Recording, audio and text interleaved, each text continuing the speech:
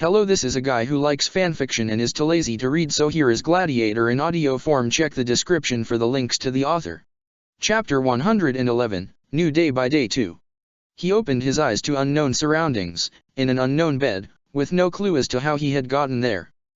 Yet he found solace when his eyes finally gazed upon someone familiar. Her head was hung as she dozed off, her forearms on her flexed knees as she sat next to him. "Suki," he whispered, pushing himself up with difficulty. She was startled awake upon hearing him calling her name. She smiled as she gazed upon him, lowering her knees and lunging forward to embrace him tightly. Zuko sighed and closed his eyes again, surrounding her with his arms. "You're awake. Finally," she said. Zuko caressed her back gently. "For how long was I out?" he asked. 2 days now, no less." "You fell unconscious after we had our argument," she said, pulling away and looking at him apologetically. "You remember that, right?" It was only when she mentioned the argument that Zuko finally recalled what had happened. He swallowed hard as the revelations from that chaotic day came back to him. He shook his head, gazing up at Suki pleadingly afterwards.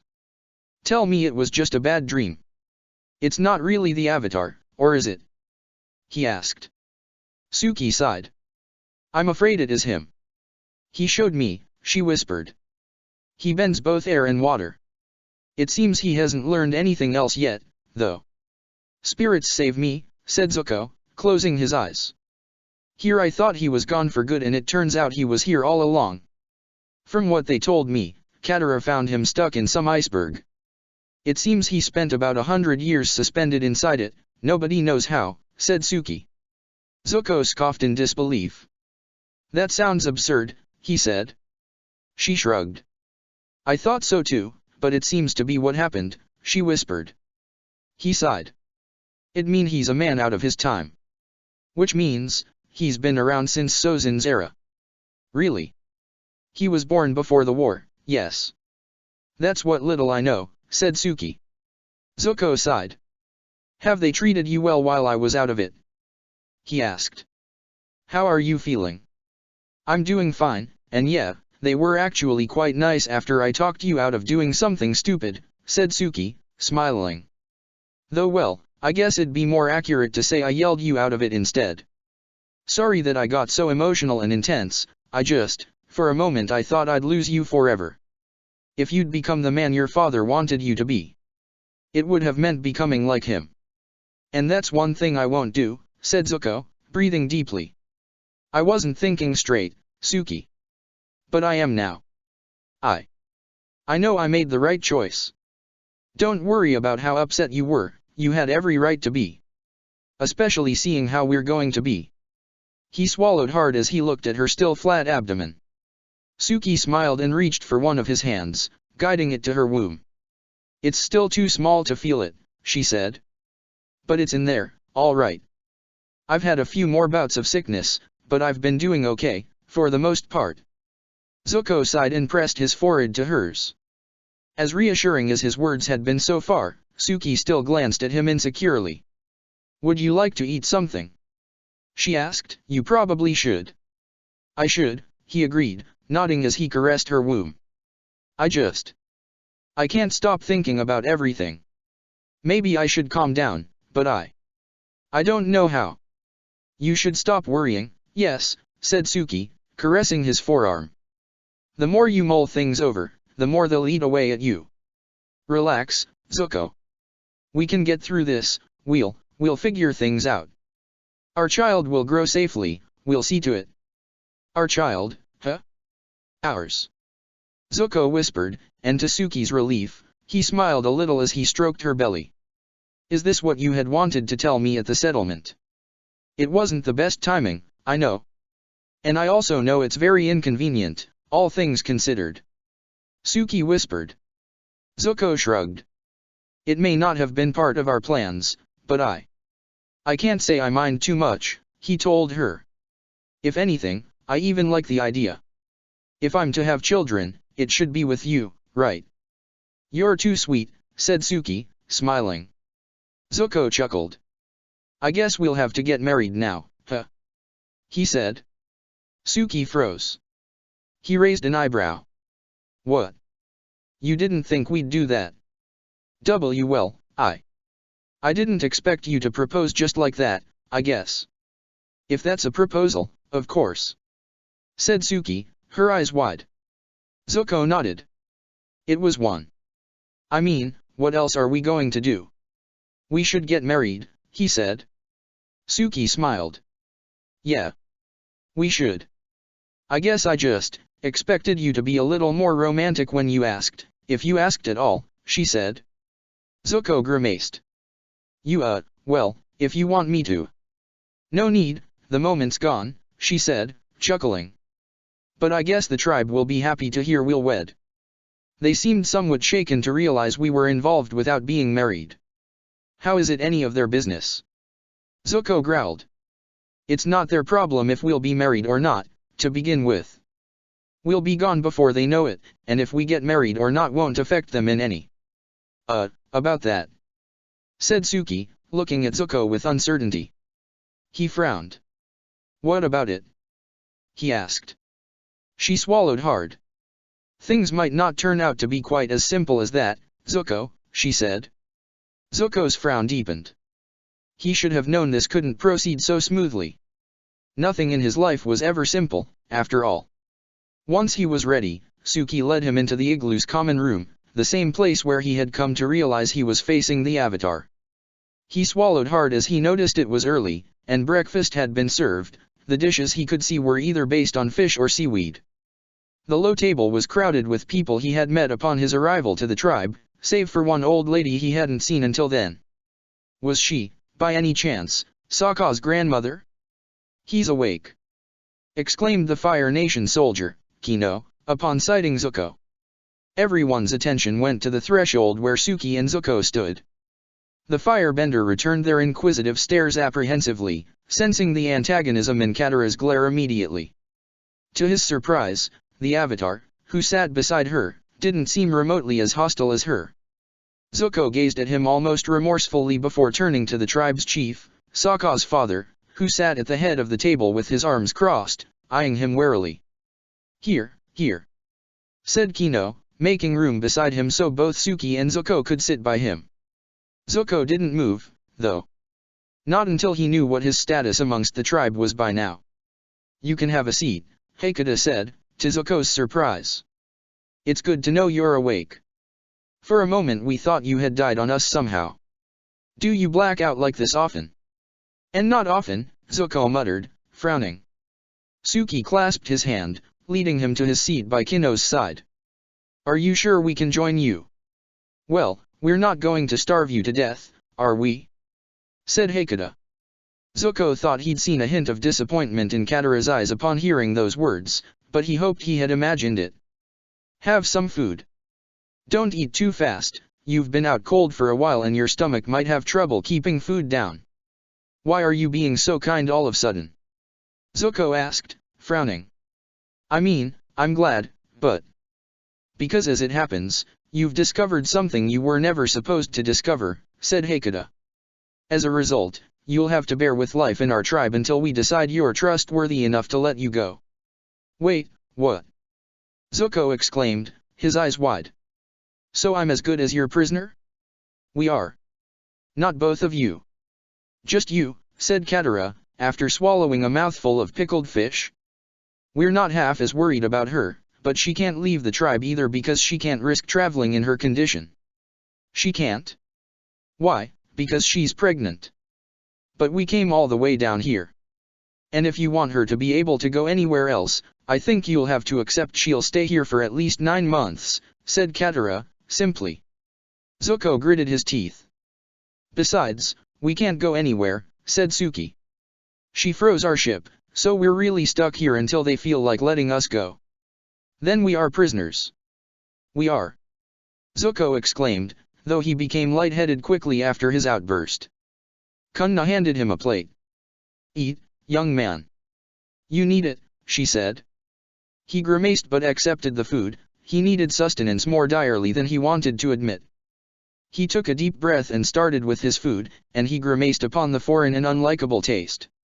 To his surprise, Suki seemed to be perfectly comfortable with the food, Perhaps she even enjoyed it. He had to remind himself that she had been raised in a fishing village, unlike him. I know it sounds awful, Aang chimed in, his conciliatory tone surprising Zuko. I guess you mean no harm, not anymore, right? At this point? I just want to forget all this ever happened, Zuko snapped. Wouldn't it be great if we could do that, said Katara, with a sigh. Is it so hard to ask you to trust me? Zuko asked. Hekata raised an eyebrow. You show up unexpectedly at our pole, with a pregnant lady, refusing to tell us who you are, he said. The next thing we know, you're the Fire Lord's son and your life's quest has been to find and capture the Avatar, a quest you were more than willing to put into effect until Suki stopped you. I suppose I may be hard on you, and I should probably cut you some slack since you've been through a lot, but is it so hard to understand why we won't trust you that easily? Zuko grimaced. No, it wasn't hard to see Hekata's point at all, but it was hard to bear with the idea of staying in this tribe for as long as they deemed it necessary. He wanted nothing to do with them, let alone did he want to stay here for months. For the millionth time, he cursed the currents that had dragged them off course. If only they had arrived in Kyoshi Island they would still be happily oblivious to Aang's existence. How can I make you people trust me? I get that I'll have to earn it, but there's got to be something I can do to prove you I mean no harm. Not anymore, said Zuko. Hekata shrugged and glanced at his daughter, who had her arms crossed over her chest. Well, if there's any more information you can give us, on Sokka, or your father, or your sister, or how to get my brother back, she said. Zuko sighed. I'm pretty sure that's easier said than done, said Suki, looking at Katara pleadingly. Zuko has always been distant with his father and his sister. They've never had a good relationship. Which of course means he wasn't that close with his sister's Gladiator. You knew Sokka too, though, right? Said Katara. You said so earlier. If you can share anything else about him, that might help your cause too. Well, I'm not sure, I mean, we didn't talk too much, not in our only date nor afterwards, but I remember that he told me he used his position to stop the Fire Lord from killing my sponsor, said Suki, with a sigh. Somehow, he struck a deal so that the White Lotus people who had attacked the Fire Nation would remain unharmed. He achieved some unexpected things, thanks to his closeness to the princess. Really? Said Katara, frowning and tensing up. The more they talked about Sokka's relationship with Azula, the more uneasy she became. Is there any chance he might have been the cause for the Fire Lord's withdrawal of the troops from the South Pole? Hekata asked. Suki and Zuko shared a glance before shrugging. I wouldn't know, said Zuko. But, maybe it really was him. Or maybe you're just saying it could have been him to make us feel better, said Katara. Zuko huffed and rolled his eyes. Honestly, we don't know details of a lot of things. Whatever's going on in the height of the Fire Nation's politics, well, said Suki. We were completely out of it, that's what, said Zuko. I haven't been allowed to join my father's council and sessions since I was 13. I have no idea what he's plotting now or what his actions are leading to. So, if you wanted any inside information, well, the best I can give you is that the Fire Nation forces are more oriented towards fighting the Northern Water Tribe than you people, as we are. That's seriously all I know. So, you have nothing to give us on your sister, my brother, your father, the Fire Nation, said Katara, scowling. I'd think Sokka did have something to do with this, though. At least it would add up with his actions up until now, said Hekata. Whether his closeness with his slaver conceals the intent of stopping the war or not, it doesn't change the fact that he'd be stopping it indeed if he uses her to get to her father. I really don't know if that's what he's up to, but maybe he wants to do that, while also being genuinely interested in the princess, said Suki. That's the only thing that makes sense to me, at least going from his actions. But why would he?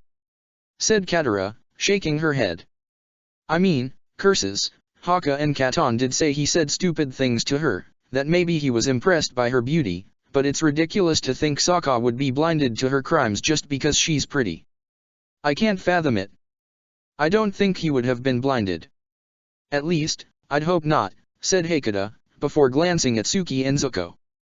But going by what they're saying, and by the fact that Sokka has never been an accomplished liar, I fear he's not quite as antagonistic towards his captor as the rest of us are, Katara. Why, though? Said Katara, shaking her head. As I've told you before, she saved my life when I was in a very bad situation, said Suki, biting her lip. She may seem a demon in your eyes, in the eyes of many, but without her I'd be dead by now. I'm sure of it. Zuko gritted his teeth and clasped Suki's hand in his. She squeezed his fingers gently. Are there any reasons why you suspect they're really close? Hakata asked. Other than that hug you mentioned, Prince. Well, we watched them spar once, when we were training with him for this event, said Suki. That's also when he hugged her. And well, when they fought, she beat him by a slim margin, but they just had this playful banter going on, and there was this camaraderie with them that he didn't have with anyone else. He really seemed genuinely happy to see her, and so was she, said Zuko. Fact is, my sister, she had always been a rather cruel person, someone I never approached, for my own sake. She mocked me, fought with me, laughed at my pain, she did a lot of vicious things when we were children, and yet she also was the only person to help me when I needed it the most, once my father banished me the first time. And? Said Katara.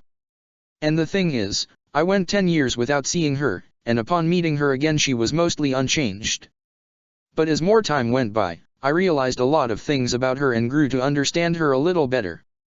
And one of the things I noticed was, well, your brother and his fierce loyalty to my sister seemed to have made her a kinder person than she used to be.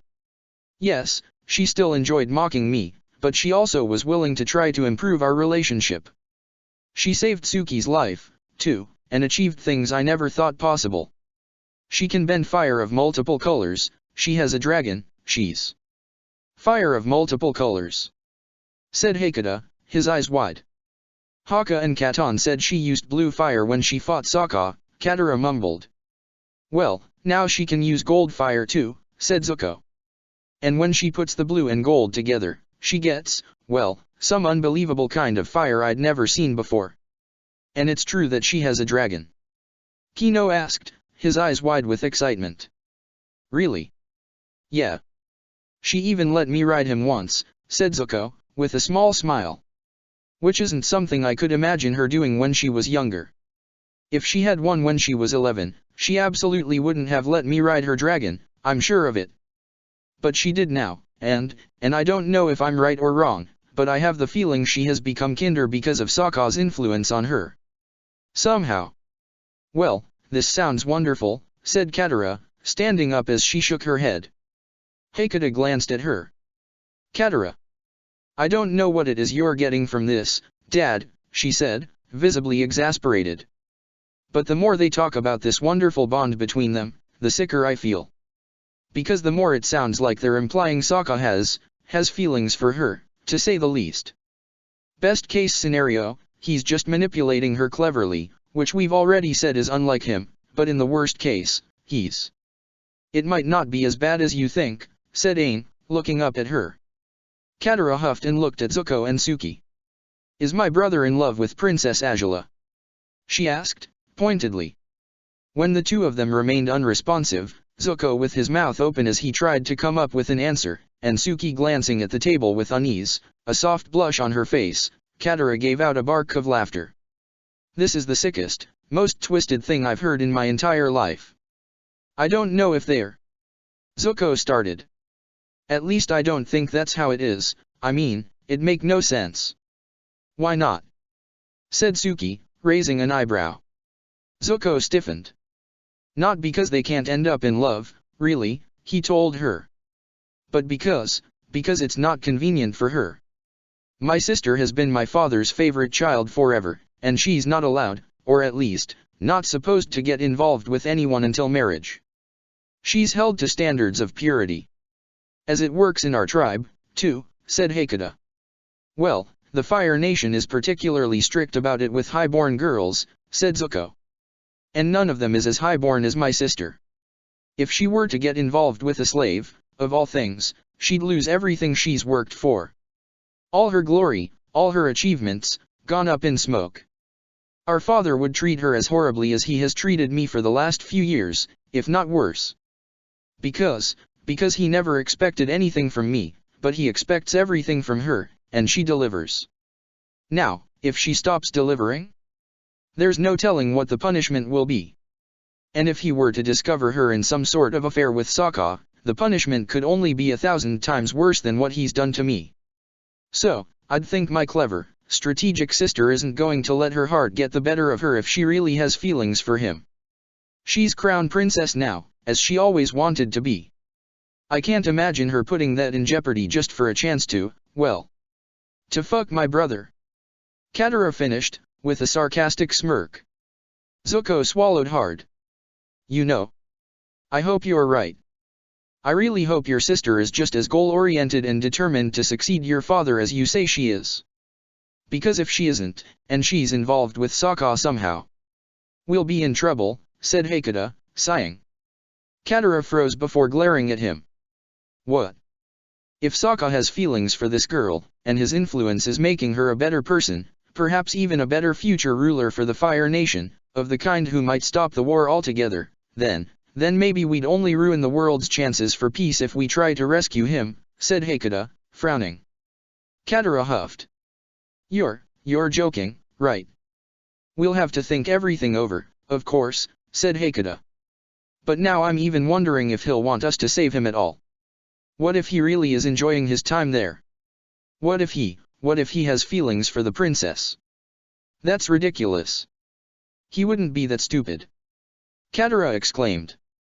There's absolutely no way that Sokka would have feelings for her, no way. I mean, it's just ridiculous. All of this is. He would never so much as touch her, let alone do more than that. He has to hate her. After everything she did to him, everything she's done to us all, there's just no way Sokka would be involved in some twisted affair with Princess Azula. Her fingers gripped the back of his head, her nails clawing at him with every deeper thrust. She gasped, his hands moving over her body and caressing her daringly, intimately, urgently. She was taking him in as deeply as she could, her legs fully spread as she sat atop him, her back against his chest. His lips were attached to her neck, sucking wildly while he boosted her arousal in the best ways he knew how. And all she could do was moan and cry out in utmost pleasure with every movement of his hips. Don't stop. Don't stop. Azula panted, and Sokka groaned as his hands cupped her breasts, brushing her sweaty skin with his breath and lips. He had no intentions of stopping, that was for sure. One of his hands slid down from her chest to her groin, and to Azula's delight he took to teasing her clit as he pushed deeply inside her in short and fast motions. At first, she had been the one taking care of the thrusting, but she had been overwhelmed by his touch and kisses as she bared herself to him as she had. She had no defenses against him as she was, and it felt so good to be under his full control. She often promised him she'd turn things around one day, that she'd be the one overwhelming him with pleasure, yet every single time she had tried to do as much she had wound up helpless, and the jerk had taken over as soon as he found the chance to do so. So even now, as she sat atop him, he would carry on thrusting from below her as her legs shook violently, her lips parted as she struggled for breath. He groaned in pleasure, the low sound so erotic to Azula's ears that she could hardly take it. She was going to explode again in no time, that was for certain. She had arrived at Sokka's house after having breakfast at the palace, meaning to spend some time with him before taking him to Ty Lee's house for his training with Haru. They had done so twice already, leaving the gladiators to spar while Azula, Mai, and Ty Lee chatted as they watched them. It was the third week in a row that their reinstated reunion arrangement would take place, a brand new record, Azula thought. But at this rate she wasn't sure the streak would last. Sokka had been in bed when she arrived, and when she woke him as gently as she could he had surprised her by surrounding her waist with an arm, pulling her into the bed before yanking off every garment she was wearing. She had been shivering, splayed over the sheets with a ridiculous smile on her face. About 10 minutes later, her hair in complete disarray as a fully awake Sokka lay beside her, thanking her for dropping by with effusive kisses. She had accompanied him as he ate after her body had calmed down, and afterwards Azula had insisted they needed to clean up, since it would not be appropriate for them to head to Ty Lee's place without doing so. Ironically, this had only resulted in yet another tryst in the bathroom, though at least they had been able to clean up after that one, as Angela had intended. Their drive was such that they couldn't stop even then. Playful banter in Sokka's room had shifted into heated kisses, and all of a sudden Angela had been trying her hardest to tease Sokka while topping him. He had been delighted about it, but despite it all, he had needed his release most direly. So he had started thrusting into her as eagerly as he could, and Angela had succumbed to his touch, to the friction between their bodies, letting him do as he pleased with her, their appointment forgotten completely by now. His movements had started slow and sensual, boosting Angela's excitement exponentially, but by now he could hardly hold back at all. He hissed into her ear, his hands still exploring her body as she threw her head back, her curtain of black hair smooth against his bare shoulder. Her hand had left his hair to clasp his, and she as good as guided his touch to wherever she needed it more direly. Sokka's urgency only increased with that, despite he couldn't possibly want something more desperately than to make this delectable encounter last for much longer. He had already burst inside her twice that day, his next load was ready yet again, and he felt the familiar urge to finish, but just a little longer. Just a little longer. He had no choice but to come when Angela's climax triggered his own. He sucked on her shoulder, albeit not too hard, so he could avoid being too vocal about his pleasure. His thrusting was erratic now as he emptied himself inside her, with groans and gasps as the delightful peak of the experience came and went too fast for his liking. Angela was still panting heavily, her fingers intertwined with his as she rested against him. She glanced at him just before he groaned and dropped on his back, his head falling on the pillow as he sank in the mattress. She fell along with him, smiling with a hand on his chest, feeling his racing heartbeat against her back as he breathed heavily.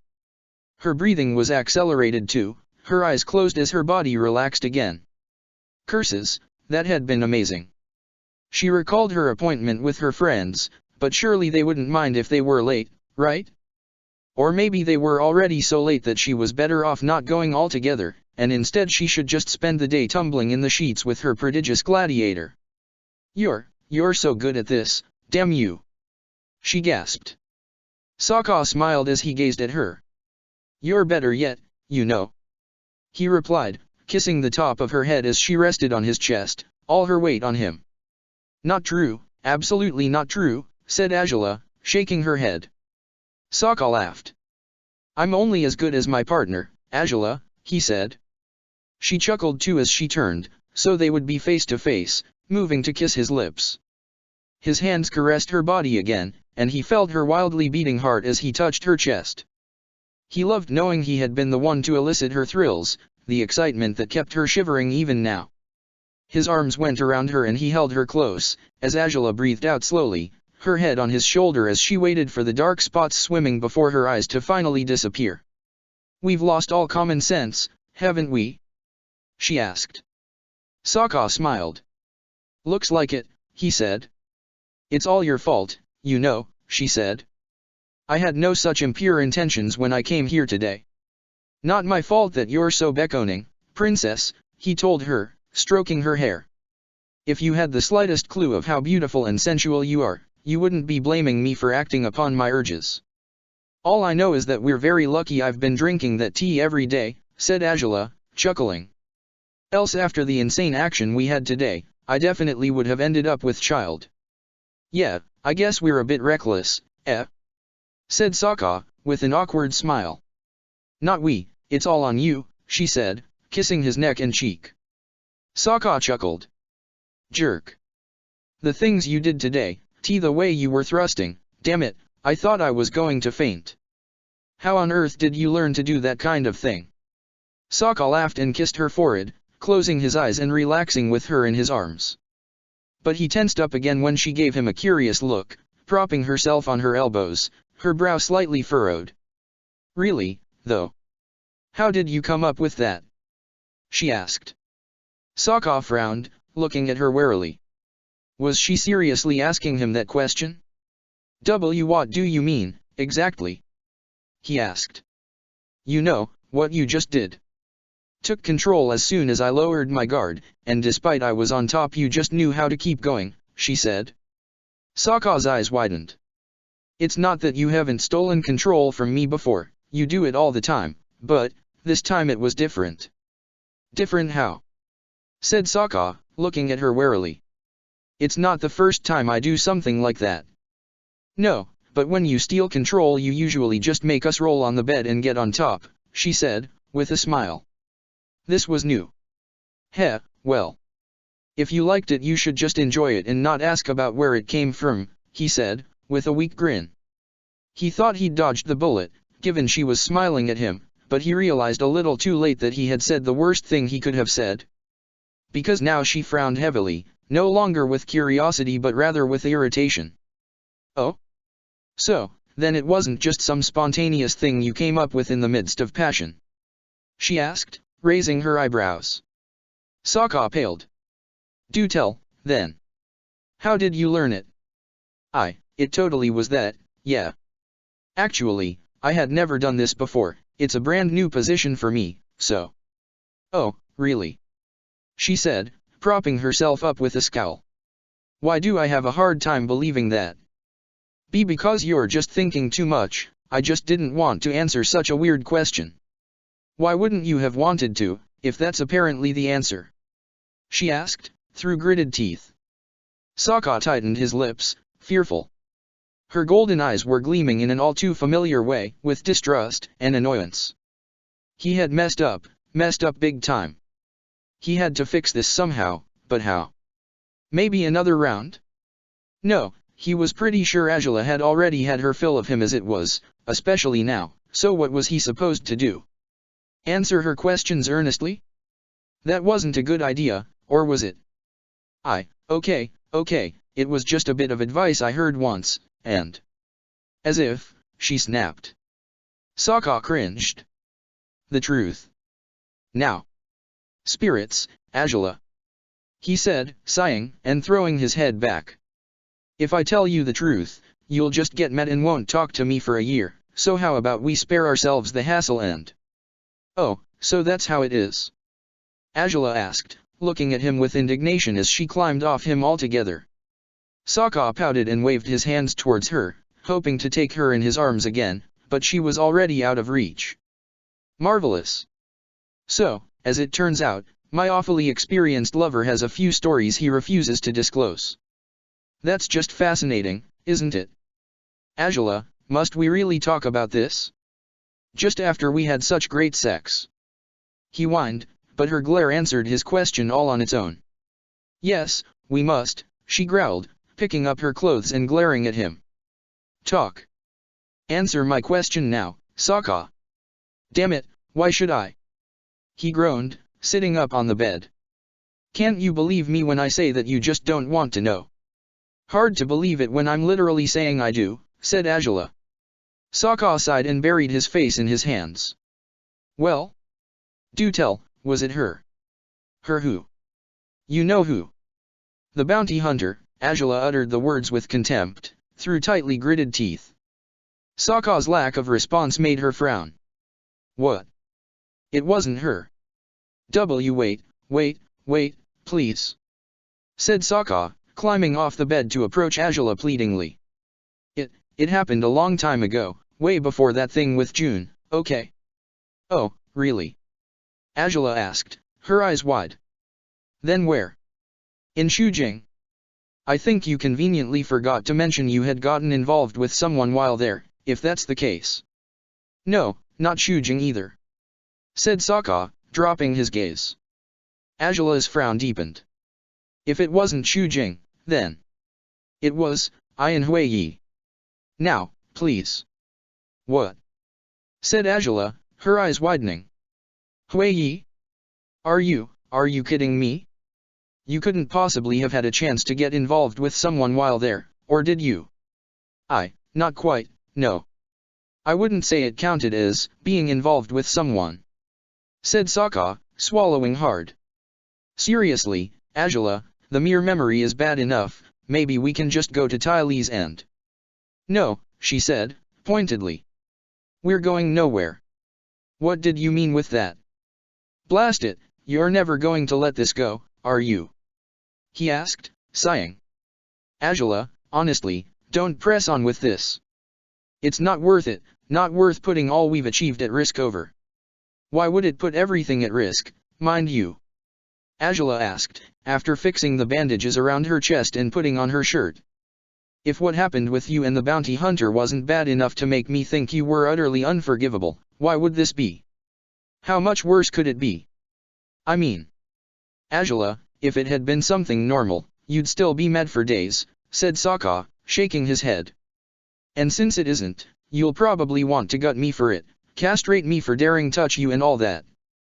Huh. So that's how it'll be, said Angela, her eyes wide. Job well done, Sokka. Now I'm really worried. Angela, life in Huiyi was a mess, Sokka said, his head in his hands. The things that happened there, I don't like any of them. Whenever any memory of it comes to my mind, I just wish I had never lived through any of that, and now, more than ever, I regret. I regret a lot of things that happened while I was there, alright. I think I get that, what I don't see is how it relates to what we were talking about in the first place, said Angela, her arms across her chest. Sokka, were you raped? What? No. I mean, I guess not. So, you did it willingly. Angela raised her eyebrows. Sokka swallowed hard. I also guess not. I mean, not entirely, but they didn't want to do it either, if that's any help. They, said Angela, her eyes widening. What on earth are you talking about? Sokka's stomach sank, given the horrified look on her face. It was apparent Angela was envisioning something horrible that, Sokka hoped, was far worse than the truth. But he still didn't feel too comfortable disclosing his experiences. Okay, fine. I'll put your mind at ease, and you can stop imagining things that didn't happen, he said, with a sigh. There were times when Huangli would make a decent amount of money. So, every, 2-3 months? He'd just arrange a bit of an awful event or so. He'd pretend that it was all to congratulate us survivors, but really, it was. What kind of horrifying event? Angela asked, speaking slowly, her voice fluctuating with nervousness regardless. Sokka sighed. He'd contact the guy who ran the local brothel.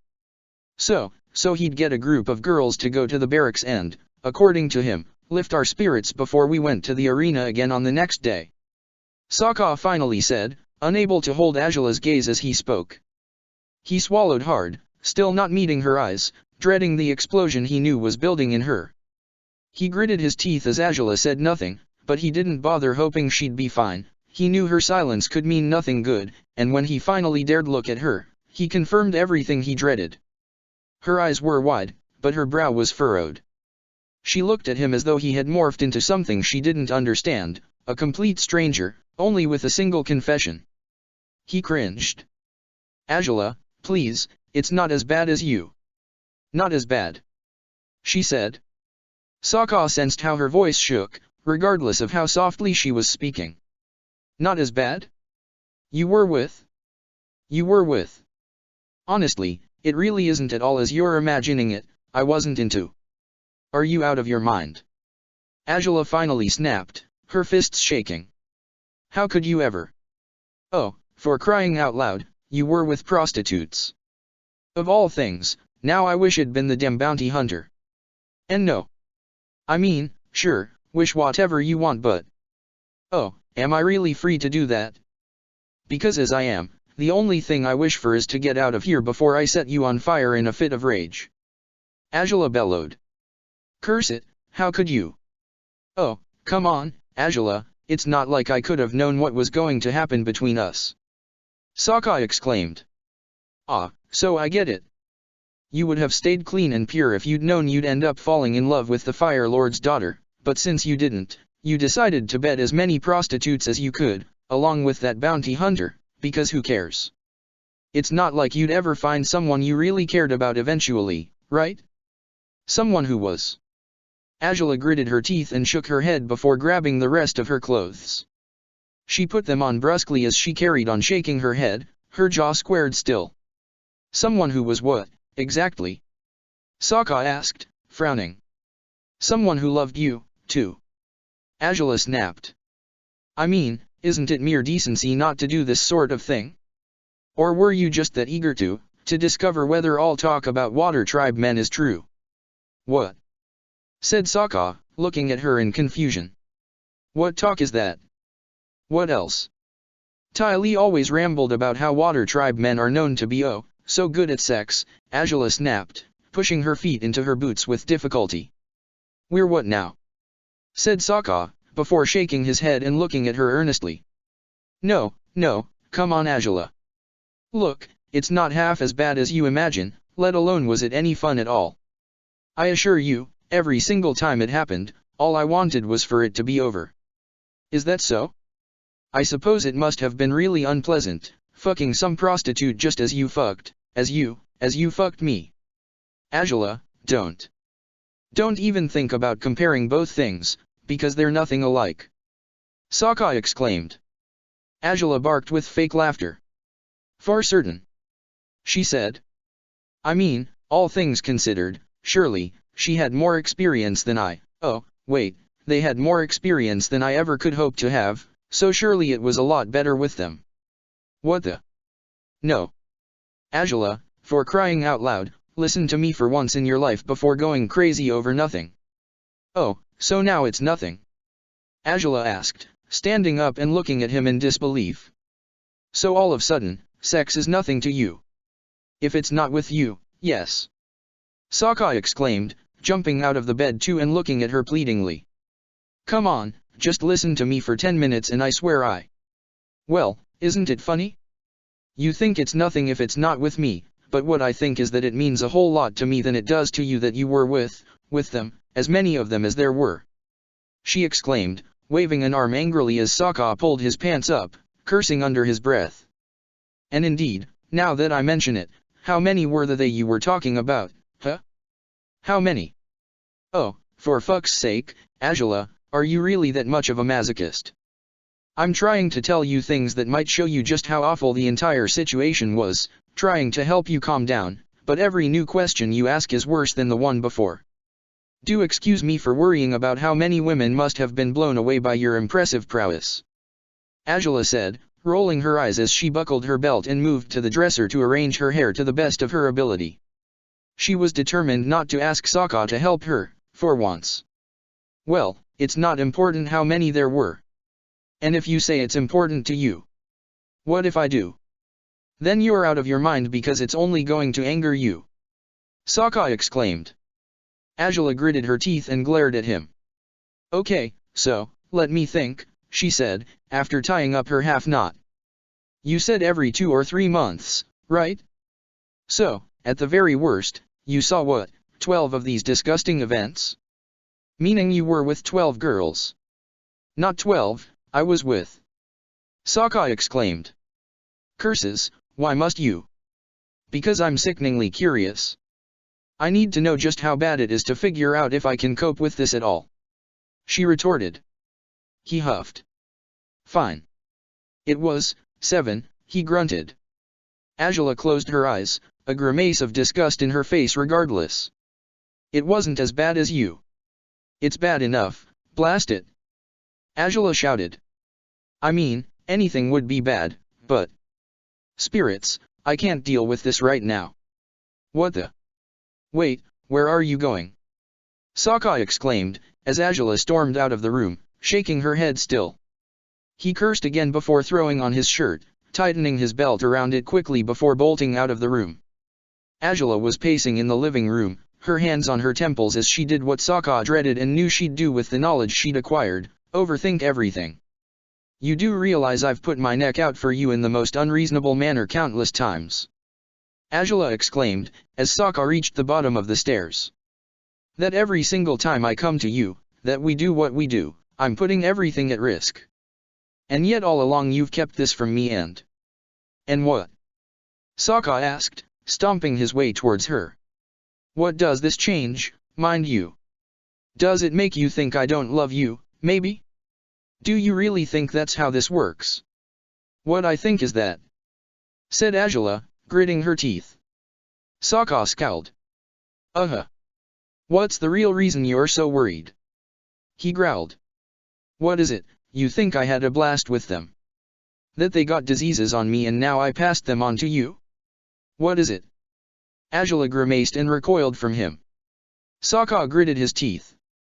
Azula, just stay put for 10 seconds and let me tell the whole truth, every bit of it, and maybe that way you won't judge me as badly as you. You know, it's funny. She said. But despite I wanted the truth earlier, I find I really don't care for it right now. Hilarious, right? Oh, come on. Sokka exclaimed. Azula merely shook her head and made her way to the house's backyard. Azula, get back here. I need to explain. What for? So I can learn all about how your miraculous skills came to be. She asked, as Xin Long descended on the grass. Sorry to disappoint, but as I am, I don't feel like it. But if I don't tell you the whole story. Sokka started, as he made his way to the yard too. How the hell would your story make me feel less revolted, less disappointed, less angry? She bellowed, as she climbed on Xin Long's saddle. Curses, but you can't just leave like this. We have to talk this through. That's what we're supposed to do. Sokka exclaimed. Azula shook her head. I'm in no place to talk calmly right now. So goodbye, she growled, ushering Xin Long to take off, to Sokka's chagrin. He snarled as he watched the dragon soar into the sky, a heavy frown on his face. Well, fine. He shouted. Go on then, run away with your tail between your legs and carry on imagining all sorts of awful nonsense that never happened because it didn't. That was seriously the worst time in my life, but you're oh so sure I had a blast, right? Well, I didn't. Never. But who cares, right? Guys love sex, there's no way he was just waiting for it to be over and feeling like scum afterwards. He realized he was yelling at nothing, since Azula was long gone, but he had found it hard to stop as he dropped on his knees on the grass. What on earth had just happened? How had they gone from getting along perfectly on every single level, only for them to have such a massive fallout 10 minutes later? He gritted his teeth and shook his head. This was preposterous. He had known she would react just as she had, which was one reason why he had never brought up the matter of his past. The other reason was that the mere memories were simply too painful. He gritted his teeth, his fists tightened as flashes of what he'd endured in Huiyi crossed his mind. Azula knew he'd suffered, knew he'd been through harsh times while in the accursed town, and yet now she surely was imagining he'd had the time of his life because of Huang Li's accursed stunt. Did she consider he hadn't expected to survive Huiyi in the first place? Let alone did he expect to fall in love with anyone afterwards, especially not with her. She had blown the matter of the women out of proportion in ghastly ways, refusing to hear any of Sokka's explanations about the matter, for there were explanations, and he hoped that, if she heard them, she might not resent him as much as she did right now. But what good were explanations when she was already gone? He groaned and headed inside again, fuming, guessing the next time they met wouldn't be quite as enjoyable as this one had been. Whoa! We thought you weren't coming at all. Ty Lee exclaimed as she rushed into her house's backyard. Azula jumped off the dragon's saddle, a heavy frown on her face. Where's Sokka? When Azula's eyebrow twitched upon the mention of his name, Ty Lee recoiled. Mai, sitting on the veranda next to Haru, watched her friends with curiosity as Uade played with her hair. He didn't come. Or, rather, I chose not to bring him, Azula grunted. Ty Lee swallowed hard. Okay then. Odd that you'd be so late, though, she said. Azula glared at her before walking towards the veranda. I guess we're not going to be training today? Haru asked her. Azula shook her head. Oh. I need to talk, said Azula, looking at Mai pointedly. Mai's eyebrow rose. Is that so? She asked. What about? Things I'd rather not say in front of him, said Azula, looking at Haru. He swallowed hard before smiling at Mai. I'll take you a day to play upstairs.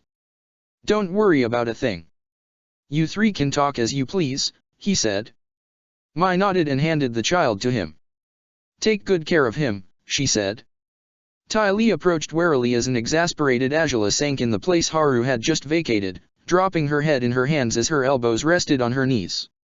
Ty Lee and Mai exchanged a worried look, both unsure if they had the courage to ask Azula about whatever had delayed her. Are you okay? Ty Lee asked. Angela huffed. I'm brilliant. Never been better, she growled. Mai sighed. What did he do?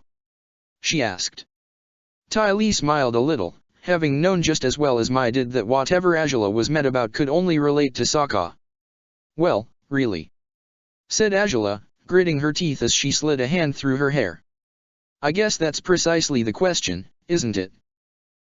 It is, said Ty Lee, looking at Angela with concern. Angela sighed and looked at Mai. When you and Ruan got married, was he? She asked. Mai only raised a confused eyebrow, and Angela had the distinct feeling that Mai knew what she was talking about, but would force her to blurt it out anyways. She sighed, a virgin. Ty Lee's hands flew to her mouth as Mai raised her eyebrows.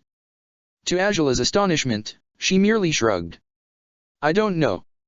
I never asked, she said. Angela snorted. Then you're smarter than me, then. By far, she grunted. Mai smirked. It only took around 15 years until you admitted it. Angela, why are you asking that? Did he cheat on you? Ty Lee asked. Angela shook her head. No, that's not the point, she said, gritting her teeth. I mean, I get that to you it'll sound like something stupid to be hung up on, but I was one, as you know, so I guess I just. You hoped the guy you'd be with for the first time would be just as new to it as you are, said Mai. Ty Lee grimaced.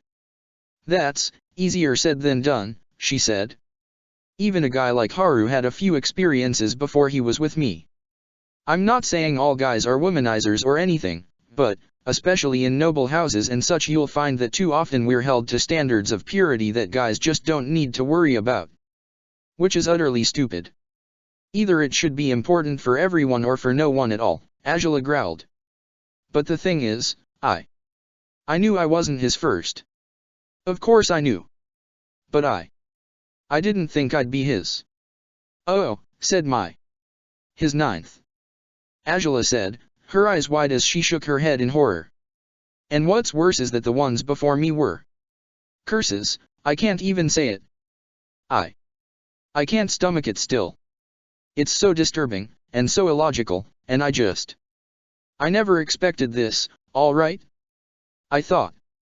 I mean, fine, I was a naive idiot, but I just thought that he'd have common sense, right? That he wouldn't jump into bed with any random someone who threw herself at him. But now I'm not so sure. Why would he do it if he didn't want to do it, huh? Well, I'm getting a bad feeling about this, said Mai, with a grimace. When did this happen? Before you knew each other or? No. Well, somewhat, said Angela, dropping her head in a hand. Apparently it happened while he was in Hawaii. So, basically, when all he wanted to do to me was gut me with a knife. So, on top of it all, I'm the reason he got entangled with any other women in the first place. If I hadn't dumped him there at all, if I had just, I don't know, kept him. Then. Why would you have done that back then? You had no way of knowing he'd be of some use to you afterwards, said Mai. Angela sighed. I know, but I still wish I hadn't done it. For enough reasons, she grunted. But the problem is I sent him there anyways, so whether I like it or not, I'm responsible for it too. And the fact that he'd do that sort of thing despite apparently not wanting to? I mean, if he didn't want to do it, as he said a few times, why on earth did he? Maybe there's a reason, said Mai. Angela huffed. Maybe. But I left too fast to hear about it. So, you went to see him, said Ty Lee. Angela groaned. And then you ended up arguing about his past and that's why you didn't bring him at all. Exactly, said Angela. Huh. Well. I really don't know what to tell you, Angela, said Ty Lee, grimacing. I mean. I know. If I didn't judge you for frolicking around with guys, why would I judge him? Said Angela. Because you're in love with him. Said Ty Lee. I mean, that is at the core of the problem. You gave yourself to him in all your untainted purity and he couldn't do the same. And perhaps you're being territorial, too, said Mai. The thought of him having been with other women, no matter who they were, makes you feel like you're just one more for him. Maybe. I don't think I am. Not really. But if I am as special as I'm supposed to be, she said, sarcastically, then I'd think I have a reason to be angry indeed. Still, all things considered, said Mai, while you have a point, and he probably shouldn't have been involved with someone if he had no feelings for them, not all sex is about love, is it? No, I guess, but I know, I sound like a prude or a naive teenager who's totally hung up on the absolute purity of love, said Angela, rolling her eyes. But even though I don't want to act that way, I still feel betrayed, to an extent, said Mai. Still, as you said, all he wanted with you back then was to kill you for what you'd done to him. He could have never imagined he'd end up with you later. He probably never thought he'd see you again, said Ty Lee. Let alone would he think he'd fall for you. So that makes it logical that he'd just get it on with all those girls, said Angela, raising her eyebrows. I mean, it's not to me. It makes me think that he might do it again, asked Mai. He said I was getting worked up over nothing. Like it doesn't matter to him at all, said Angela. Or maybe he just wanted to dodge the subject. I don't know. Well, said Ty Lee, swallowing hard. Angela looked up at her. Well, what? She asked. Ty Lee sighed. Maybe it's because I'm as bad as him, I don't know, she said. But I have my stories, my scars, my problems. I've fallen in and out of love many times, and, well, you'd always said that didn't change who I was or what you thought of me. Mai said the same, too. So, you think I should just take this lightly, without making a huge fuss over how many people he's slept with? Angela asked. I mean, I get it. I knew that you'd sympathize with his side of the story, and I've always thought that this isn't something worth judging someone else over, but this time I can't. I just can't help it. I really can't. Are you really afraid he might do it again? Ty Lee asked. No, maybe? I don't know, said Angela, shaking her head. I mean, I doubt he would but what if he did? I don't have much of a right to complain about it since we weren't together, but as we are now? What if he has one of those meaningless encounters again? What on earth would I be expected to do? Well, you'd be expected to trust him not to do that, in the first place, said Mai. Angela winced. If you can't be bothered to trust him, then you'll spend the rest of your life panicking over how many women he might be seeing behind your back, until eventually it becomes clear that there were no other women, that he was only interested in you, but by then he might be so tired of your distrust he might move on to someone else. Angela's eyes widened as Mai spoke. Even Ty Lee grimaced, but Mai didn't stop yet. So, the matter is simply whether you care enough about him to accept his murky past, or if his murky past really kills everything about your relationship with him, reaching the extreme where you cannot forgive him for what he did before you two were even together, said Mai. If you word it that way, it just sounds like I'm being an unreasonable asshole, said Angela, sighing. And maybe I am. The mere thought of him doing things like those with someone else makes me. It makes you die inside a little bit, said Ty Lee, sighing. It's got to be hard to take. But as he is now, he only does those things with you, right? So even if he had all those other girls to choose from, he wanted you and you alone. You're fully committed to each other, aren't you? You are committed, on many levels, said Mai. He's not just your lover, he's your partner in a lot of ways. And this crisis of trust could damage what you two have built over time if you don't deal with it. In the end, I guess it comes down to what matters most to you, having been with him despite he has such a questionable past or being with him altogether. Because really, if you decide this is too much for you, you'd let him go, right? Angela frowned at the thought. She hadn't really considered ending things with Sokka over this, despite she was indisputably furious about it. The idea of cutting their relationship short now was simply unthinkable. She didn't want to do that, despite hearing about his past, as little as she had heard anyways, had made her want to put as much distance between them as she could get away with, but it wasn't something permanent, she realized. No, she would go back to him eventually. They would talk things through. There was no way she'd sacrifice this relationship over whatever he'd done before they struck their deal, right? Because regardless of his past, Sokka had helped her achieve things she had never thought possible. She had even found the secret to Goldfire because of her love for him. And she would have never felt that love if he hadn't loved her too, in the first place. He had sacrificed his well-being for her many times, put her priorities before his own on countless occasions. He had chosen her, as he had promised, above everything else, every single time. He even had been elated when she had suggested to alter their deal, so that he could visit his tribe and yet still stay with her afterwards. She swallowed hard as she rubbed her forehead with her fingers. No, she wouldn't let him go. But what would she do? What would this setback mean for their relationship in the long run? I don't think I'll end things, said Azula. But I don't know what to do. Just imagining hearing him talk about it, telling me all the awful details of whatever it is he did with those women. How about you put yourself in his place, for a change? Said Ty Lee. Azula frowned. What do you mean? She asked. Well, imagine how he must be feeling right now, said Ty Lee. He was probably not proud of what he did, right? He tried his hardest not to tell me, but I forced him to, said Azula. He knew I'd react as I did. So, I guess he's crushed about all this, isn't he? Said Ty Lee. Azula shrugged. I guess. She said, sighing. I mean, he'd always said he's not worthy of me, but only now do I wonder if this is the real reason why he said it.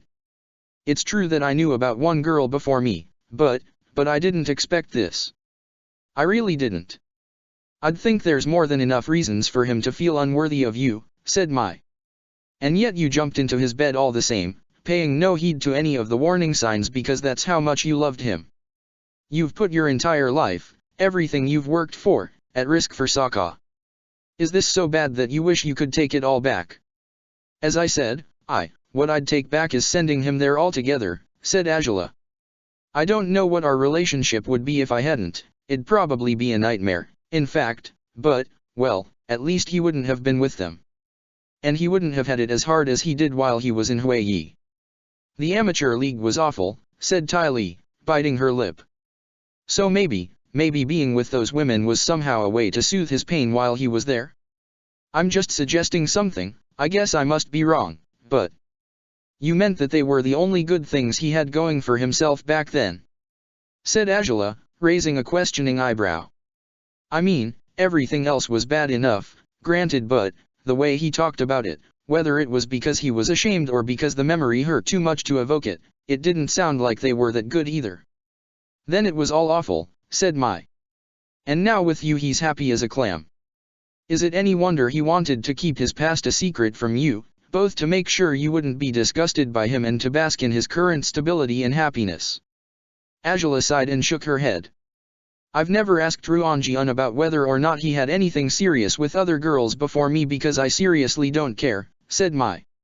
If I knew about it, I'd probably have a bout of jealousy like yours, I suppose, but it's in his past, and he left them behind to make me his present and his future.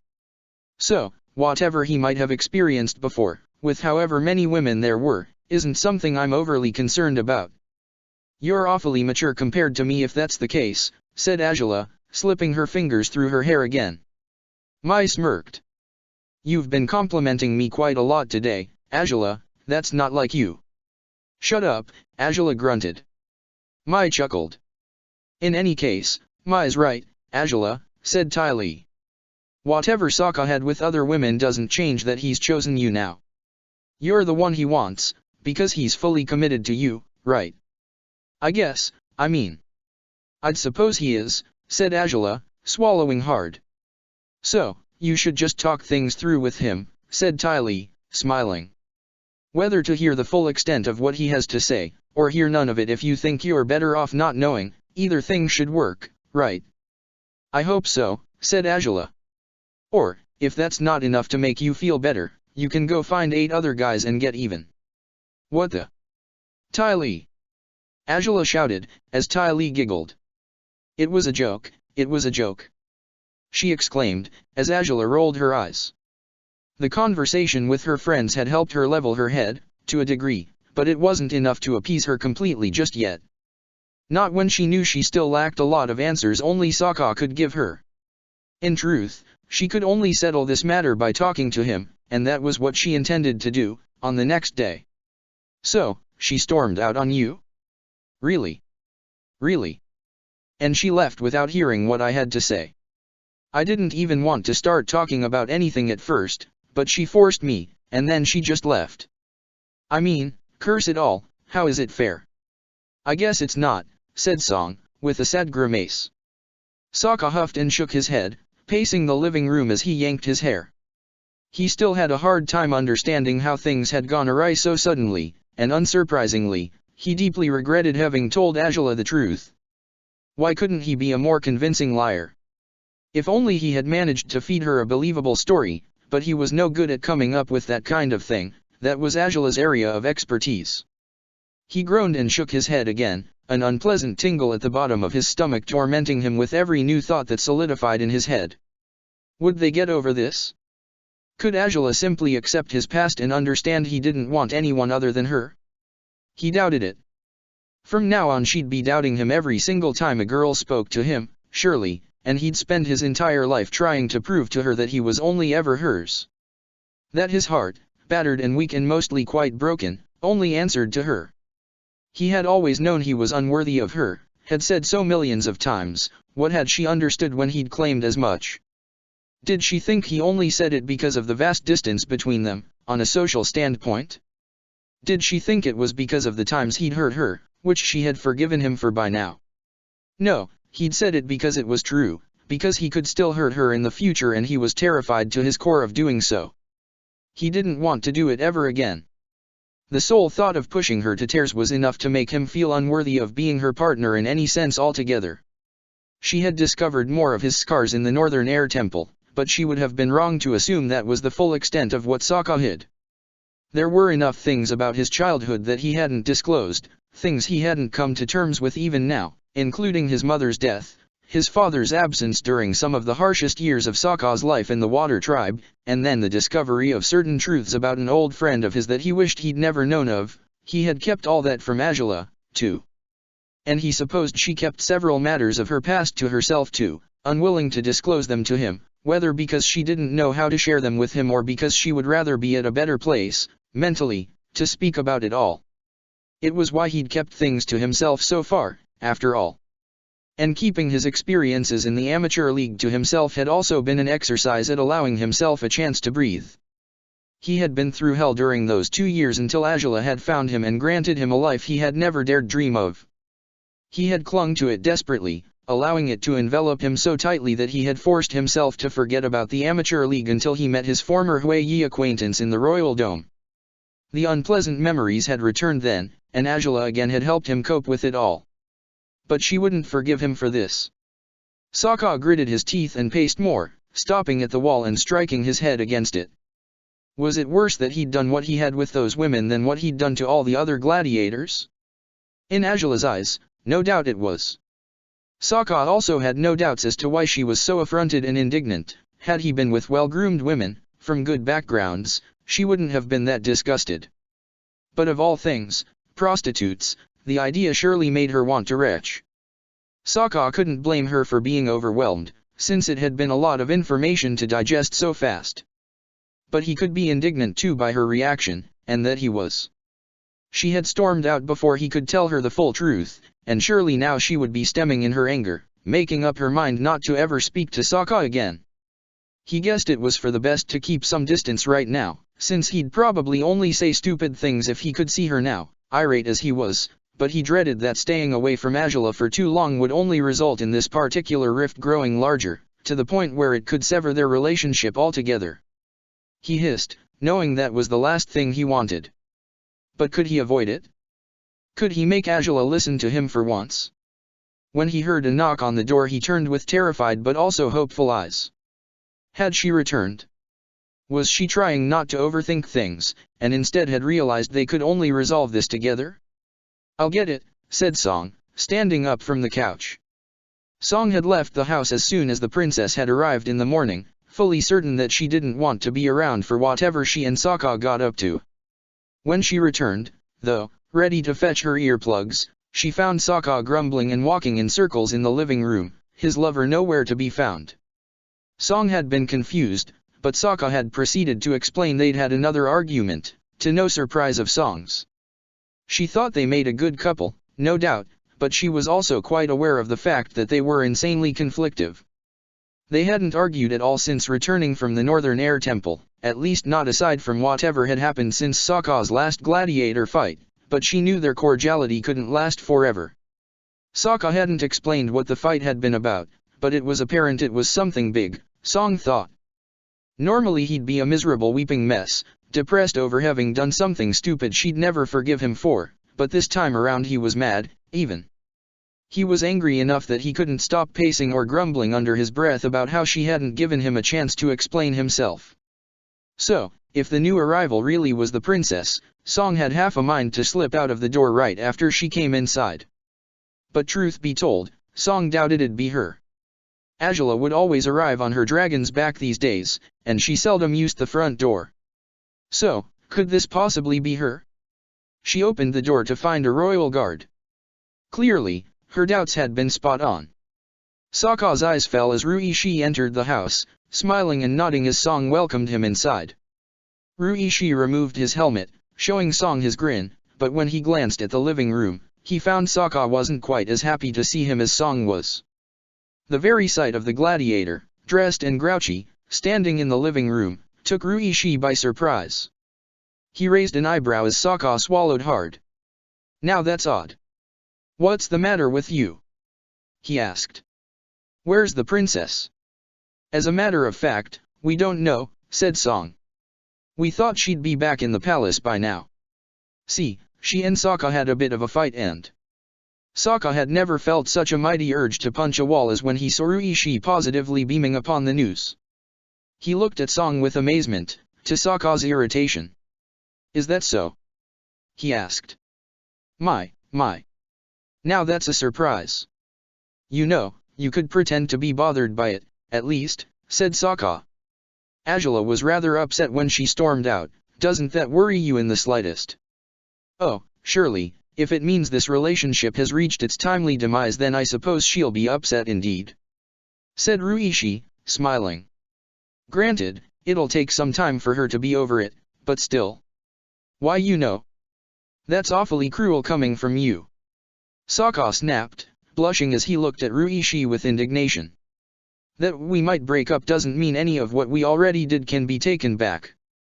"Which is a pity," said Ruishi, sighing. "If only that could be the case. But never fret, I'll simply see to it that the princess weds a man too foolish or too drunk to tell she's been soiled by you." "What the? Soiled? Are you kidding me?" Sokka grunted, gritting his teeth. Yet for all he knew, that was exactly what Angela would be thinking of their relationship by now. After what he had confessed today, that was exactly how she'd feel, soiled. He gritted his teeth. Whatever he said wouldn't matter, let alone would it matter that his encounters with women had happened long ago, when they barely knew each other, when she had as good as forgotten he existed while all he did every night was dream of defeating her. The entire situation felt 1,000 years away to Sokka, but to Angela it had been as good as a stab on the back, despite that hadn't been his intent at all. Had he been supposed to share all about his intimate encounters with her before they became intimate too? Probably. But if he had, she probably would have been just as indignant as she was now, if not more so, and she would have never given him a chance to be with her at all. The more he thought about it, the more he realized he should have spoken earlier indeed. Maybe if he had, and he had sacrificed his last chance with her, she would have been so mad that their possibilities would have gone up in smoke indeed. He would have avoided leading her into making a mistake that would change her life forever. He could have spared Ruishi's life too, along with that of the rest of Angela's guards, and none of them would live with impending doom dangling over their heads if someone ever discovered Angela had lain with him. The more he thought of this, the more selfish he felt, and the more disgusted he grew with himself. He had never been meant to reach her and he'd always known it. He shouldn't have defied destiny as he had, let alone should he have convinced her that it was a good idea to do so. For, with every new discovery she made about him, the more she realized how broken and messed up he really was. How was he worthy of her? In what world was he fit for the princess? And the way Ruishi had spoken of their spat, as though it were something final, he clenched his fists as he wondered if it was. Would Angela ever forgive him? Unlikely. Would she take him back, and then proceed to monitor his life as closely as possible, to make sure he wouldn't betray her, as though he couldn't control his urges? The thoughts made him sick to the stomach. There probably was no bouncing back from this falling out. Not as far as he could tell, at least. But he knew well enough that he owed her the full truth. If this was going to end their wonderful run as lovers, she might as well understand the circumstances under which he'd endured what he had. His first 2 years in the Fire Nation had been a living hell, and he had the feeling she didn't understand just how bad they really had been. He shook his head and stormed upstairs. Ruishi followed him with his gaze, wondering if perhaps he'd gone too far with his teasing. He hadn't expected the Gladiator to be this susceptible. All right, so was it really that bad a fight? He asked, raising his eyebrow. I thought it'd be one of the usual kind. Eh? I don't really know, said Song, shrugging. Sokka's usually not this worked up about their arguments, but this one seemed kind of serious, for once. I mean, I don't really know, they were all done fighting when I came home, but... Did he tell you why they argued? Nope, not at all, said Song. But I do wonder why it would send the princess into such a frenzy. That's not so hard to achieve, at least not for him, said Ruishi. He gets under her skin with more ease than most people. She can be level-headed with everyone else, take control of every situation, but somehow it seldom happens when she's dealing with him. I hate to admit it, but he's the only person she regards or treats as an equal. Song swallowed hard and eyed Ruishi warily. She'd thought the same things, on occasion, and knowing Ruishi saw the princess and the gladiator's relationship just as she did would have been nice in any other situation. It wasn't quite so pleasant now, when it sounded like the powerful bond between them could be broken beyond repair. She bit her lip, approaching the staircase. Well, since you know she's not here, I guess you can go home and talk to her, maybe. She said. I'll take care of Sokka and see that he doesn't do anything stupid, said Ruishi, raising an eyebrow. Well, I'd rather not.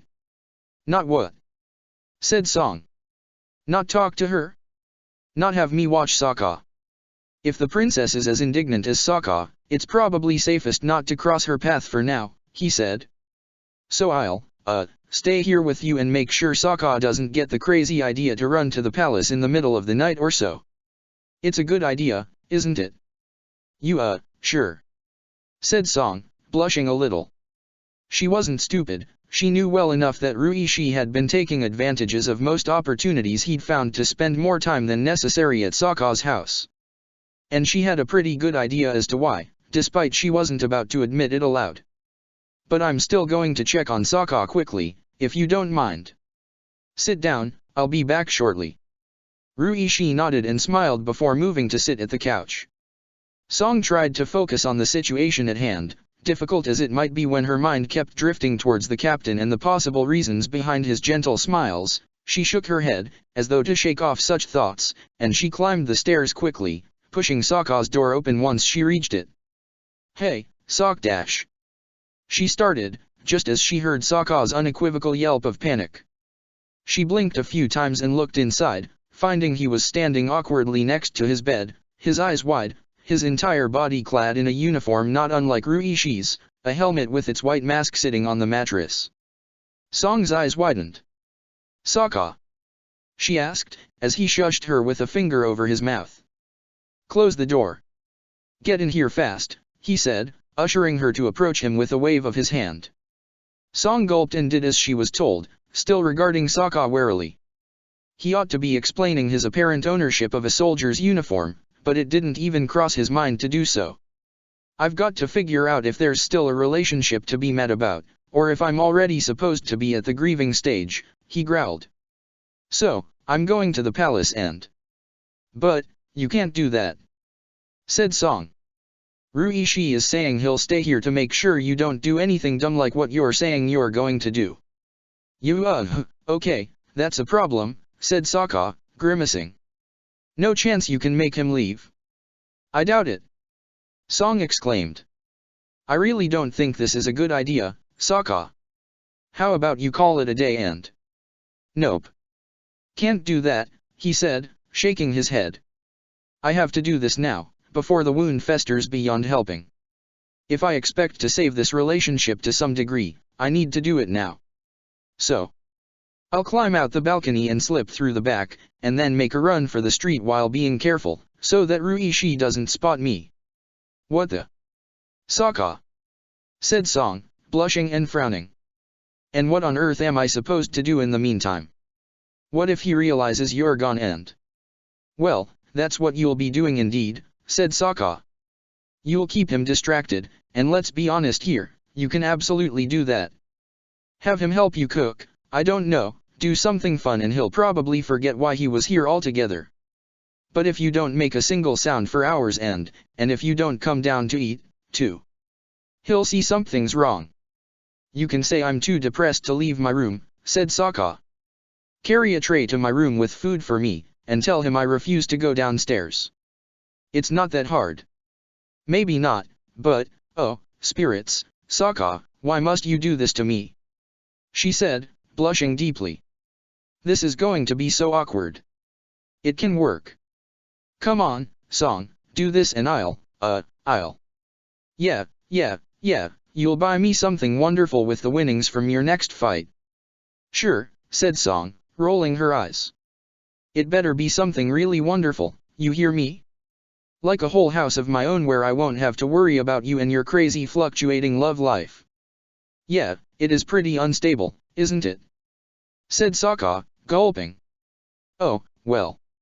I'll try to do something like that, alright? But for now. Wait, I wasn't serious, I was just trying to. Oh, damn it Sokka, please reconsider, she said, as he put the helmet on his head. I'll try to be back before midnight. I will be, likely, if the worst case scenario unfolds. The worst case scenario is that she kills you and then you won't be coming back at all, said Song. Sokka smiled. A risk I'm willing to take. Good luck with Ruishi, he exclaimed, making his way to his room's balcony. Song gritted her teeth as she watched him climb out of it with difficulty and attempted stealth. How did he hope to keep Ruishi from noticing him? She didn't know and wasn't sure she wanted to. The captain of Azula's guards would catch him, and then it wouldn't be Azula who would kill Sokka, but rather, it'd be Ruishi. Regardless of her apprehension, she went downstairs and asked Ruishi to help her prepare dinner, hoping their conversation would allow Sokka to run off to the palace as planned. She had no way of making sure it'd work, but she did her best regardless. In due time, Sokka was running through the city, after having jumped as stealthily as he could out of the balcony and into his house's backyard. He kept his pace steady and his head held high, as determination burned in his eyes. He wasn't going down without a fight, even if he meant to respect whatever resulted from this new conflict. But he would see to it that Azula would hear the full truth, so that she would judge by her own hand whether their relationship was fated to last or not. Chapter 112, New Day by Day 3. She had tried to relax over a long bath, but it hadn't helped much in the end. The longer she spent alone with her thoughts, her poisonous, misgiving thoughts, the worse she felt about this argument with Sokka. She huffed and shook her head, fruitlessly waiting for the water to rinse away her worries. She wanted reconciliation, no doubt, and wanted to stop feeling as bad as she did, but she was afraid it wouldn't be easy when she wasn't sure she could stomach Sokka's explanations, whatever they were, whenever he provided them. She sighed as she dried herself and clad her body in her usual sleeping gown. She'd had dinner with Mai and Tai Li, and had only arrived home around 20 minutes ago. She had been surprised to find Ruishi was nowhere around, and briefly wondered if he'd gone to fetch her at Sokka's place, but if he had, wouldn't he be back after discovering she wasn't there? She decided not to worry about it, though. The captain of her guards was a competent man, independent enough to do as he pleased, and if he was finally giving her more space then so be it. She brushed her hair, hating how much she'd rather have it brushed by Sokka instead. It couldn't be denied, he had a talent for grooming hair, both in terms of his technique and his results. She thoroughly enjoyed it when he massaged her head with the tips of his fingers, making her close her eyes in sheer delight as she relaxed in his arms. Would she get to enjoy that again in the near future? Only if she compromised her pride for his sake somehow. But she didn't know if she could do that. She had held her love for him above all of her priorities many times before. Could she do it again when it came to something like this? Were her feelings, and her longing to feel loved by him, worth so much that she would overlook this new revelation of Sokka's past? She didn't know yet. Maybe by morning she'd have made up her mind about what mattered most. As it was, she only knew she had to speak with him. The trouble was, she wasn't sure if she felt up for it yet. But maybe that, as well, was something she could decide by morning. She sat on the bed, her head between her hands, her mind still racing. Would she be able to fall asleep at all? She couldn't say. Perhaps she should find a book, try her luck at reading something to distract her. A knock on the door paralyzed her just as she stood up to make for her bookshelf. She frowned. Maybe it was Ruishi, checking on her at last. Perhaps her father wanted a word with her about something important he had forgotten to mention until now? Or even Zhao, hoping to find more answers for his countless questions? She opened the red door warily, and her heart sank when she saw a royal guard standing outside. A royal guard who did not bow down to her upon seeing her, one who held her gaze through the mask he wore. One who just so happened to be the exact height and girth of someone Angela didn't feel ready to see right now. His silence and firm stance were unexpected, she found. Was he disappointed in her, too? Or was he simply not speaking in case anyone nearby overheard him? Could anyone notice who he was, despite he was wearing a guard's uniform? Angela breathed out slowly and stepped away from the door, allowing him to enter her room. She closed the door behind him, taking deep and slow breaths as though to still herself, while Sokka removed the helmet and hood from the uniform. Angela glanced at him, finding he seemed determined, yet distraught. She had seen him like this before, countless times, yet never under circumstances quite like these. Angela was supposed to be the one who was upset, right? Yet why did it seem like he was, too? "I'm sorry I showed up so suddenly," he said, with a grave voice. "I guess you probably were going to bed already, but..." "I couldn't sleep," she said. She hadn't tried, to begin with, but she had no doubt she wouldn't have managed to fall unconscious easily tonight. "I guess I should be sorry about that, too," said Sokka, glancing at her. Angela sighed and walked towards him, her arms firmly wrapped around her body. "You're here to say whatever it is I didn't let you earlier?" she asked. Sokka frowned, squaring his jaw. "In truth, I thought maybe it'd make no difference," he said. "That you'd just hate me for what I've done regardless of why I did it, but I thought I should give this a shot anyways. At least if I explain you won't end up imagining things that didn't happen, to say one thing. Afraid I'll assume you had them all at once again?" she asked. Sokka's eyes widened. "Please tell me you weren't assuming that." "No, I wasn't," she said, with a weak smile. "But seeing how it went the last time I assumed anything about your previous partners, it seemed the thing to ask right now." "Well, I'll put your mind at ease and let you know that no, I didn't have any girls simultaneously," said Sokka, sighing again as Angela walked towards her bed. "If that helps at all." "It helps slightly. But it's not enough to appease me just yet," said Angela, taking her seat at the border of the bed. Sokka sighed. "I get it if you decide that I'm just not worth the risk after this," he said, gritting his teeth as he felt his heart churn upon the mere thought of their relationship ending. It's fine if you do. You have every right to. There's always been too much at stake, and I wasn't completely honest about many things I should have told you about ages ago. So, I won't hold it against you. But you still want to explain it all in case it'll change my mind, if that were what I had in mind to begin with," said Angela, raising an eyebrow. Sokka nodded. "It might be no use in the end, but you deserve the full truth," he said. "So, if you'll let me, I'll tell you now. Before things get any worse." Angela sighed and nodded in resignation, against her better judgment. She honestly didn't think she wanted to hear this, it'd probably only make her feel worse, but he wasn't wrong to think that her overactive imagination might make her picture things that had never happened.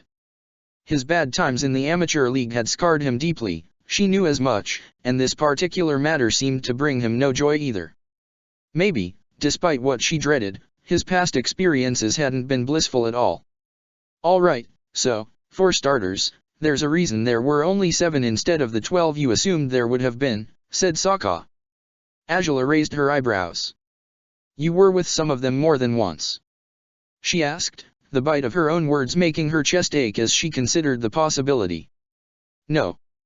Well, some would, but it wasn't like that with her, said Sokka, closing his eyes. Azula raised an eyebrow. Are you going to tell me you fell in love with any of them, by any chance, or? No, none of that, said Sokka, sitting next to her on the mattress. That's not what I meant. But the thing is, the first time one of these events happened, I was at a loss. I had no idea what was going on. I simply shrank in the darkness, somewhat appalled upon understanding those women were prostitutes, and upon realizing that they were supposed to be here to please the gladiators. I hoped not to catch the eye of any of them, but... You caught one indeed, Azula finished. Sokka sighed. She jumped on me, and I barely had time to register what was happening. Still, eventually I pushed her away and asked her what on earth was she doing. I hadn't even looked at her, had no idea who she was, what her name was, so how did she expect us to just do something without even knowing one another? Granted, at the time I wasn't exactly aware of how these encounters worked, so she explained it to me, yet I realized she had tears in her eyes as she spoke. She did? Azula asked, frowning. She didn't want you. Actually, no, said Sokka. And from the looks of it, none of them ever did. They didn't want me nor any of the other guys. Because you see, despite what you might have thought, these women weren't having sex for money because they thought it would be fun. They were having sex because they were forced to. As it turns out, they weren't actually prostitutes, they were slaves. Huangli had bought their services for a night so they would amuse his gladiators and cheer them up, also he could see to it that the one who had the most fun, according to his standards, would be forced to fight relentlessly the next day, 5 fights in a row even, if he were to survive the first ones. So, as you might imagine, the arrival of these women was, well, often heralding doom for whoever figured they'd enjoy the night to their best. Azula's eyes were wide now, to no surprise of Sokka's. He breathed deeply, wondering how she'd feel when he got to the worst parts of his story. So, about this woman, she told me she had to be with a guy no matter what, because that was the only way her handler would leave her be. If she were to return untouched to the brothel, he'd be furious, and there was no telling what he'd do to her. But before she tried again, I told her she didn't have to do anything she didn't want to. That we could just lie down, stay in silence if she wished, or even chat, if she'd rather do that. Are you serious? Azula asked, looking at him in disbelief. Sokka nodded. I can't lie about having felt curious for a moment. I mean, I figure most people would be, in their first exchange of this nature with someone from the opposite sex, he said, shrugging. So far the only girl my age I knew was my sister. And, well, I did meet you before that, but we didn't really know each other. I understand, said Azula, frowning. I mean, it is true. It's hard to help wondering what it would be like, regardless of who it's with. It's almost about figuring out what's the fuss about love, if anything, said Sokka, with a small smile.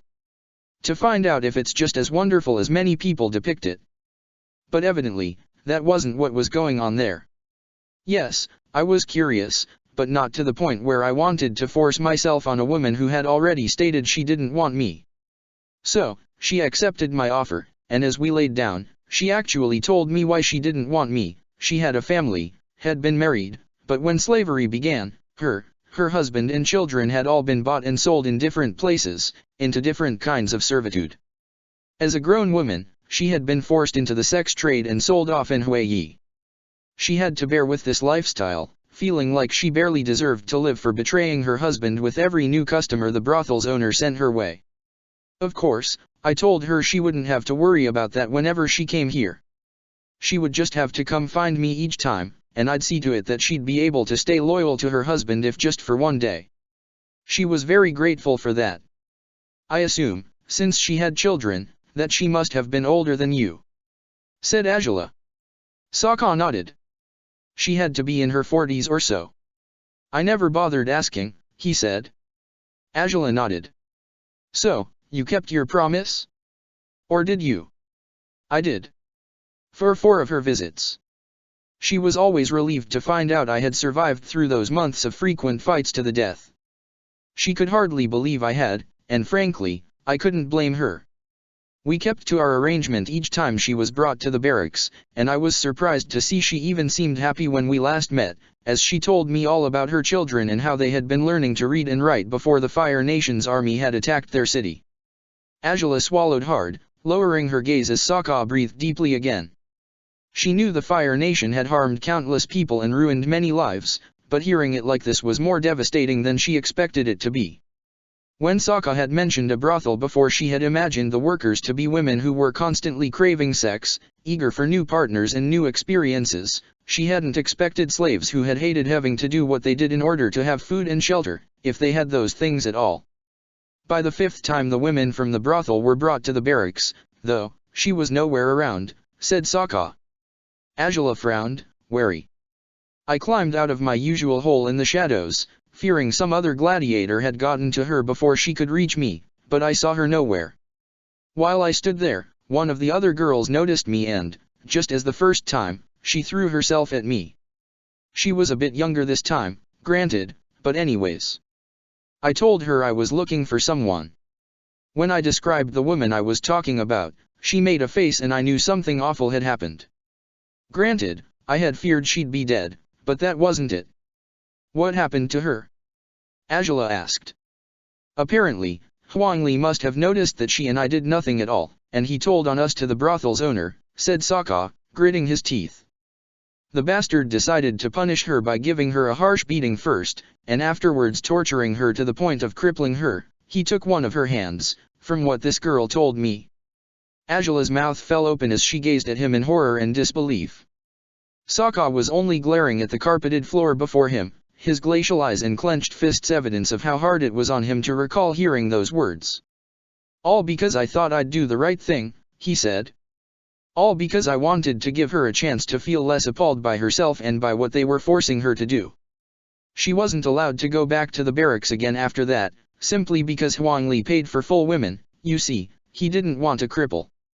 From what this girl told me, now she would be forced to receive the guests who were unable to pay for the full packages, since she wasn't a full package herself either way. That's just the most disgusting, horrifying thing." "Possibly," said Sokka, gritting his teeth. "If I thought I had it hard, I changed my mind after meeting them. Granted that they didn't have to flirt with death every time they were forced to do their jobs, but even so, they had to endure things I couldn't begin to imagine. You weren't wrong, if you expected they'd have diseases. I think a few of them had some, although, since I've never noticed anything on me, I guess I wasn't infected with anything after all. But they put their lives at risk in different, more demeaning ways yet. I had always wanted to be a warrior, and being an amateur gladiator was, if anything, the lowest version of a warrior someone could be. But them? Which of them had ever dreamt of being stuck in a whorehouse, with impending threats of dismemberments and torture if they ever dared step out of line? None, I'm sure. But if I didn't do what I was supposed to do with them, the same thing would happen again. If I didn't take this girl, her fate would be the same as the one before her. So, you did it, said Angela, swallowing hard. And you did it every time ever since. Despite what you might have thought, it wasn't fun, said Sokka. Truth is, sex had never been fun, or enjoyable, until I had it with you. Before then it was just a peak of arousal, followed by all sorts of self-deprecating thoughts. Even with the bounty hunter? Angela asked, raising her eyebrows. Sokka nodded. Even with her? I apologized to her, even, he said. Because, well, you'll want to kill me for this too, of course, and saying this won't help my case at all. But? Angela asked, as Sokka rubbed his forehead. But when I was with June, I was only thinking about you. And by that, I mean I literally forgot who I was with because the only thought in my mind was you. I probably even called your name, I think. She didn't give a damn either way, but I get the feeling I did it, he whispered. Angela wasn't sure whether if that last revelation was meant to be more flattering or insulting. She still hated the fact that he'd been with June as he had, and the memory of that time still stung, even if the pain had mitigated slightly over time. But to think he had forgotten who he was with, even, because of her? Anyhow, I guess the only real detail worth giving you is, well, the answer to your question from earlier, said Sokka, burying his face in his hand. It was the second to last girl I was with, before you came to save me. She seemed a lot less experienced than the others, and there was a point where she couldn't seem to move anymore, so I had to do it instead. I think she didn't enjoy it half as much as you did, if that's any consolation. Huh? Said Angela, looking at Sokka with uncertainty. He sighed. I doubt you want or need to hear anything other than that, but there you go. That's my story. It does nothing to change what I've done, I'm aware, but now you get why I was so experienced. Truth be told, I would have rather not been experienced at all. Then again, if I hadn't been, our first time would have been a disaster, but it might have been worth all the more to learn all about this together, huh? And yet... Stop saying that sort of thing, said Angela, sighing. It's not your fault. I understand now. I still wish I just hadn't done all that, though. He grunted. I can't blame you, said Angela. I did before, I guess, because I was too outraged to listen. But I was a fool. I'm sorry. It's not your fault. I would have been outraged too if I were you, he said, shrugging. You might have been, but you're wrong, said Angela, glaring at the floor. It is my fault. Angela, you were only mad because you care, That's not what I meant, said Angela, looking at him intently. I meant that it's literally my fault that you had to endure that. You're awfully blinded by your feelings for me, that has been obvious for a while, but it was, by all means, my fault that you ended up there. That you had to suffer for 2 years as you did. Sokka gritted his teeth as Angela sighed, burying her face in her hands, her fingers slipping through her hair. He looked at her, uncertain if he was allowed to touch her at all, even if he longed to do so to comfort her. She didn't seem angry, but he didn't dare assume anything as it was. Love me all you want now, it doesn't change the fact that you hated me back then, said Angela. And for good reason. And what right do I have to be mad when this was all my fault? Every single time this has happened it's because I've thrown you into the arms of other women, knowingly or not. Because even when it came to the bounty hunter. Don't blame yourself for that too, Angela, please, said Sokka. I mean, if you want me to acknowledge things as they are, and to say that my time in the amateur arena was your fault, then you have to do the same for me and acknowledge that I was fully conscious of my actions too. I wasn't knocked out cold and done with as they saw fit. That I was disgusted with myself doesn't change what I did. It helps that you were, though. Believe it or not, said Angela, sighing. You always hated what you'd done, but it took over 2 years for me to start repenting for what I'd done to you, so who's the worse one out of the two of us? I'd rather not answer that question, said Sokka, with a weak grin. I'm afraid nothing you say can change my answer. We know you're awfully biased in my favor, said Angela. Sokka raised his head, finding she gazed at him wistfully. So you'll always say it's you. But really? Angela, I didn't tell you all this just so you'd despise yourself for it, said Sokka. I told you because I thought it was the only thing I could do if I really hoped not to lose you. Because for a moment there, I thought. You thought I was through with you, said Angela. That this would be enough for me to freak out and dump you for good. I didn't know what to think. Ruishi just started saying things and... Ruishi, said Angela, raising her eyebrows. He showed up to make sure you went home, as always. When he saw you weren't there, and Song told him we'd had a fight, he was elated, said Sokka, his eyebrow twitching. And he seemed delighted by the idea of you finally giving up on me. So, What else can you expect from the man, really? Said Angela, sighing and shaking her head.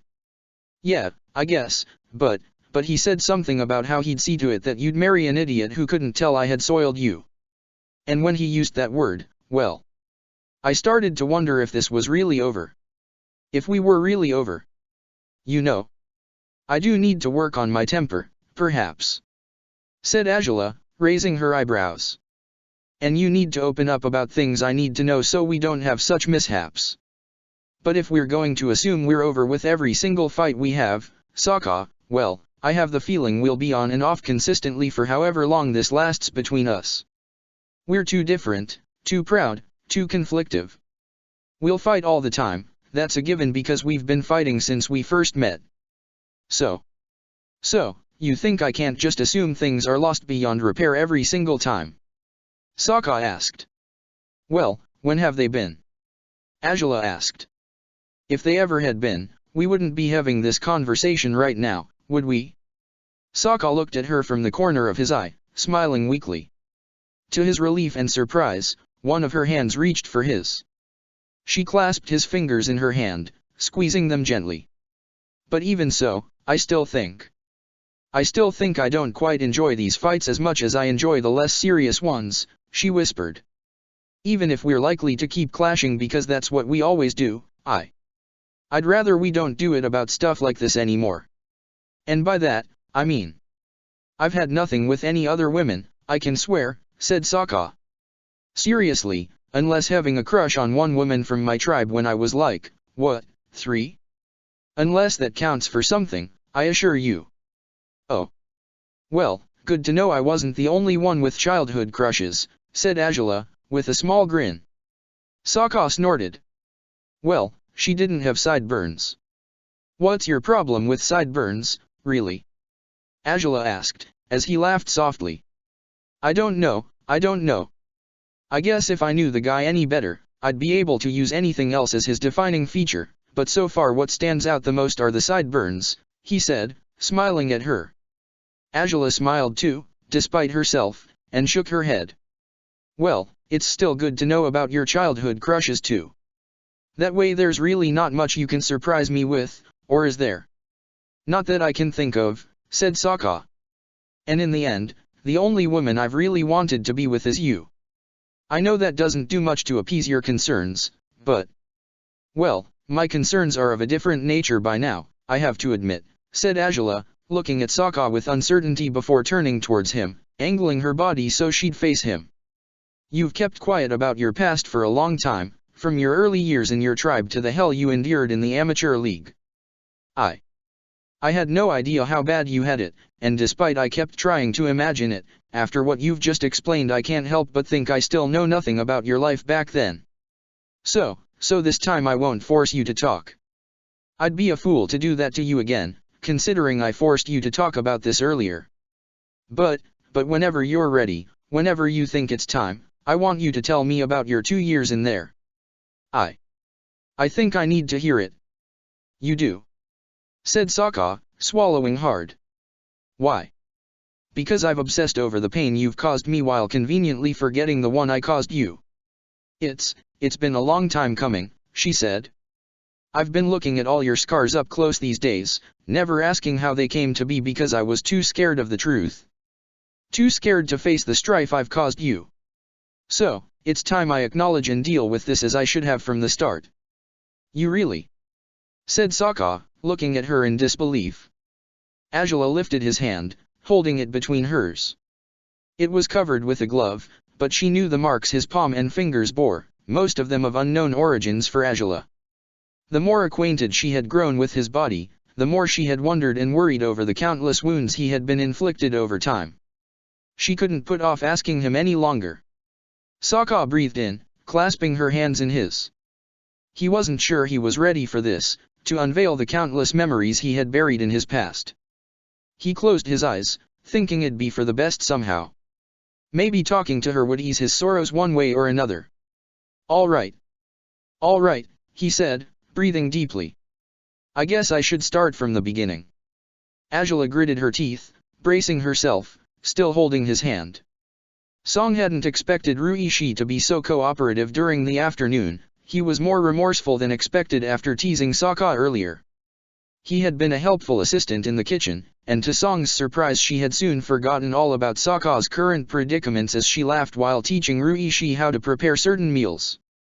He was a diligent student, an impressionable one, too, and he worked hard to ensure things would be just as Song wanted them. She found his diligent facade endearing, with his sleeves rolled back and his brow furrowed as he focused on chopping vegetables as thinly as possible. Sometimes he bit his lip, another gesture of concentration, and he always smiled when she showed approval of his efforts. It was hard to ignore how much fun it was to cook with a friend, Song thought, as they were finishing dinner. She prepared the dinner courses, setting up a meal for Sokka, knowing the food would go to waste because he wasn't in his room. Yet Ruishi wasn't aware of that.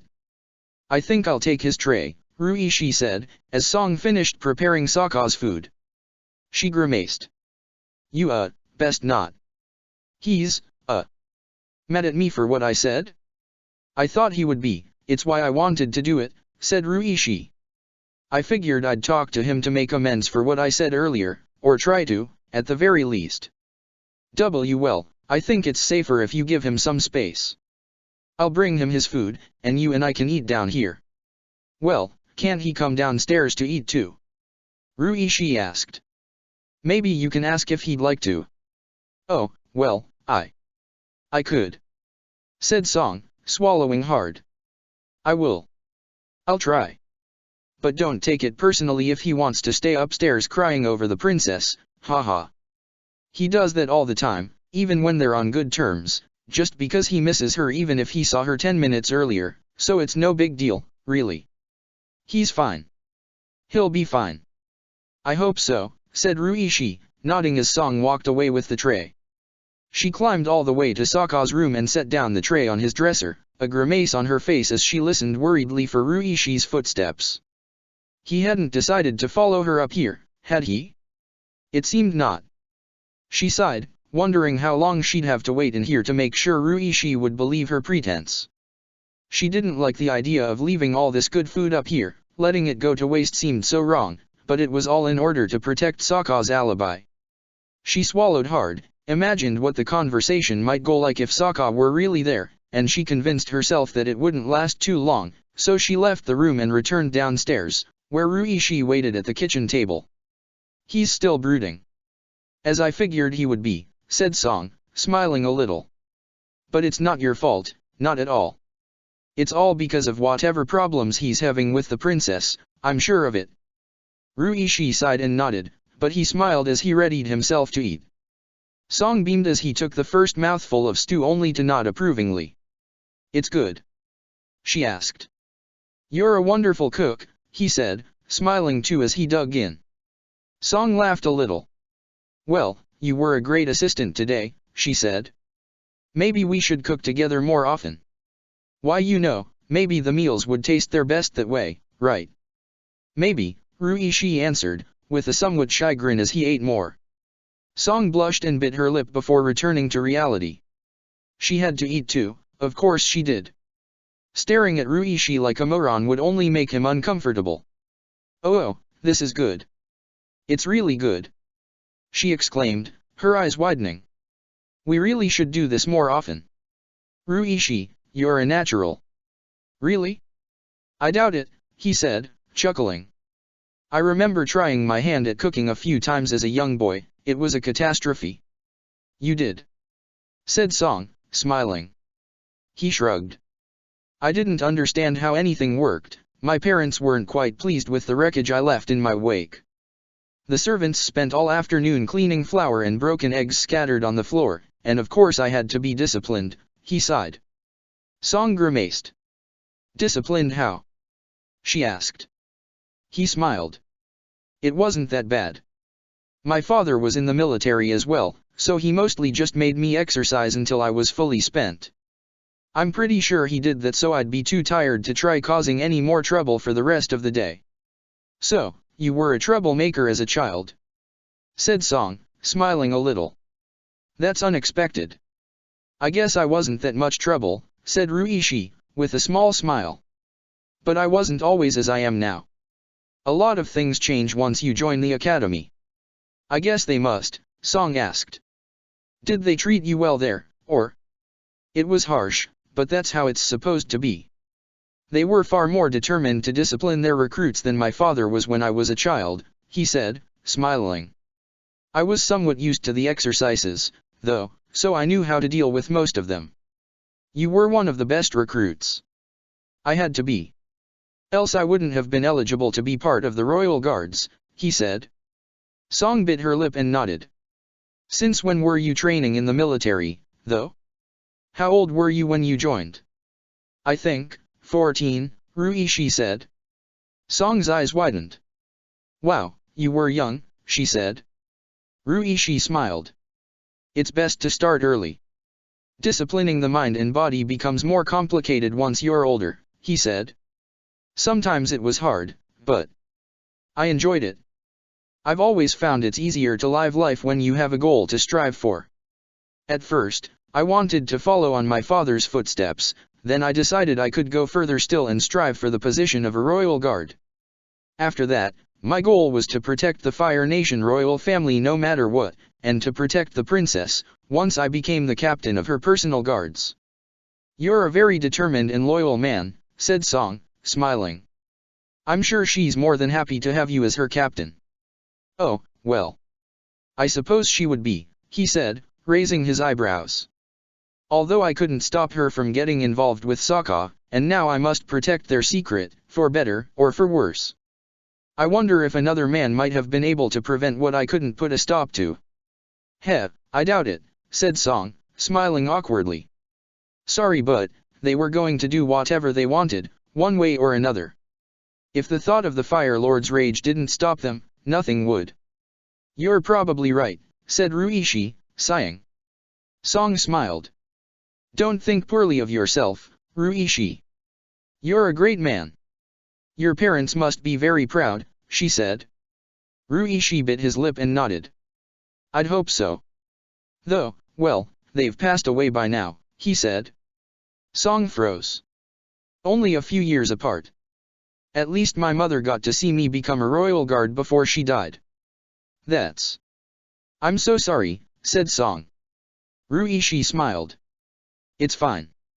I've made my peace with it, and I honor their memories every year, he said. Is that why you don't have much to be attached to? Song asked. You mentioned you had to be ready to give up your life for the princess if need be, and that this was why tight family bonds and friendships weren't advised for you. In a sense, yes. It's my duty too, so even if they lived, they would understand if I kept some distance, he said. It isn't an easy life, especially not when your charge has the tendency to make your job harder with every new decision she makes, but I think it's worth it, despite it all. You care a lot about her, said Song, smiling. As you should, if you're to do your job right. I suppose, said Ruishi, nodding. Though. Yes. Said Song, as he fell silent. He smiled a little before focusing on the food again. It's only that despite what's advised in terms of emotional attachment, I find I've skipped that rule just as the princess has skipped hers, he said. Song smiled. If it'll make you a better guard, I'd say it's fine to skip a few rules, she said, taking another mouthful of stew. Ruishi gazed at her, guessing he had to be a little more direct if he wanted her to understand his meaning. Yes, he cared about the princess, but his riskier emotional attachment these days wasn't with Azula.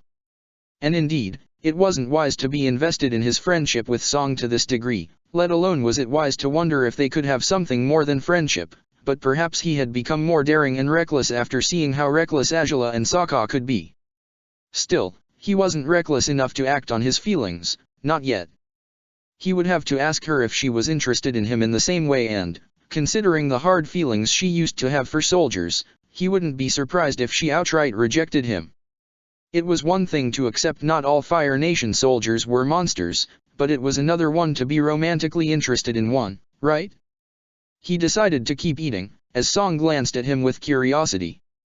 Discovering a few more things about Ruishi's past had been quite a surprise, since he seldom spoke about himself. She wondered what his younger years had been like, what ordeals he had endured during his time in the military academy, what his first assignments had been like, if he had any family members left, too.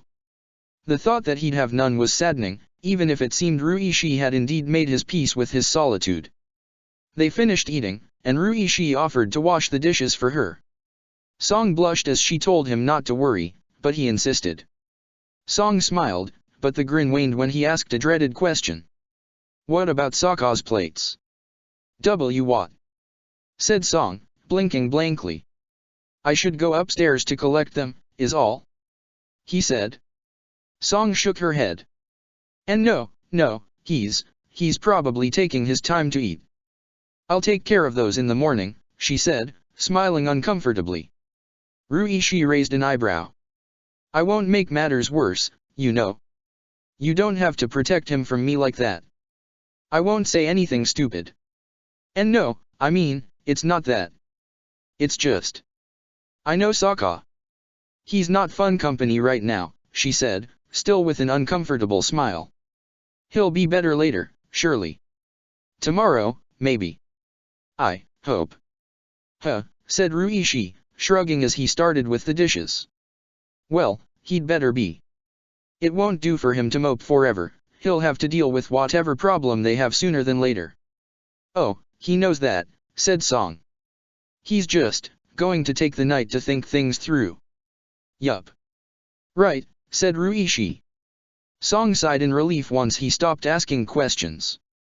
She ended up helping him dry the plates, and again the activity was far more fun than always. She laughed as Ruishi proved to be a perfectionist even in the art of dishwashing, ensuring to clean up every last stain on each plate, regardless of how small it seemed. He blushed but smiled over her amusement, and he carried on cleaning all dishes thoroughly. "Well, now what?"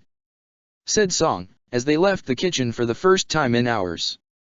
Ruishi sighed as he looked at the stairs, his gaze flickering towards the closed door he knew was Sokka's room. "I really think I ought to talk to him," he insisted. Song flinched. "Why, though?" "It's not, you really don't have to do that," she said. Ruishi sighed. "I just feel like it's the right thing to do," he said, turning to look at her. "Besides, he's been awfully quiet all this time, isn't it odd?" Well, he was fine when I last went upstairs, so there's no need to worry about him," Song lied. Ruishi raised an eyebrow. "I'd rather talk to him anyways, though." "You don't have to be so afraid, Song, I won't do anything we'll regret," he said, smiling. Song grimaced as he made for the stairs. "And no. I mean, what if it's not you who does something stupid, but him?" she cried out, racing up a few steps and standing between Ruishi and the upper floor. "I really don't want today to be any trouble, not after we had such a wonderful evening." "Right. Well, that's exactly why I want to talk to him. I want to make sure there's no trouble to be had," said Ruishi, frowning. "Why are you so keen on keeping me downstairs? Or on keeping him upstairs?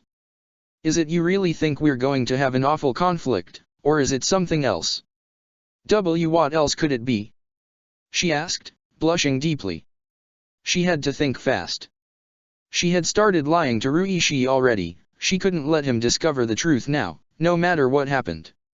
"Well, I wouldn't know, but," said Ruishi, blushing too.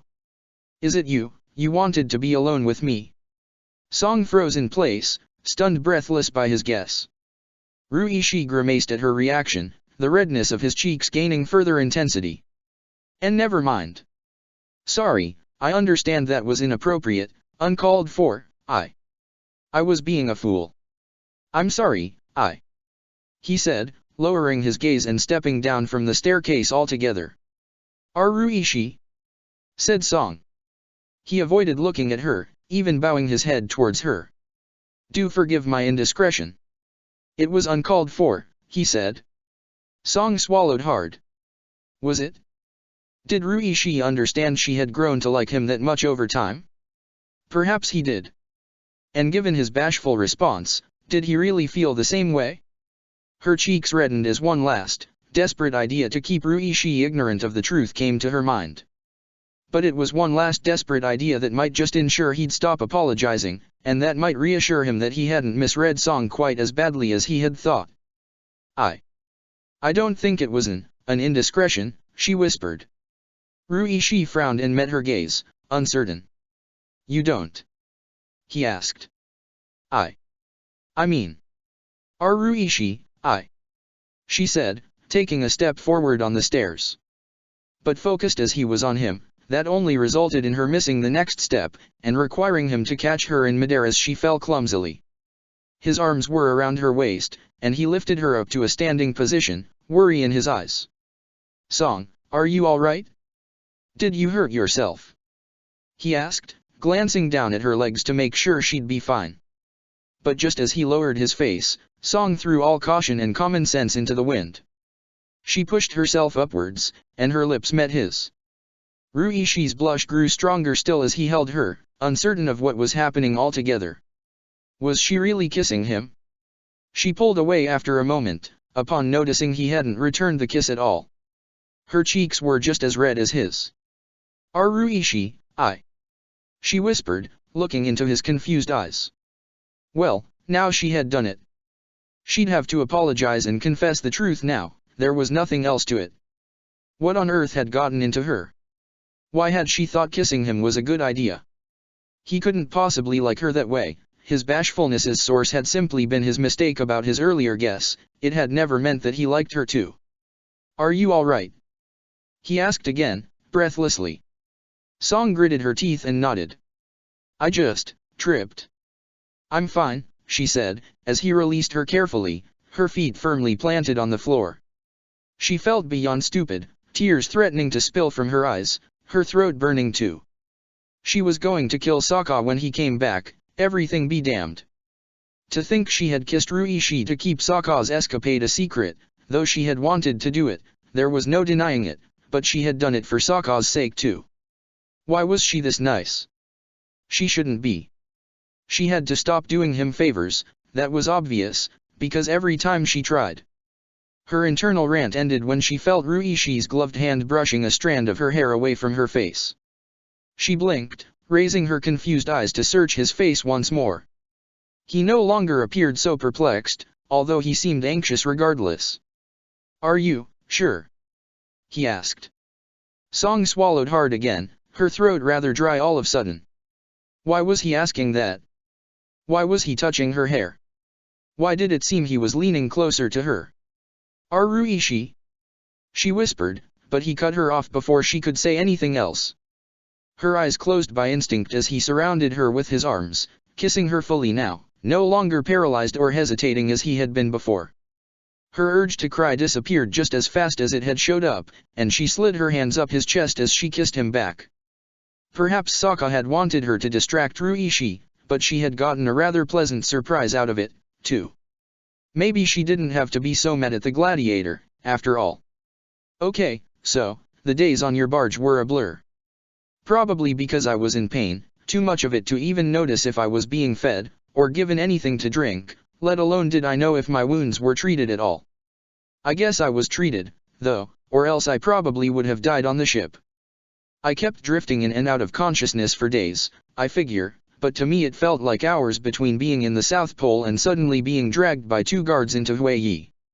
They led me to this camp, and I guess they just left me there? I honestly don't remember enough of what was happening, whether they sold me or just gave me away to any slave merchant, still, things were less blurry there. Probably because it was less dark than whatever room I'd been thrown into in your barge. You weren't in a room. It was the ship's prison cell, Angela whispered, through gritted teeth. Hence the lack of light. Huh, said Sokka, grimacing. I do suppose I was fed, though, right? I told 2 of my guards to see to it that you survived until we reached the mainland, Angela muttered. I didn't check in to make sure they'd done their jobs, though. Still, it was a 2-week journey. If you'd gone without food, water, or medical care for that long you couldn't have survived, so. No, I probably couldn't have, said Sokka, nodding. Well, then, I guess I was treated better in your ship's prison than in Hawaii altogether. Though that's somewhat a given, considering you're the princess, but anyways. I don't remember much of my time in the camp, or market, whatever the hell it was, only that eventually Huang Li came by and he decided to buy me as soon as he saw me. I had been allowed to keep my weapons, it was only logical that I'd be a gladiator. So, I was dragged by Huang Li's men into his barracks, not knowing I'd be staying there for the next 2 years. I didn't really understand what was going to happen, for starters. All I saw were men who looked battered, some wounded, some malnourished, all of them filthy. I didn't know where I was or what I was supposed to do there, and I wasn't going to discover it for a few more weeks. Huang Li had one of his men tend to me until I was fit for battle. I didn't know for sure that I would be sent to fight, but I had a feeling that was what would happen, seeing how I still had my weapons. I didn't understand what the gladiator business was until my first fight. Huang Li explained to me what I was supposed to do. I was to fight someone and put on a show so I could prove I'd been worth the money he had blown on me. I was still confused when I was tossed into the arena. I realized I wasn't supposed to win from the start. People laughed when I tripped and fell face first in the sand, and they cheered when my rival appeared. I tried to reason with him, but he had attacked me immediately. I could see in his eyes that he wasn't happy to do it, that he didn't want to kill me, but he had no choice. And neither did I. Angela gritted her teeth as Sokka let out a deep breath. He fiddled with his thumbs briefly, his elbows on his knees, before shaking his head. I didn't want to die, obviously. So, I avoided him, fought back even though I barely knew what I was doing. He was much bigger than me, far stronger, so all I could do was outsmart him. But then, after outsmarting him, I hurt him. I cut into his stomach with my knife. He collapsed face up, staring at the sky as I stood there, horrified by what I had done. I'd already killed a soldier in the settlement, and I reminded myself of it, but it only made me feel worse about myself. I just stood there, staring at him, until Huang Li started shouting at me, telling me to finish him off. I refused, and then Huang Li had Tai Rong intervene. Tai Rong? Angela asked. One of his hired men.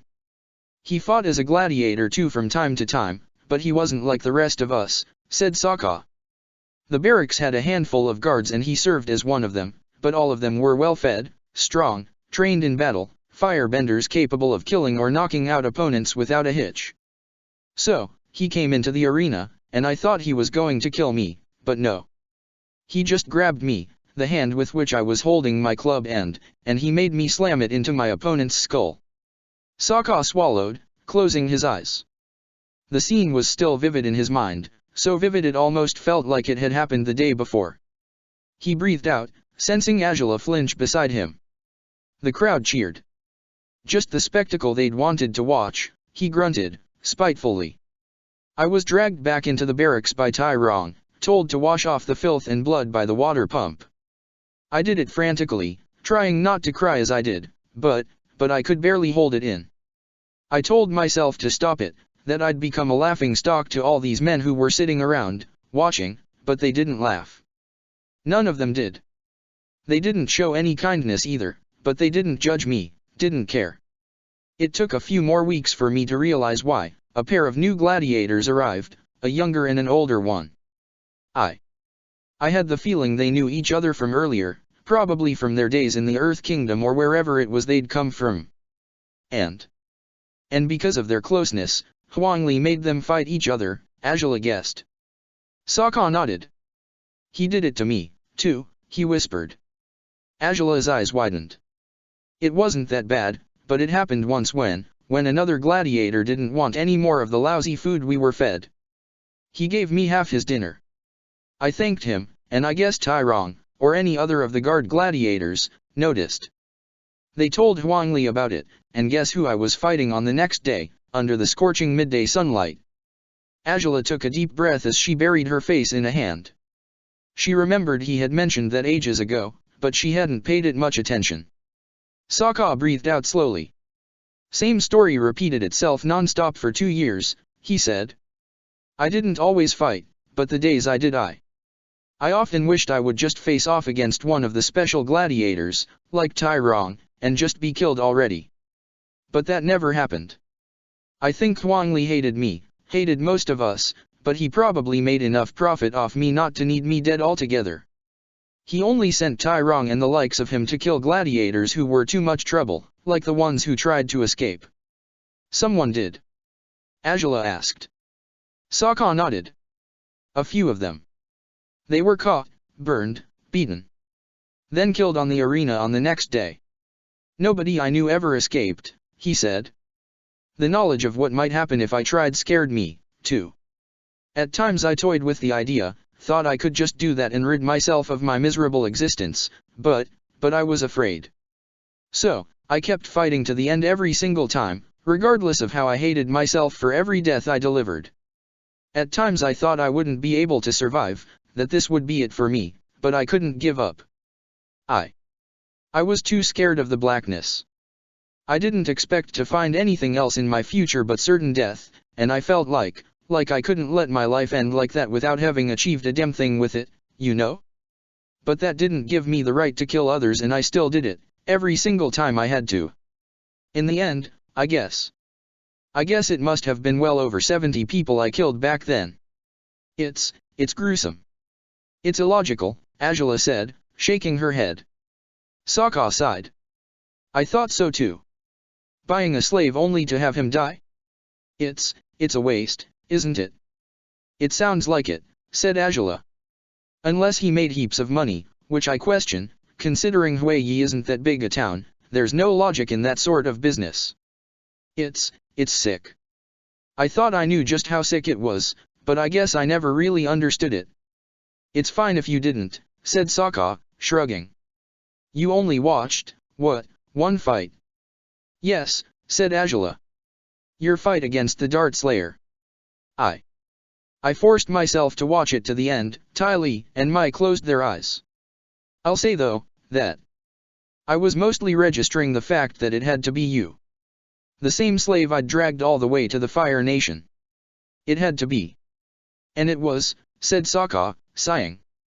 Only a more miserable, battered, and shameful version of him. But it was me all right. I'm sorry, said Angela, gritting her teeth and looking at him guiltily. I guess it's not worth anything, saying it now, after having left you with those awful memories for so long, never asking about it, never. It's fine, Angela, he said, with a small smile. No, it's not, she said, sighing. It never has been. I've held you to impossible standards and you've done everything you could to reach them. And whenever you failed, I'd be disappointed, frustrated, and you'd feel worthless again, as you did when you were there.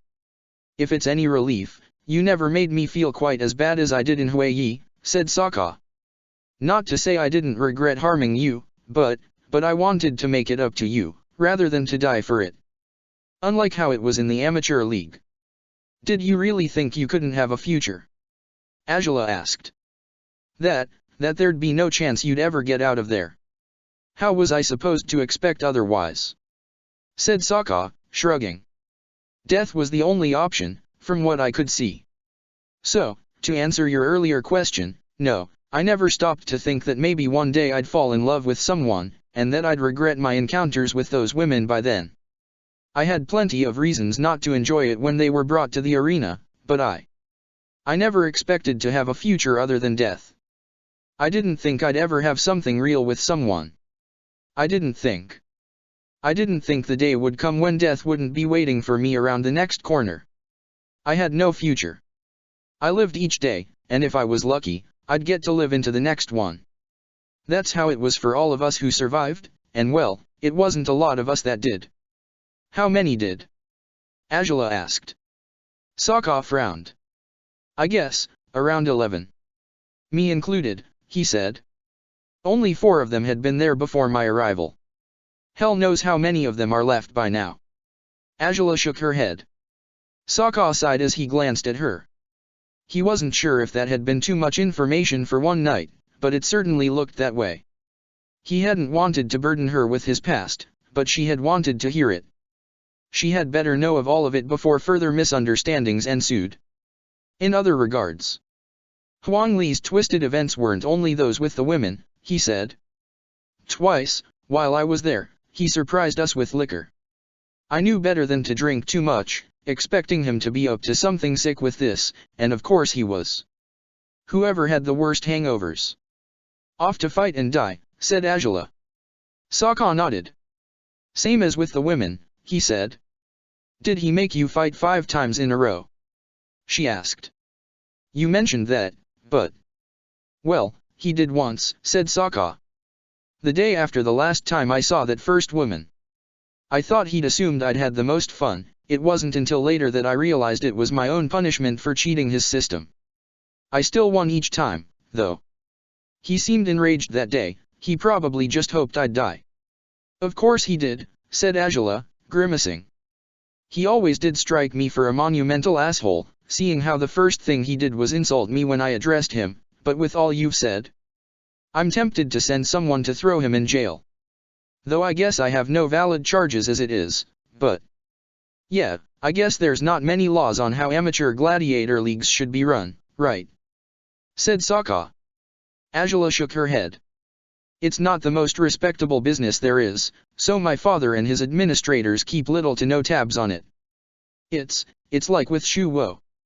Whatever happens in nests of criminality or dark dealings isn't something the nobles or royals will get involved with, so long as it remains confined to those limits. Setting laws and rules to restrict it, it'd probably end in illegal fighting rings being established, most likely. That might be, but, isn't there a way to change things? Sokka asked. To make the amateur arenas less chaotic?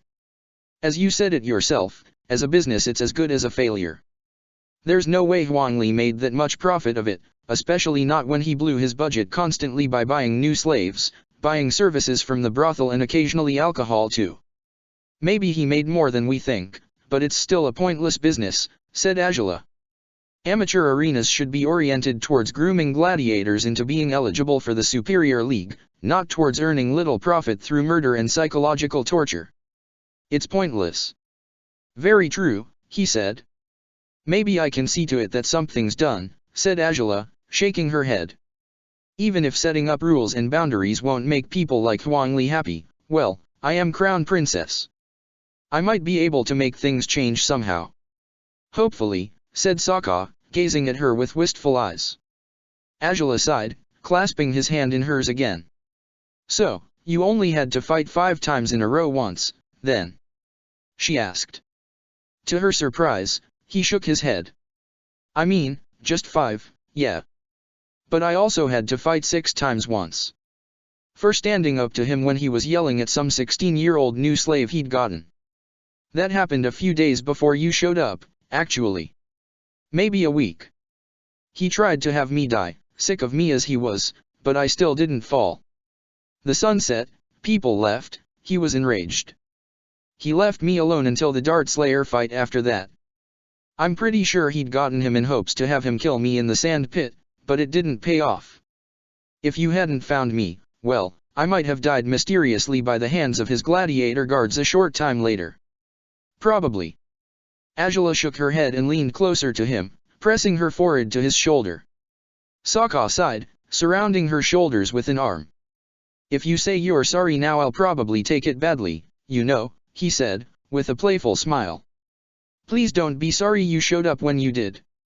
I'm only sorry I didn't do it sooner, she whispered. That I didn't stop it from happening from the very start. You had no reason to. Just like I had no reason to give a damn about you back then, said Sokka. I mean, nowadays I can barely believe how I kept daydreaming of fighting you again and taking my revenge. But that's all you did. I know, and I never blamed you for it. Even now I actually don't know how you've ended up falling for me despite all this, said Azula, earnestly. I mean, maybe it's because I don't hold you accountable for all of it. Sokka said. Azula snorted. You should, she said. As I've said endless times before. You could have been spared all this if only I had made a different call. If you'd decided to keep me around for no reason. Sokka asked, smiling. Or if you'd let me go in the south? I can't imagine any reason why you would have felt compelled to do something like that. Right, but... said Azula, looking at him hopelessly. You didn't deserve that. None of it. None of these scars. I guess not. Whispered Sokka, gritting his teeth as Azula's hand moved to his forearm. but I did deserve them, in a sense. At least the ones I got in the amateur arena. They're just reminders of what I've done, and why I can't just chicken out and give up or run home with my tail between my legs.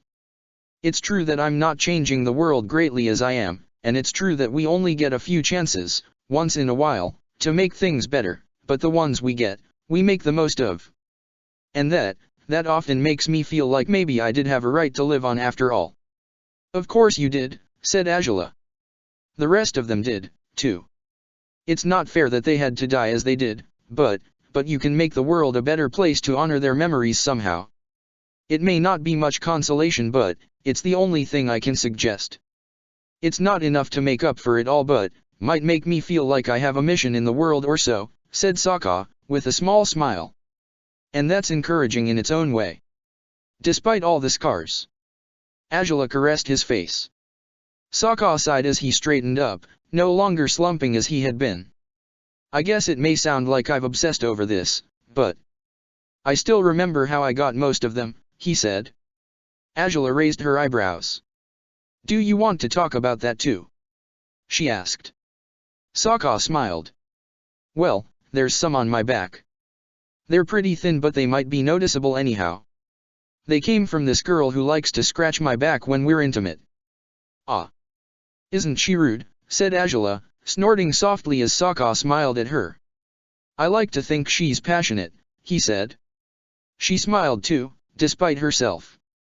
She gave you a few on your neck too, didn't she? She said, tugging at the fabric of his stolen uniform. The lines on his neck were small, having healed long ago, but still noticeable if they were glanced at carefully. Sokka chuckled and nodded, glancing at her from the corner of his eyes. You did always have a thing for my neck, I'm sure of that, he said, smirking. Angela smiled. I'm afraid I have a thing for all of you as it is, she said, leaning closer and embracing him. Sokka sighed, his arm sliding around her waist. Baffles me how, even now, he said. She huffed. If anything, you shouldn't wonder anymore, she said, caressing the short hairs on the back of his head. If you could go through all that because of me, whether you want to accept that or not, and yet you fell in love with me later on. I think it speaks all on its own about what sort of a man you are. A man who's always been thinking about you, whether fondly or not. He said, smiling awkwardly. I mean, I didn't always love you. But curses, woman, you made it unexpectedly easy to fall for you after we met again. I think you're slightly out of your mind, said Angela, chuckling softly. I'm somewhat sure I was a pain in the ass to you at first, at least mostly. Oh, please, said Sokka, kissing her temples. You were harsh and cold and all that, but you were also the most intriguing woman in the universe. And the more I discovered about you, the harder it was to resist how crazily attracted to you I was. Still sounds like you're crazy, she said, relaxing against him and caressing his chest. She could feel some of his scars through his clothes, and by now she remembered most of them by heart. Sokka raised an eyebrow as she touched a prominent one on his shoulder. One that had hurt for an awfully long time, and been quite the bother to heal. It stings sometimes still, Sokka confessed. Angela grimaced. Guess it's what I get for getting my shoulder impaled on a spike. Well, that's one whose story I witnessed myself, she whispered, kissing it gently over his clothes. Along with others I remember over here. Her hands moved down to his legs, caressing his strong thighs and trailing the long scars from his first fight with Jet. Sokka nodded. I've gotten less scars these days, now I think of it, he said, smiling at her. Though, well, I have heaps of them already, so it's probably for the best. You have one over here, Angela said, sliding her hand over his hair and caressing a small slit on his scalp. Sokka nodded. Took a rock to the head once in the amateur arena, he said. Thought it'd end me, and so did my opponent. Guess he didn't know head wounds bleed a lot. Did you? All I knew was that I wasn't dead yet, he said, smiling. Fortunately, said Angela. Sokka chuckled. There's one I've been curious about, now I think of it. Oh. Said Sokka as Angela moved away and clasped his hand, yanking off his glove. She caressed his hand, touching several scars that she suspected had been caused by knives or swords. They weren't major, but there was one she had sensed since some time ago, whenever he cupped her face with his right hand. "This one," said Angela, pointing at his thumb. "I can imagine how most of them happened, but this, how did you get this one on your thumb like this? I can't imagine a knife would manage a scar like that, so." Of all things, she didn't expect Sokka to grimace and blush before laughing and shaking his head. Angela raised an eyebrow. Huh. "Why yeah, well, it's a funny story," he said, biting his lip. "That one wasn't from Huiyi. It was from back at the South Pole, and, oh, spirits, I was stupid. Thing is, I went fishing, was on my boat, getting the fish hook ready, but as I was watching the water I, made a bit of a blunder with the bait." "What kind of blunder?" said Angela, eyeing him warily. Sokka smiled. "The blunder of mistaking your thumb for the bait." "Oh, Sokka," said Angela, a hand on her face as he chuckled and shook his head. "My sister freaked out, dragged me back home, all the while yelling at me for being so thoughtless. She tried to get it out, but I said it hurt too much, so she just ran to get Gran, who happened to be napping, and she always took a while to get up whenever she fell asleep. And, well, I was a bit desperate, it hurt too much, so I thought I could take care of it myself. But my approach to doing so was, unorthodox, I guess. See, if you ever get a fishhook stuck in your thumb, I advise you to not try to get it out by using another fishhook." "You did what?" Angela asked, gawking at him in disbelief. Sokka laughed and covered his face with his hands. "Of course, Katara never stopped rubbing that in my face. If I ever claimed to be smarter than her, she'd remind me of that and make me shut up about it," he said, smiling as Angela started chuckling too. "So, I suppose this means you've just always made questionable decisions, come up with ridiculous ideas?" she asked, smiling. Sokka laughed. "Yeah, like wearing a royal guard uniform to visit you," he said. "Or using my hairpiece for your nefarious ends in the scavenger hunt," said Angela, raising her eyebrows. Sokka lifted a finger. "Hey, that paid off well enough, didn't it?" he said, smiling. Angela snorted. "You stabbed someone with my hairpiece, remember? Paid off or not, that's still something I'm never letting slip from my memory." "Well, that and basically every dumb thing I've ever done," he said, raising his eyebrows. "Indeed. There's plenty of other noteworthy things too," said Angela, smiling. "Like bringing me flowers while I was sick, or claiming I wear too many clothes." That last one's still true, you know," he said, smirking. Angela laughed and leaned closer to him, resting her head against his shoulder. "Except for when you're in your sleeping wear, but that's not what you wear all the time, so." "You're hopeless," she whispered, surrounding him with her arms as she rested against him. Sokka swallowed hard and gazed at her, noticing she was relaxing as she held him. He had feared the result from today's argument wouldn't be this agreeable, but was it? Were they back on track already? She had listened to him, been patient and understanding, yet he wanted to make sure she would accept him all the same, broken and hopeless as he was. "So, are we good now?" he asked. "Can we live with this? With all I've done? Do we have a choice?" Angela whispered. "I would take a lot of things back, if I could, and that way you wouldn't have had to endure half of what you did. But sadly I'm not a timebender. So, either we learn to live with all this, or we let it consume and destroy us. What choice do we have but to accept it?" "I guess none, all things considered," said Sokka, biting his lip as he caressed her arm. I really hoped you'd listen, but I wasn't sure what would come next. I thought that maybe that I'd decide you're too awful for me as it is," she said, glancing up at him in surprise. "That I wouldn't accept you anymore, despite I've already been intimate with you too many times to keep count, which is saying something, considering it's been only about 3 months of this. And yet I can't keep track anymore." "Really?" said Sokka, smiling a bit. "I'm sure we could count them all if we give it a shot." "Maybe," said Angela, smiling too. "But there's no need for that, is there? My point is, I didn't know of this before, and I jumped into this relationship regardless of our past or our future. Now that I know about your past, well, I'm afraid it doesn't make the current you any different. If anything, I feel like you should be cut some slack. I was probably far harder on you than I didn't say all this so you'd feel awful and guilty, you know," said Sokka, looking at her with unease. "I just wanted you to know that, well, if you really thought I'd knocked myself out and had the time of my life, I really hadn't. And if you had any doubts still, no, I never loved any of them.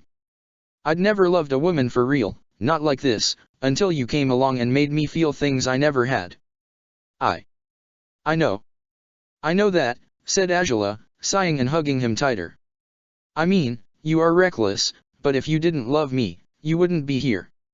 You wouldn't have tried as hard as you have for me. You wouldn't have sacrificed all you have. Anyone else would have been easier, and you wouldn't risk certain death if you'd chosen anyone but me." But I don't want anyone else," said Sokka, caressing her face. "I never have, and I swear I never will. And I guess you know now that I had plenty of reasons to say I was unworthy of you, even if I didn't tell you about them all from the start. But I came here thinking that, whether you decided this was the last straw, or whether you still wanted to be with me, even now, it wouldn't change how I feel about you. Love, you don't give and withdraw it that easily. It's not about getting a reward for your feelings, it's about doing everything in your power to make the one you love happy.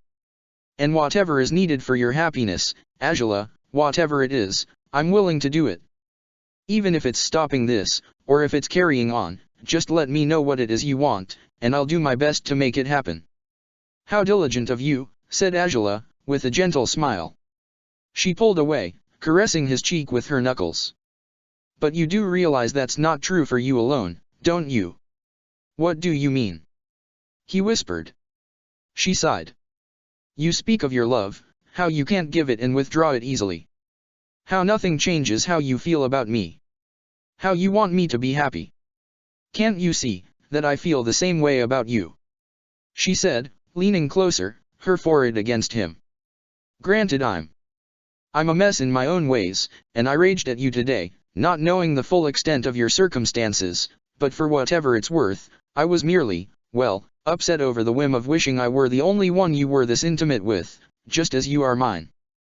I knew otherwise already, but in matters of sex, you should have been. But in matters of love, Angela, you are.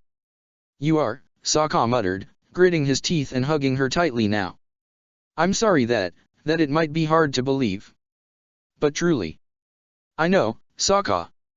I know," said Angela, dropping her forehead on his shoulder, her arms around his waist.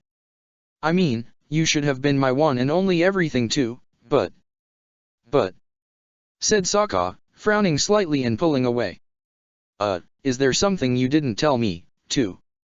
"Well, nothing to that degree, I guess. It's probably hardly worth mentioning," said Angela, with a small smile. "Simply that, well, you weren't my first kiss.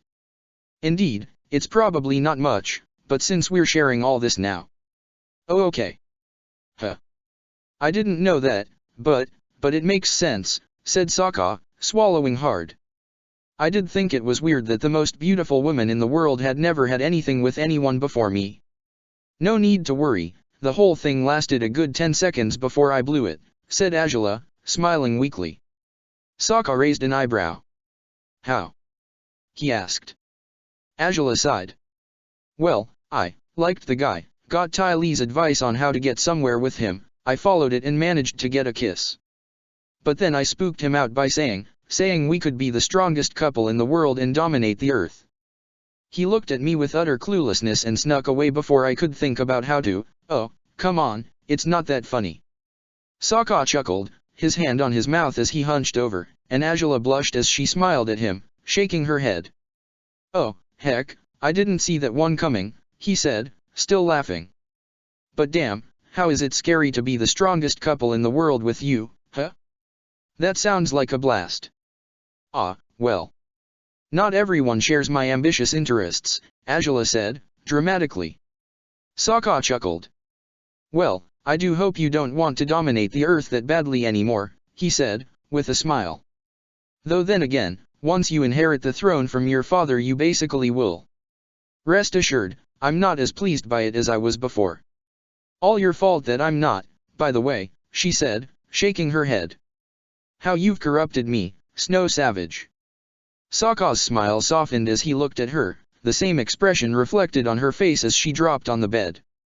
He followed, resting against his flexed forearm. I'm sorry, Sokka, she whispered, and he sighed and shook his head. Don't torture yourself over all this, Azula. You've done amazing things for me, taken risks and made sacrifices. Just as you have for me, Azula said, caressing his face. You're even willing to stay with me instead of being with your family once we finish our quest. You make it sound like it's unthinkable that I'd want to do that, said Sokka, smiling kindly. After all this? Yes, I think it is pretty unthinkable that you'd choose to be with me like that, Azula said. Sokka dropped on the mattress fully, gazing at her sweetly. You clearly have no idea how easy it is to love you, he said, smiling. She snorted. Easy? Honestly? She asked, disbelieving. Sokka leaned closer, kissing her brow. It was for me, he said. Taking care of our relationship, now, that is pretty complicated. But loving you is no challenge. You're wonderful that way. She sighed and shook her head before leaning closer, pressing against his body. Sokka breathed out slowly as she caressed his chest gently. You'll stay the night. Azula whispered. Sokka glanced at her. If you want, he said. To be honest, I thought you wouldn't want me to. We did go at it like robberoos today, and with all this. You thought I'd want you to go back home. She said. He smiled a little. Do you? Do I ever? She said, surrounding his waist with an arm. Sokka kissed the top of her head. You're right about the robberoos, though. We need to learn self-control for good by now. Did you visit my Entirely after all? The captain said you hadn't come back here when he showed up at my place. I did go see them, I stayed for dinner. You'll just come along next week, she said, smiling. Was Ruishi much trouble, though? You said he was elated over our spat. That he was, said Sokka. And yeah, he tried to be trouble. He said he'd stay late to make sure I wouldn't run to you in the middle of the night or so. Is that so? Why, a job brilliantly done, Azula observed, with a smirk. Sokka smiled. I tricked him into thinking I was sulking in my room, asked Song to keep him distracted, then snuck out, he confessed. Oh, dear. Recklessness at its finest, said Azula, her head on his chest now.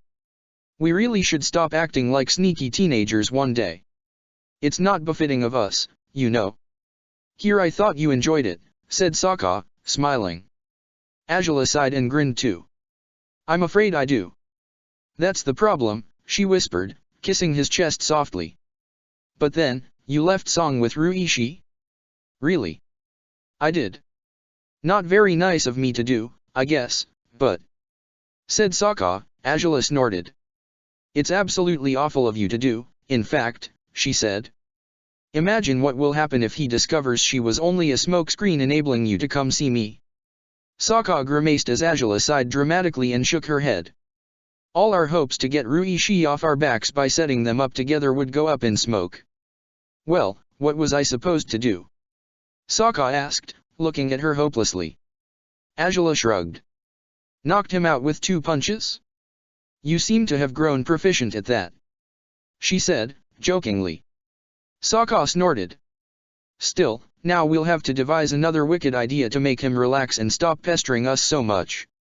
What a waste, said Sokka, sighing. But maybe she managed to distract him properly, eh? You never know. I guess you don't, said Azula, closing her eyes. Sokka smiled. It's time to sleep, huh? We were too active today, as you just admitted yourself, said Azula, smiling. And our stupid fights always leave me somewhat tired. So? Sokka smiled, pulling the covers of the bed so he could wrap them around Azula. The two of them stretched properly across the bed, still embracing one another. This is odd, really. Us sharing a bed while still wearing clothes, Angela said, caressing his forearm. Sokka chuckled. It's how we used to do it before, remember? He said. All those ages ago, when we were still resisting each other. It wasn't that long ago, you know, said Angela, smirking. Despite how comfortable you've grown with our current circumstances, we haven't been doing this for even half a year yet. Well, we will have been doing it for half a year eventually. Right. He said, looking at her with raised eyebrows. Angela opened her eyes and smiled. I'd hope for more than that. No need to set the bar so low, she said, pushing herself up and pressing her lips to his. He cupped her face, returning the kiss in the most heartfelt way he could muster. Angela's eyes fluttered closed again as she caressed his hand with hers, as her lips moved against his. She could feel his relief, sense his gratefulness, she could tell he felt a weight had been relieved from his shoulders after all he had shared with her tonight. His kiss was proof of it, and so was his gentle gaze once he pulled away to smile at her. I love you, he whispered. She smiled and pressed her forehead against his. And I you. So, sleep now. I'll wake you and toss you down into the tunnels by morning. Sokka chuckled and nodded, closing his eyes and relaxing as she gazed at him. She felt tempted again to stay awake through the night, keeping an eye on him to make sure he wouldn't fade away if she let go of him for a brief moment. But tonight, she decided she wouldn't do that. She would trust him. She knew he had started on his road to forgiving himself for his past actions, a road he might be walking for the rest of his life. But for better or for worse, she found she had to walk the very same path with him. She as well needed to accept and endure the decisions she had made, to learn to live with them and to stop them from destroying her on the inside. So she closed her eyes as well and slept, curled around him, legs entwined, fingers intertwined, much like they had on that first night they had shared in Ember Island. Much as they had when she had showed him her own demons. And much as it would be during every night they could spend in one another's embrace. Sokka didn't expect Song to be awake by the time he returned home. She had gotten started with breakfast already, judging by the apron she was wearing when she came to the door. He smiled guiltily at her. Hey. I'm back, he said. After last night's recount of his story to Angela, it almost felt like it had been weeks since he'd last seen Song. I can see that, she said, smiling a little. Is everything okay? Or? Surprisingly, yeah. She doesn't seem to think I'm that much of a lost case yet, apparently, said Sokka, biting his lip and grinning. But how did things go for you? Did he figure it out? Song blushed involuntarily, swallowing hard at the mention of the captain's name. She had guessed Sokka would ask about him, but regardless, she had hoped he might not do it. He didn't. For a moment I thought he had, but, no, she said, smiling. The secret's safe. Well, that's good news, said Sokka, smiling too. I do owe you something huge, though. I'll drag you out to the city and buy you anything you want later today. You don't have to do that, Sokka, said Song. Sokka bit his lip. Well, I want to, and I can do it, so I will, he said. But for now. I just really need to sleep more. If you don't mind. Sure, said Song, nodding as Sokka climbed the stairs, patting her shoulder as he went. Song sighed, her gaze on the staircase, her cheeks still burning as she remembered her foolishness last night. As she remembered how Ruishi had unexpectedly returned her kisses, how he had asked her if it was all right to do so, how they had wound up sitting on the couch, their hands linked, his lips still pressing against hers, until he had heard cat owls hooting and realized it was already quite late. He had bid her farewell with one last kiss, and she had been left blushing and giggling to herself all night, falling asleep with the goofiest smile on her face. But after she heard Sokka's question, regarding whether Ruishi had understood her original intent or not, she felt her enthusiasm growing fainter. He didn't know, but she had to tell him, didn't she? He deserved to understand what had happened last night. But if she told him, this strange and new relationship between them would die before it had even begun, wouldn't it? She sighed and figured she'd return to cooking to keep her depressing thoughts at bay, but Sokka's voice, coming from his room, stopped her before she could enter the kitchen. Song? What's with all this food in? You know what?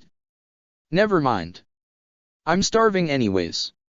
Song froze and glanced at Sokka's room, having forgotten all about his cold dinner. Yet despite her reservations, she found herself smiling as she remembered the previous night with less unease and more fondness. Even if Ruishi might not forgive her for once if he knew the truth, what they had shared had been wonderful while it lasted. Chapter 113, Kinslayer 1. The crowd was cheering long before the loud announcement echoed through the stands. And the winner is the Blue Wolf. Sokka released a relieved breath as his behemoth of an opponent lay slumped on the ring, his arms and legs still outstretched and covered in the sand he had been using to attack him. Beating earthbenders had become slightly easier these days, but defeating the wall was a rather remarkable feat in itself. The man had held a victorious streak for almost 4 years, and Sokka had been the one to shatter it with a knockout. His latest achievement afforded him an unusual sense of pride as he took off for his medical check. Naturally, he had taken a few blows, but it was nothing he couldn't cope with. To his relief, even the worst bruise he'd gotten on his right calf wasn't likely as bad a blow as he had feared at first. Well. Now you've become a streak breaker, Azula said, with a proud smirk, when she entered the waiting room just as his medical check ended. Sokka smiled back. I had to give it my all, though, he said, as the physicians packed their utensils. The guy was damn strong. Not the worst I've faced by far, but still. Strong or not, what matters is that you did just fine, she said. Upon hearing the door closing behind the last physician, she glanced over her shoulder to ensure they were alone before moving in to kiss Sokka, mere moments after he had stood up. He leaned down to meet her lips, beaming with joy. We're recovering just fine after all the time we were away, Sokka said, proudly, his arms around her waist. I must have risen in the ranking by now, right? I wouldn't bet on it, said Azula, with a sad smile. Sokka pouted. Really? The distance between gladiators grows wider now, she explained, wiping his lips with her thumb as she always did when they kissed furtively in the arena. I think I'd said so before, but you seem to need a reminder. And sadly, breaking someone's lifelong victory streak doesn't award extra points. Well, it should when it's with a knockout. Sokka pouted. Azula smiled. Come on. Let's go find out where you are in that ranking, she said, sliding her hand into his briefly. She released his hand before they left the room, but the gesture was a source of bliss for them all the same.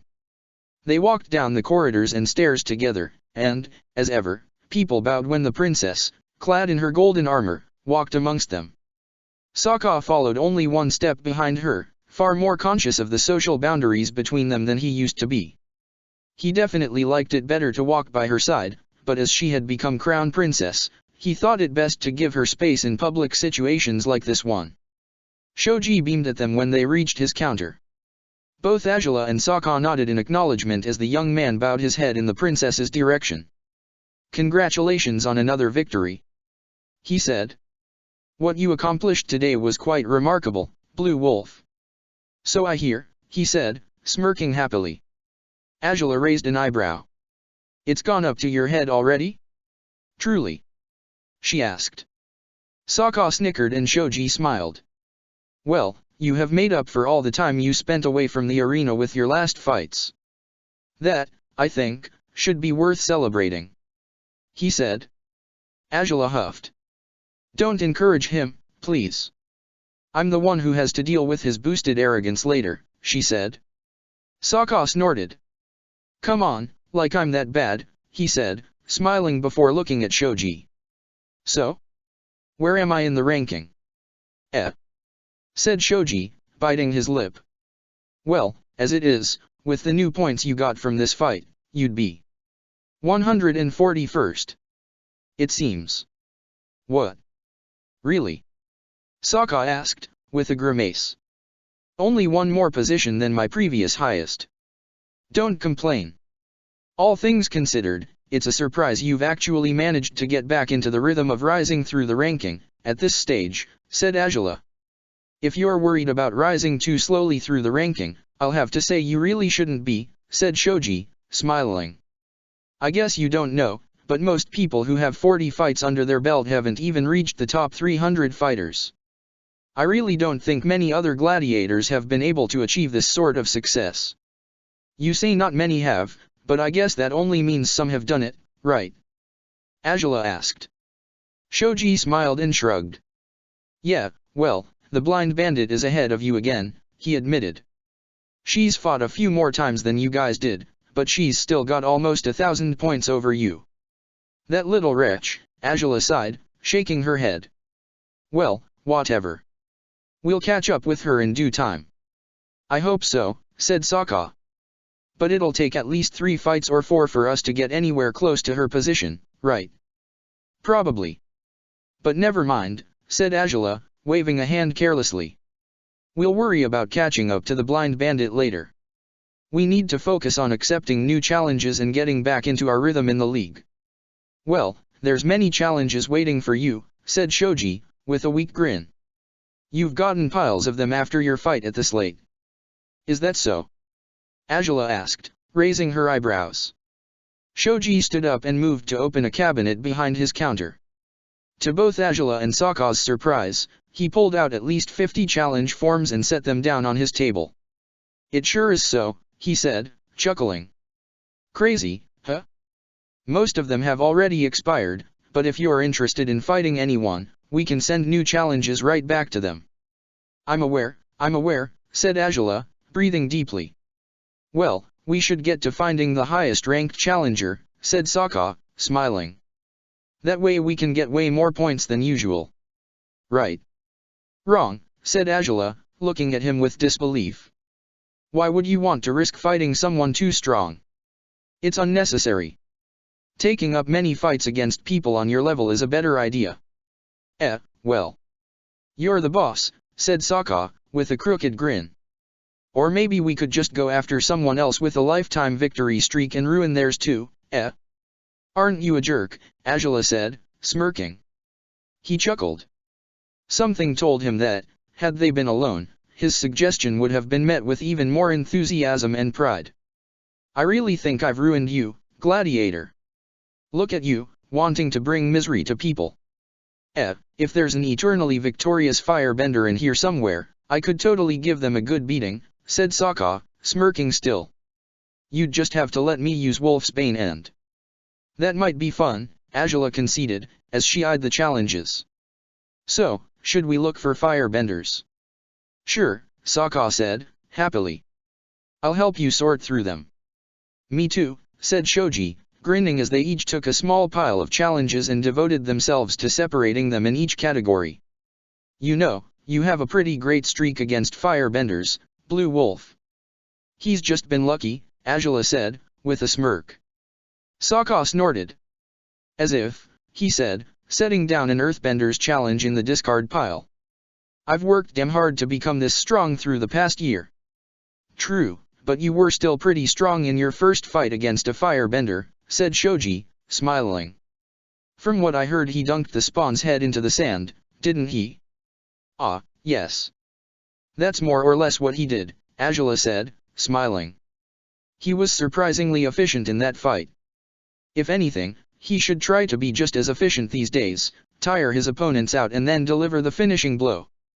It would be great, but it's not a good idea to resort to the same strategy all the time, said Shoji.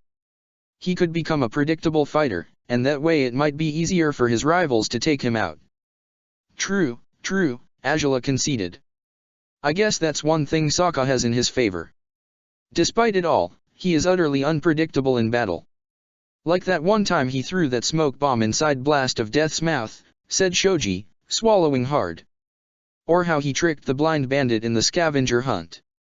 Drew quite a clever plan, despite he did cause my father's statue to topple over, Angela said, with a grimace. Shoji chuckled.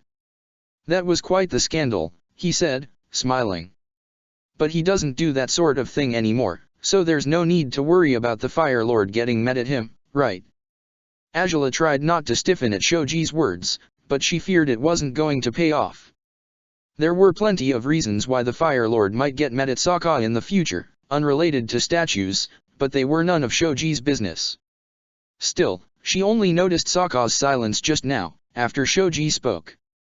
He had been unexpectedly quiet as she and Shoji reminisced about his previous fights, and it wasn't like him to let them do that without giving his input about it.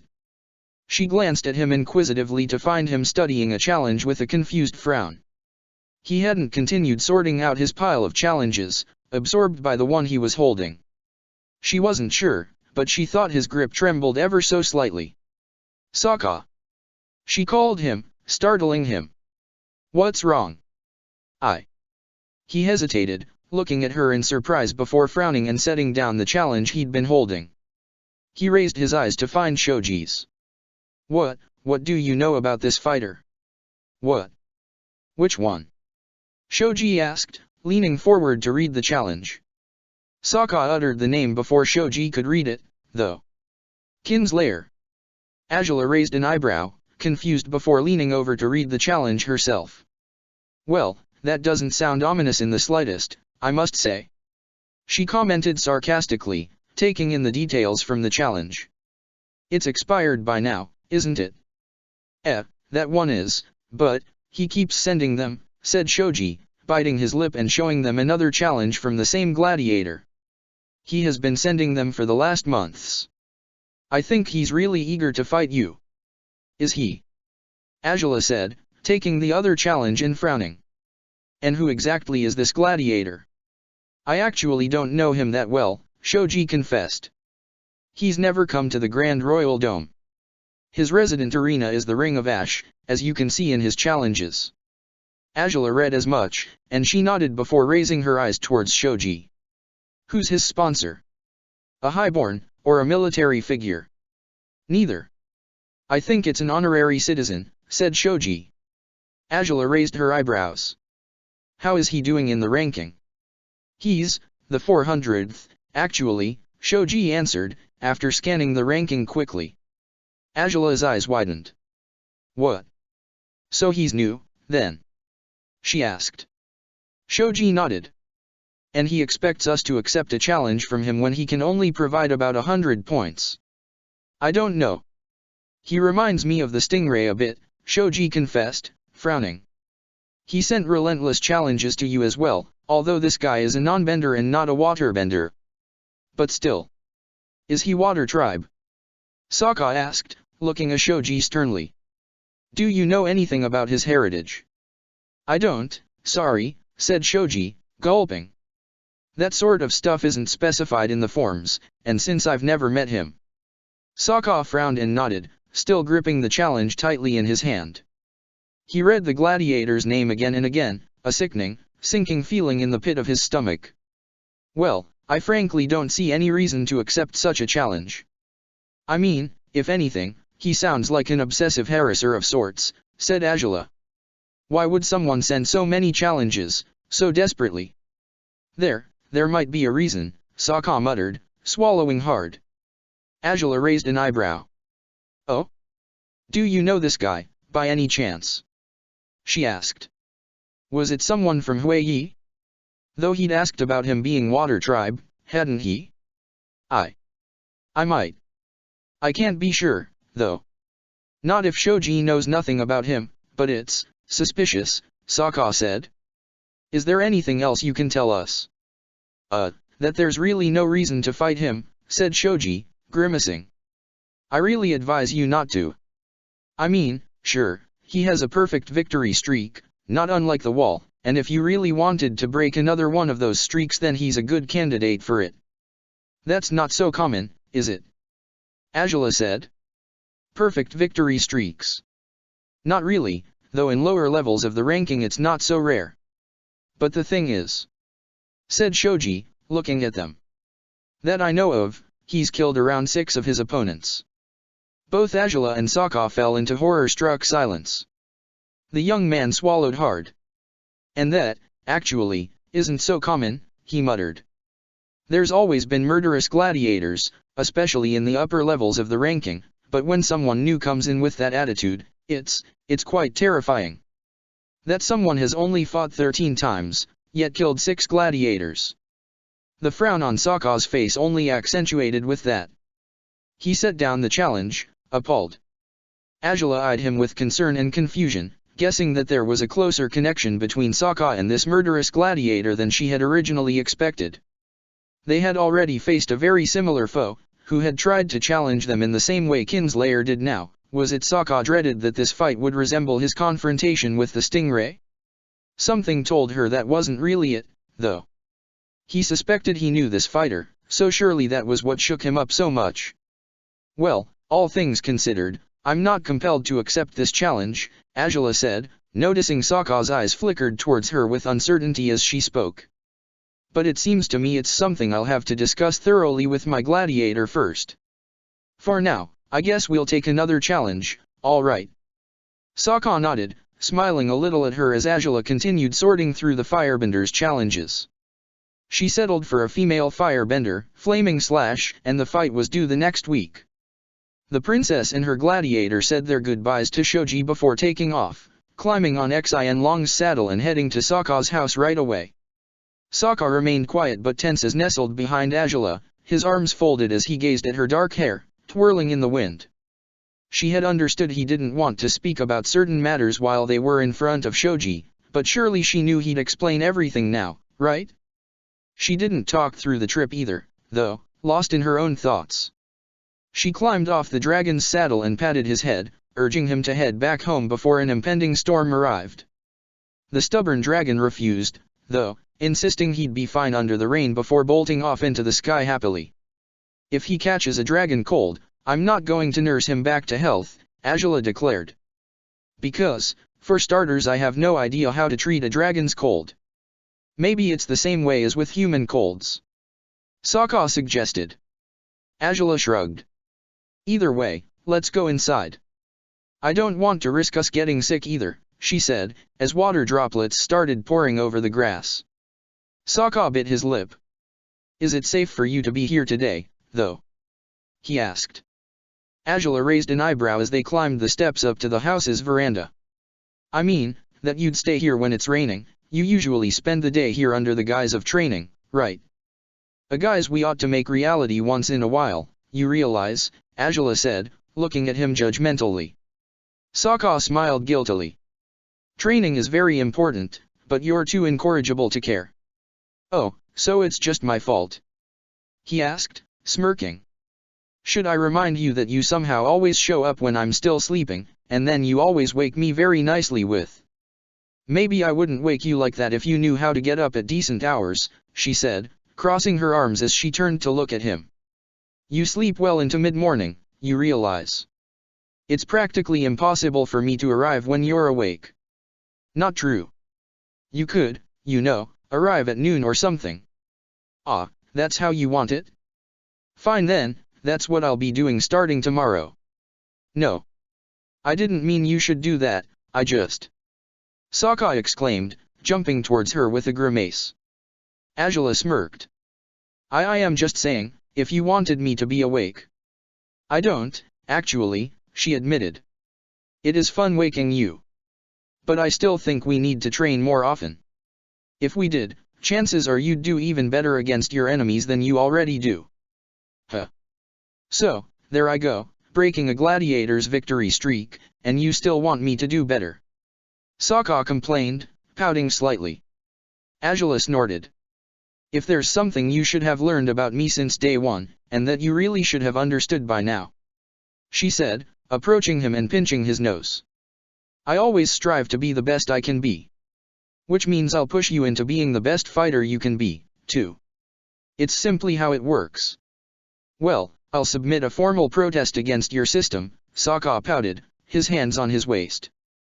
Since I've been fighting successfully these days, I demand that you allow us to have fun times, whether in bed or elsewhere, and with great meals, and a lot of sleep, and training should be the smallest share of our daily schedule. Yup. Oh? Let me see if I got this right, Azula said, biting her lip.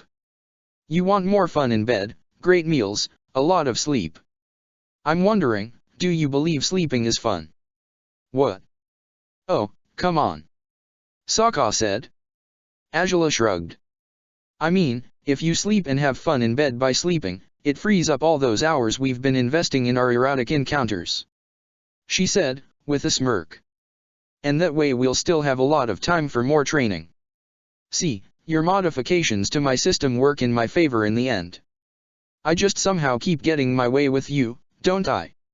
You need to stop being so clever, you know, he said, poking her shoulder before leaning in to kiss her.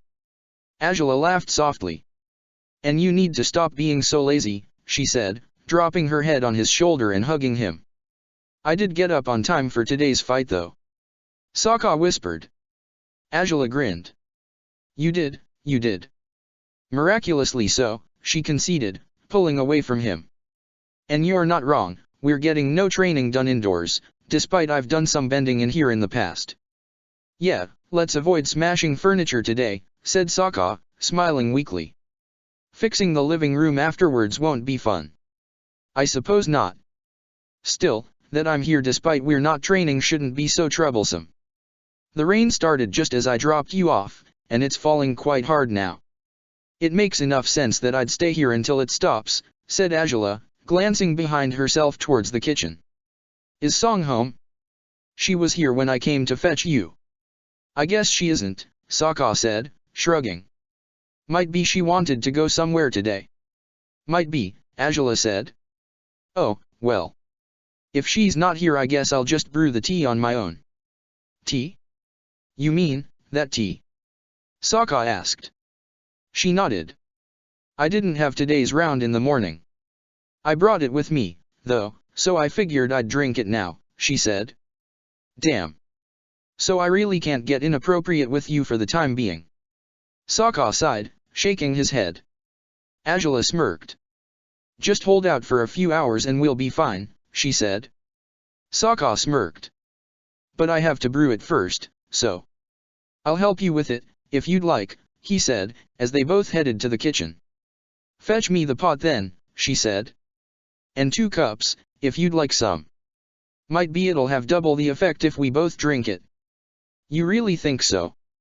Sokka asked, raising an eyebrow as he reached up in the cupboards for what she'd requested. I mean, if that's how it works. Honestly, I doubt it does, but it wouldn't be very polite to leave you thirsty while I drink mine, right? Said Angela, smirking. Sokka chuckled. All you want is for someone to drink it with you because you don't like how it tastes, he said. Angela gave him her guiltiest smile. Well, what a predicament. I've been caught red-handed, she said, as he offered her the pot. You're unbelievable, he said, chuckling. She filled the pot with water. If I were any different, you'd likely be bored, so be grateful for it, she said, with a proud smirk. She began her process to prepare her tea while Sokka smiled. Yeah, can't deny that, he said, his arms folded as he rested with his back against the kitchen's counter. Angela's eyes darted towards him as she heated the water. He was still wearing his armor, he probably had forgotten to take it off altogether, distracted by their banter. Or perhaps he'd been distracted by their banter and by something else, too. So, she said, finally. The tone of her voice betrayed the fun back and forth had ended now. Who's this kinslayer? Sokka bit his lip and ventured an uneasy glance at her. She raised an eyebrow. I mean, you implied you knew him, or knew someone who might be him, so. She said. Is it someone from Huiyi? The bastard who forced you to kill your first gladiator, or? No.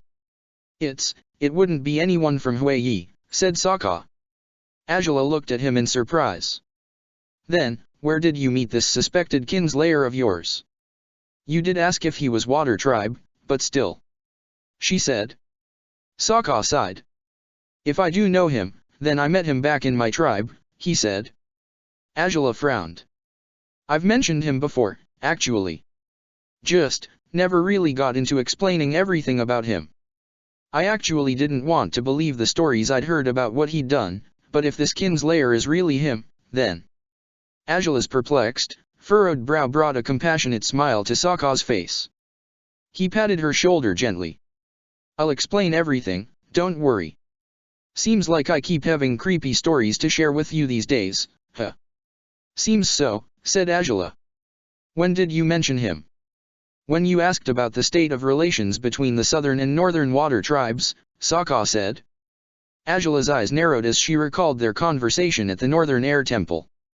You only mentioned that your father and his warriors went north, she recited. And that there was a kid you knew who went there too. You don't actually mean, though, that this kid. Sokka's silence spoke for itself. Angela's eyes widened. The kid? Really? It's a very weird story. To this day I don't know if I can believe it at all, he said. But, well, I guess it's best if I explain it all, whether I believe it or not. Angela frowned. It sounded like this tale would be yet another factor in Sokka's past that had wrought emotional scars across his rather battered heart. The thing with Roan was, well, we were the only kids of the same age back then, so even if we weren't that similar, we became friends anyhow, Sokka started. He was always bigger than me, always kinder, probably smarter too, got into little trouble, polite with everyone, not reckless. All I'm gathering from that is that he was 1,000 times more boring than you, Angela said, smirking. Sokka smiled. You're one of a kind, you know, he said. I'm glad you find me more appealing than him, but, most people didn't. I mean, I was the chief's son, so they would treat me with respect, but I always felt they saw me as a brat while they saw him as, well, the good boy, so to say. But anyways, the two of us were close for as long as I could remember. And as two 6-year-olds, we rather enjoyed playing and, well, disregarding safety, from time to time.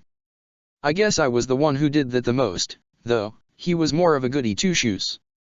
One day we decided to explore the lands near the village, snuck off when our parents weren't paying attention, and we found an ice cave. And as the adventurous boy I was, I thought we had to get a closer look. Angela grimaced as she watched Sokka with a wary eye. His voice tone betrayed this particular story could only have an unhappy ending. He followed me inside, saying it was unsafe. I told him he was just being a baby. After I said that, he got pretty stubborn and proud as he did his best to prove the baby was me. So, we had a bit of a game going on. We kept stepping further into the dark cave to prove who was braver, who'd go further in, and then a growl from inside the cave startled me. I was scared easily, something I knew he'd taunt me for, but I didn't care as I ran back to the mouth of the cave. I heard his footsteps behind me, though, so he was fleeing just as I was, but when I reached the exit, I realized I hadn't heard his footsteps for a while. I turned back and called his name, then I went back inside. Turns out that part of the cave had been blocked by snow that had collapsed in it, probably because of our childish screams and loud footsteps. It collapsed atop him. Angela asked, her eyes wide. Sokka nodded. Could have gotten us both, but it only got him. It was a snowin', though, so it wasn't as bad as it could have been if it had been solid rock or ice. But whatever had made that sound inside that cave sounded like a dangerous creature. And if Roan hadn't been crushed by the snow, he might have to face the beast instead. And he was only 6, so as any 6-year-old with a shred of common sense would, I ran as fast as I could back to the tribe and told the grown UPS about what had happened. My parents, his parents, and many others ran to his rescue. It took them a while to make it, and as my sister was barely 4 and had only just given her first signs of being a bender, there was no way she'd be able to help with bending the snow away. It was the next night when they finally pulled him out. He was unscathed, for the most part, or at least it's what my grandmother said, once she had a good look at him. But something changed in him after that day. Something snapped, something broke, I have no idea what. He was bedridden for days, eating little, talking less. I tried to get through to him, but he wouldn't respond no matter what I did. So, that's why he was taken to the Northern Water Tribe? Angela asked. Sokka nodded.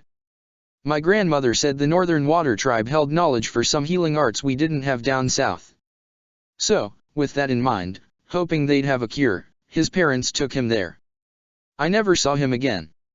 Angela frowned as Sokka's story reached what felt like its organic conclusion. The tea had already boiled, helped by her fire bending, and she poured it on the 2 cups before handing one to Sokka. That's very tragic, for certain, she said, as he sipped the drink. But, if you don't mind me saying it, I don't see how this ties in with the Kinslayer. Unless your story isn't over yet. No, the story isn't over, but I didn't see him again anyhow, said Sokka. I just heard things I had a hard time believing later on. Truthfully, I still have a hard time believing them. Heh, Azula mumbled, holding the cup closely.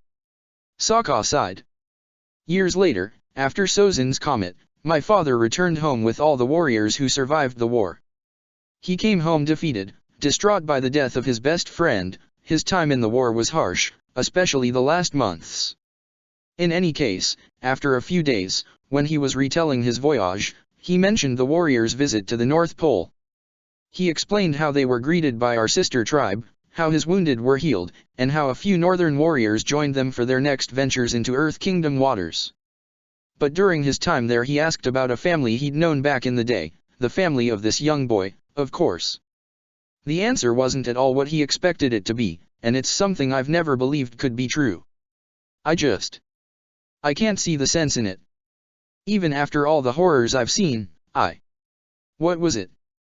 Azula asked, cautiously. Sokka swallowed hard. It seems whatever illness had taken over Roan's mind had only grown worse in the Northern Water Tribe. His unresponsive state had remained unchanged, as if his emotions had frozen cold back in that cave. Still, as bad as all that was, it doesn't explain how a mere 12-year-old would murder his own family. Azula's eyes widened. Sokka huffed and shook his head. My dad said it was what he'd been told, but my sister and me refused to believe it. Our friend was no murderer, let alone would he kill his own parents. Dad agreed, and told us it had to be a misunderstanding somehow. That even if he'd confessed his guilt, and had been found standing over their corpses, something simply didn't feel right.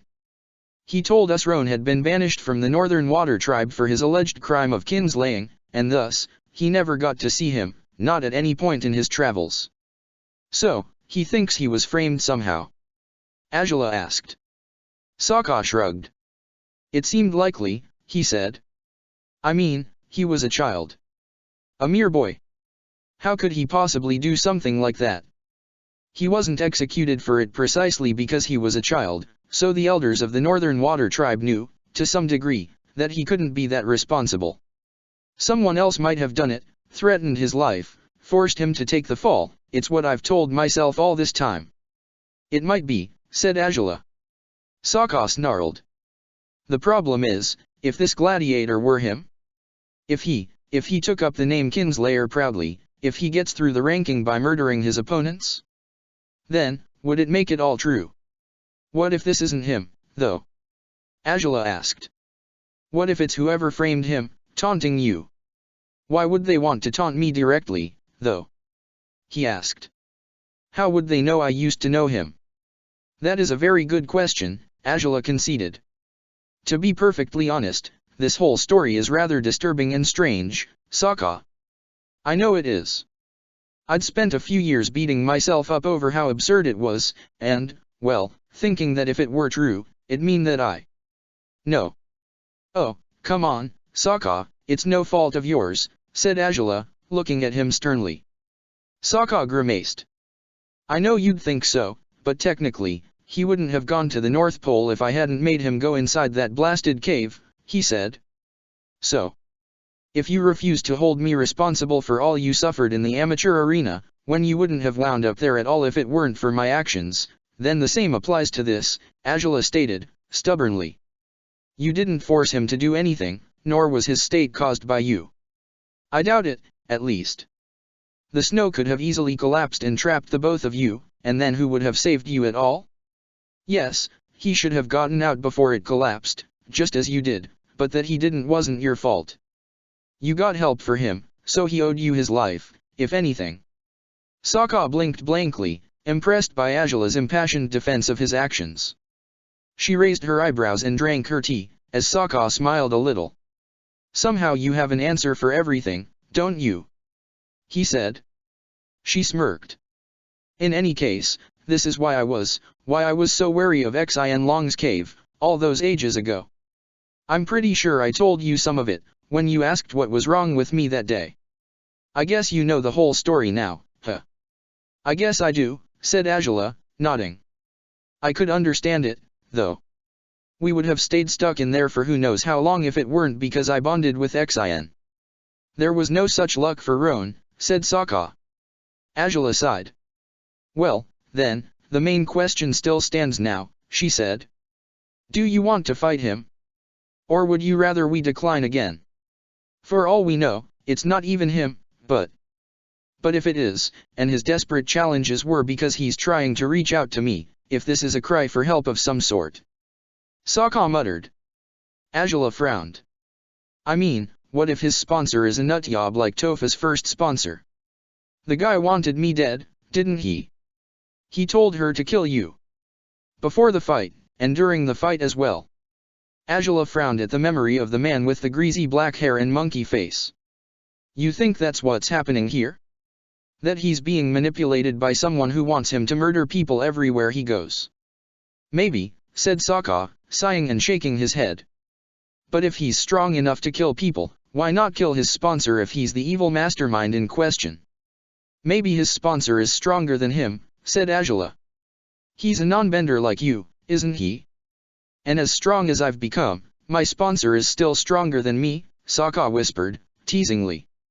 Is that it, then? Well, we won't know unless we accept his challenge, will we? Said Azula. Sokka grimaced. Should we, then? He asked. If he's a gladiator killer, do you think he'd want to kill me too? He might try. But others have tried to kill you and failed so far, right? Said Azula. I mean, it's a big risk to take regardless, but he's a non-bender like you. I'd like to think you're strong enough to stand your ground against someone who is limited to 5 weapons, like yourself. You dealt with the second strongest gladiator in the league and survived with just a few minor scorch marks, didn't you? True, said Sokka, breathing deeply. I'm just nervous, I guess, but you know what? You're right. If he were Roan, and even if he's not, I've fought against some serious monsters before and survived. I mean, I went up against the Stingray, no less, so. You should be able to hold your own against him, Azula agreed. Whether you win or lose won't matter so much, he's only worth 100 points after all. But if you want to make sure he's your friend or not, well, this is the best way to find out, isn't it? Sokka swallowed hard and nodded. Azula placed a hand on his arm, rubbing it gently. Despite his growing apprehension over the dark challenge that loomed ahead, Sokka smiled at her. Seemed like we managed to resolve a complicated problem without things getting blown out of proportion. Must be a first, huh? He asked, teasingly. Azula smirked. I guess we're finally getting the hang of that mysterious trick of communication, are we? She asked, finishing her tea. Sokka chuckled and lifted his own cup to his lips. Now, truth be told, this thing's not so bad, Sokka said, after tasting the drink again. Azula snorted. Your taste buds have absolutely no sense of refinement, do they? You keep saying that when you know it's not true, Sokka replied, between chuckles. But I know you just don't like tea, so that's why you think it sucks. I can drink certain kinds of tea. A select few, truth be told, she said. But this one's simply in the bad tea group, for certain. You should add something to improve its taste. Like sweetening it, somehow, said Sokka, chuckling. Wouldn't that ruin its purpose? Azula asked. Sokka shrugged. Might be.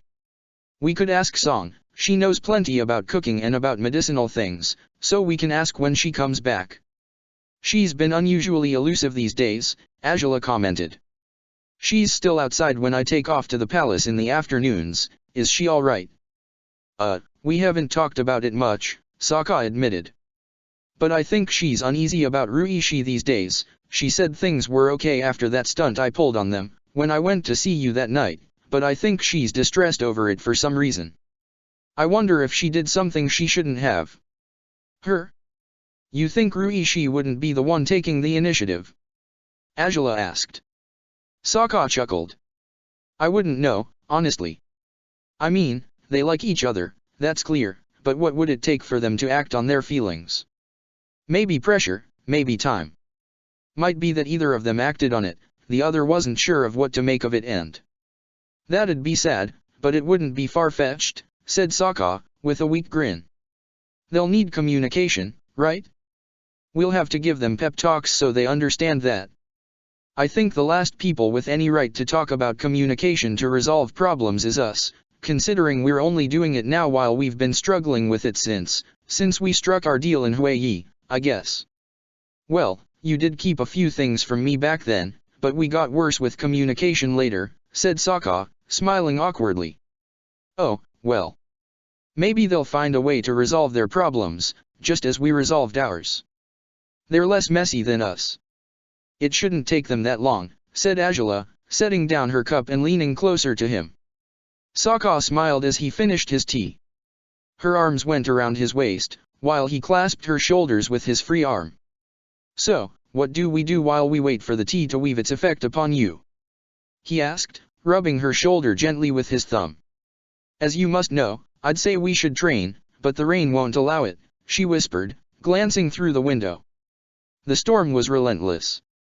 So, I guess all I can suggest is that we keep ourselves entertained without actual intercourse until enough time passes by for the tea to start working.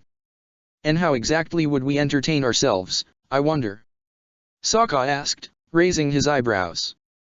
Well, we'll be all alone in this house until the rain recedes, at least, said Azula, smirking. I'd assume your creative mind could, I don't know, come up with something fun to do in this unique opportunity.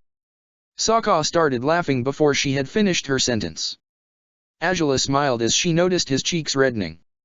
Just what sort of ideas would be coursing through his mind to make him blush that way?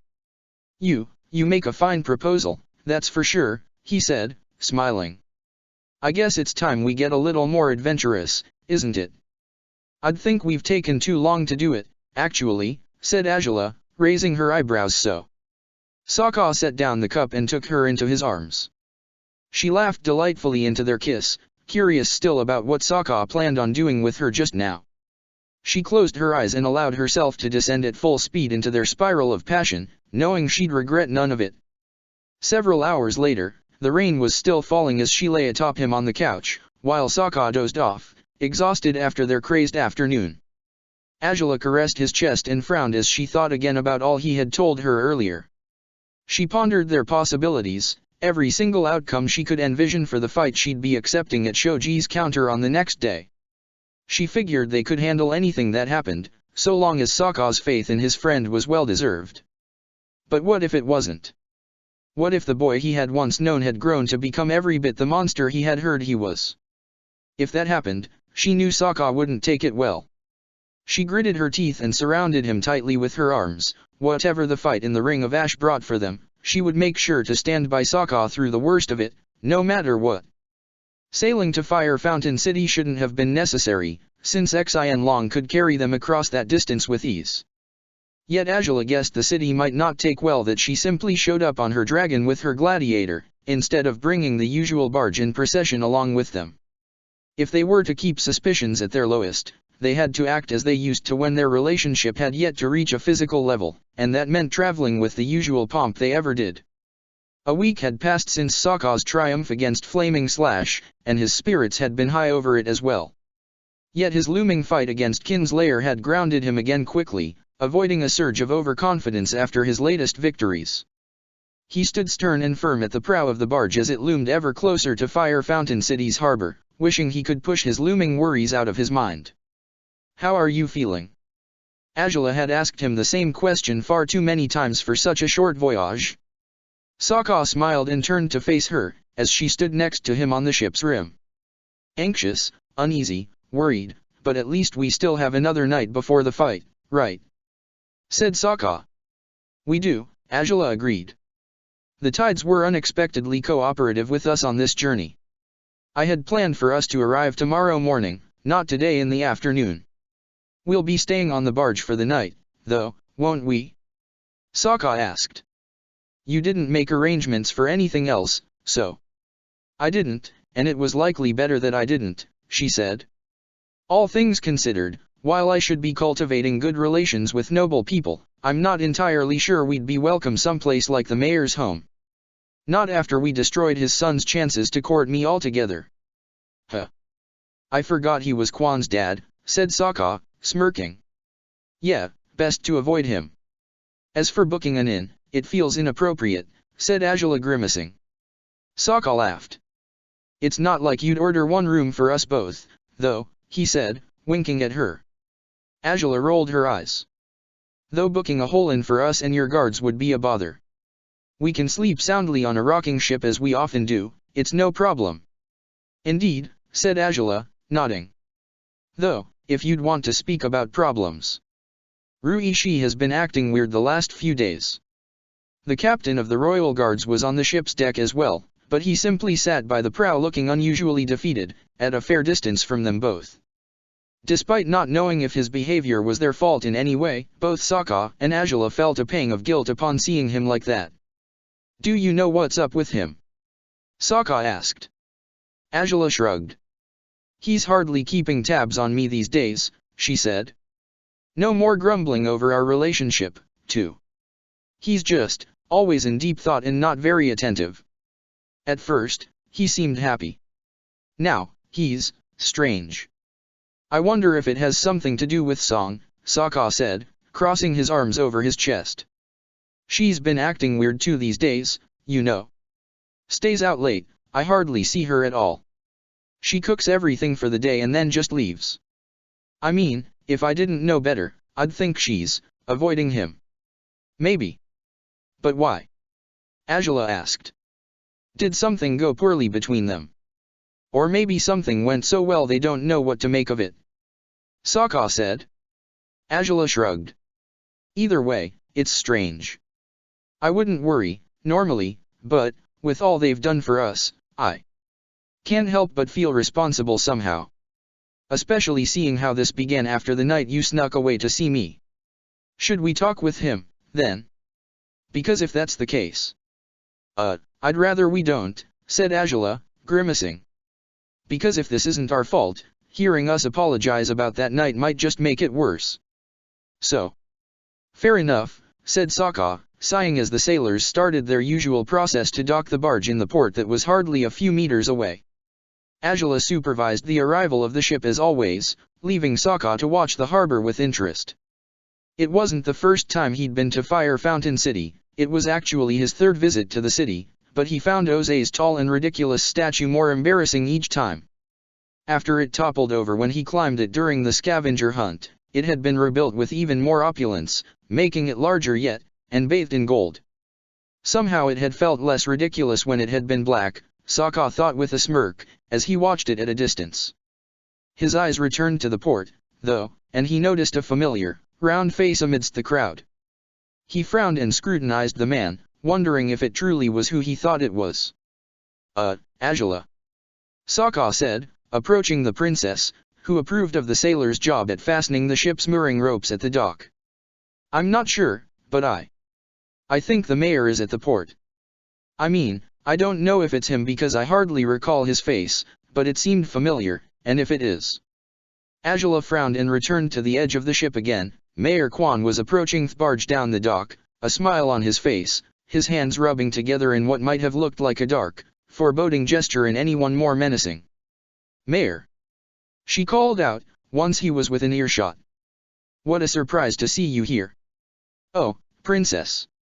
I was told you might be arriving early. He said, beaming. I heard you would fight in the Ring of Ash tomorrow, and I looked forward to seeing you beforehand. A sailor lowered the ship's ramp, allowing the princess to speak with the man directly.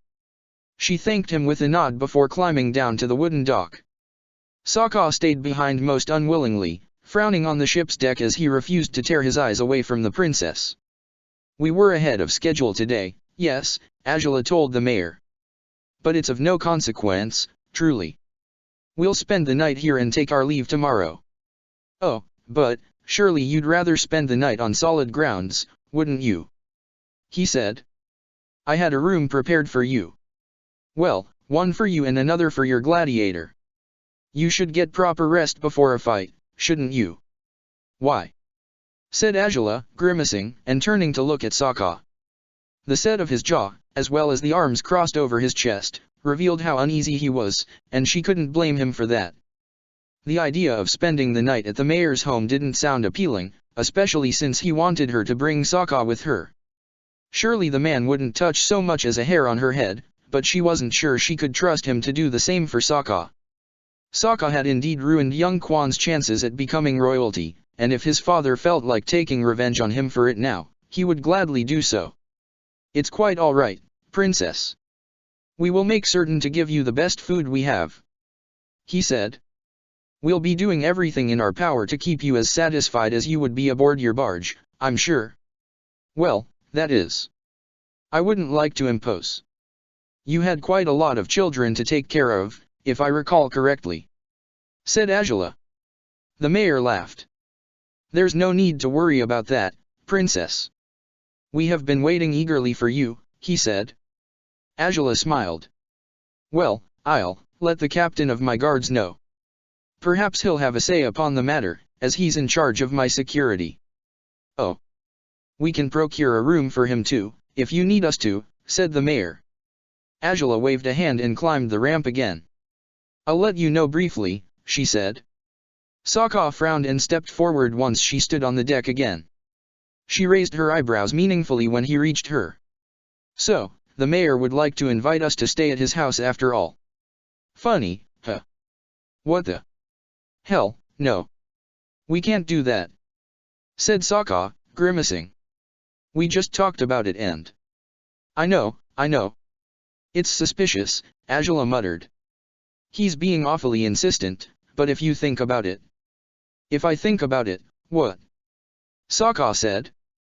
I do need to keep some noblemen on my side, she said, rubbing her forehead with her fingertips. And if I can try to make amends for the chaos from my birthday. What? Sokka squealed. Azula sighed. It's a political move, nothing more. He'll try to kill us, though. Or at least me. Sokka exclaimed. Azula grimaced. I'd hope not. If he dared, he'd be in real trouble, she said. But as it is… What's going on? At last, Ruishi had been brought out of his strange state, and he had approached them with folded arms. Sokka grimaced as Azula turned to him. Mayor Kwan is offering us to stay at his home. The three of us, at any rate, she said. That is, if you're interested in coming along. I'm sure Sokka will like it best if you do, seeing as he thinks Kwan is trying to kill him. Why would he? Because of his son. Ruishi asked, but he dismissed Sokka's concerns quickly and turned towards Azula. Do you want to go, princess? It would be polite to accept, she said, shrugging. But I can't lie, it worries me, to a degree. I don't think they could outright attack us if they feel like it, we could handle ourselves. But if they were to, I don't know, poison Sokka's food. Eat in a restaurant, said Ruishi, shrugging too. If you really distrust them so much, that's always a possibility. Huh? Should we? Sokka said. Azula sighed. So, we'll politely accept his invitation and impolitely decline his offer of food, she said. Sounds reasonable. Well, then, are you coming, Ruishi? I don't know, he said, frowning. I suppose I could, but I'd rather just stay here. Are you serious? Sokka asked, raising an eyebrow. Ruishi shrugged. You two can take care of yourselves, you have done it before, right? He said. If worst comes to worst, and they discover your funny secret, you'll just have to silence them permanently, and I'd rather not be there to deal with that. No one is going to discover anything, said Azula, an eyebrow twitching. So, you're just going to stay here? Despite the offer. I'll just keep an eye on the ship. Make sure not to waste much time tomorrow, the sooner we return to the capital the better, he said, waving a hand towards them. I'll have a few guards bring your luggage to the mayor's house. Sokka frowned as Azula studied Ruishi's back. He had walked away without another word. Either he's mad at us for that stunt indeed, or something's really wrong with him that we can't fathom, said Azula. Sokka's eyebrow twitched. We'll have to talk to him eventually, won't we? I'm afraid so, she said, sighing. Maybe it's just that he hoped that our relationship really would be over by now, and he's disappointed that it's not. Heh. That wouldn't surprise me, coming from him, said Sokka, as he and Azula walked towards the ramp again. Still, are you sure about this? Cultivating good relations with noblemen can help, but we won't get to enjoy ourselves tonight as you'd like to, I know, she said. We must be cautious after all. It won't be much of a sacrifice in the long run, I hope. Sacrificing our nights together is always a very sad thing to do, though, Sokka sighed. Azula chuckled. Mayor Quan smiled and greeted Sokka enthusiastically as well as Azula, despite Sokka was wary and uneasy as the man shook his hand. Azula studied Quan's attitude, identifying next to no hostility from him. Was he that good an actor, or was it he truly had no secret ill intentions hidden behind that cheery smile? It's great that you've wanted to join us, he said.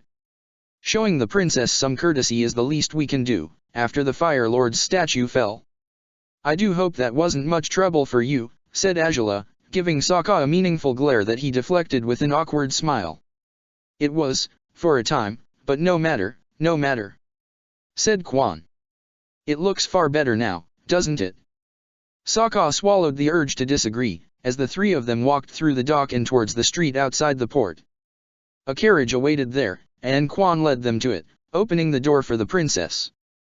Please, take your seats, he said. Azula swallowed hard and climbed onto the cabin, only to notice later that it wasn't empty. She realized she had seen the woman inside the carriage before, but it was Sokka who identified her. He had been the one running side by side with her during the scavenger hunt, after all. Hey, I know you, he said, pointing at her rather rudely. Azula scowled at him.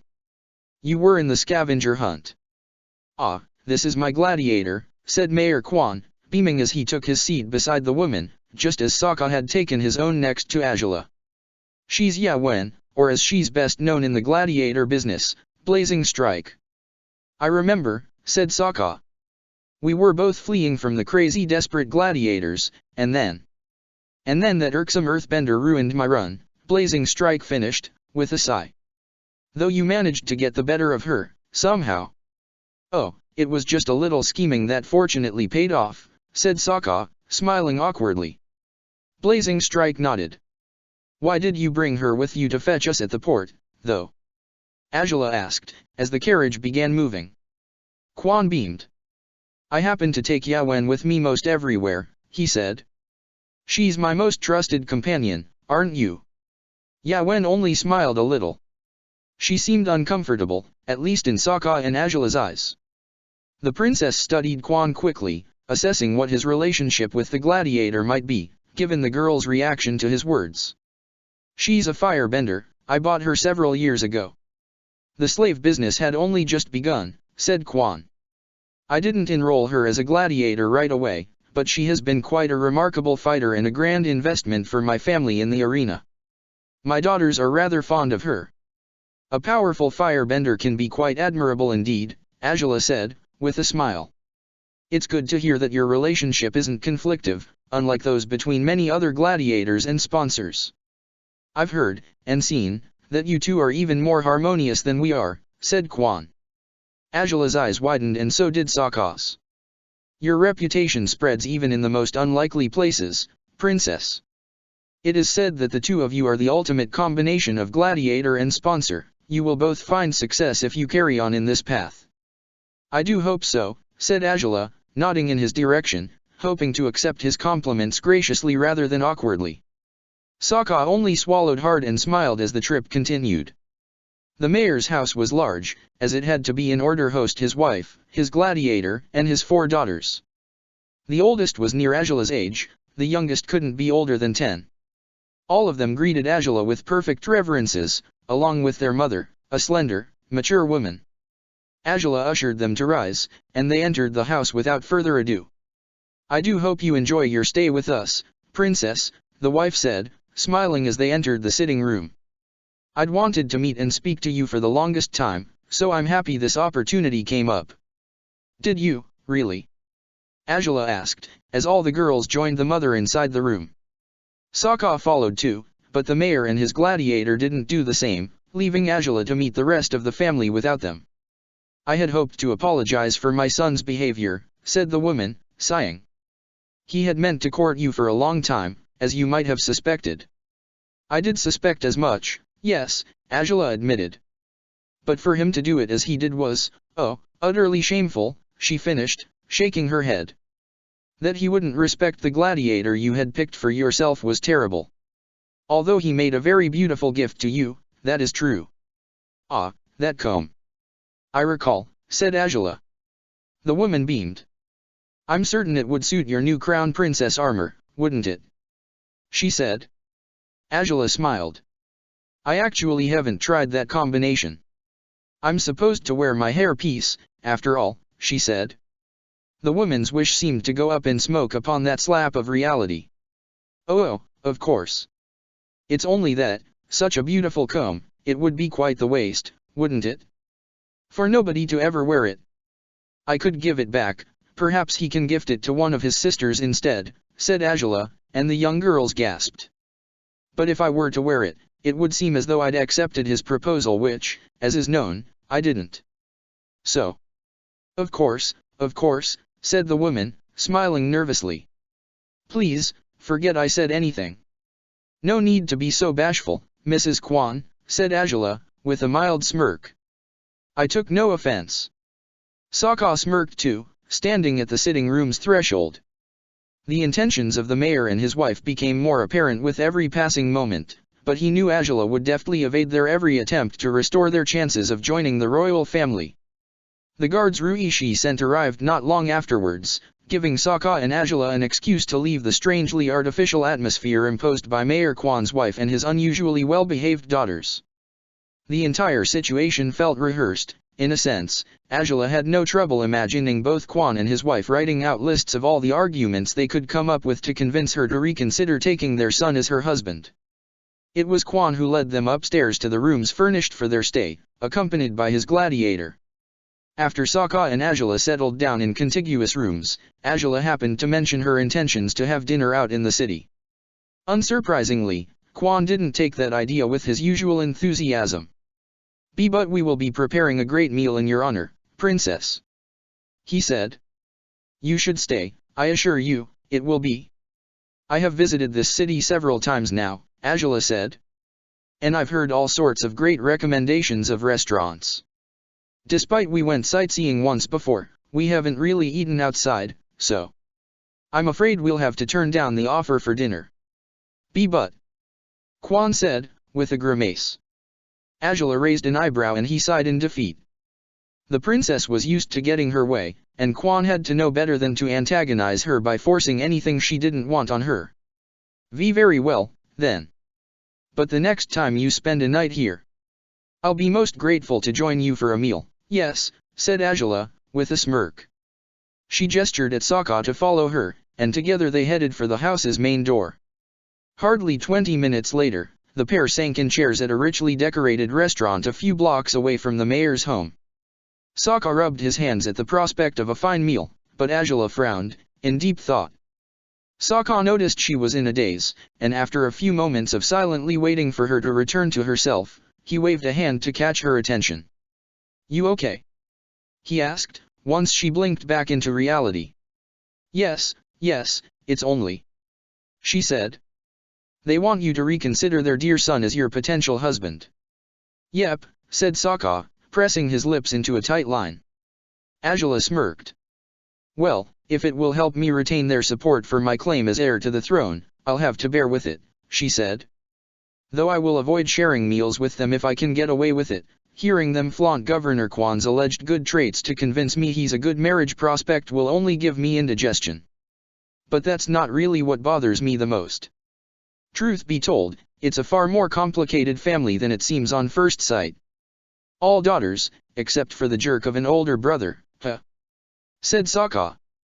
Angela nodded. The girls seemed so inoffensive in comparison, though. Surely they are, said Angela. But what worried me was, well, Mayor Kwan, actually. And his gladiator. Seeing how you have knowledge in that area, you should be able to notice a secret relationship when you see one, Angela said, looking at him skeptically. Sokka gawked at her. Wait, what? He's, with his gladiator? But he's married. What a shocker, that a married man would take a lover, Angela said, sarcastically. Sokka blushed. It's just. I mean, why would he get involved with her? He said. He has a family, and Blazing Strike's like. I don't know, 20 years younger than him. That's exactly why, you know, said Azula, twirling her bangs between her fingers. This is no happy family, nor a happy marriage. The Kwans, they're ambitious in their own ways. They all seem to want things that they shouldn't have, just as their older son wanted to marry me. You think the wife knows, though? Of course, said Azula. She's no fool.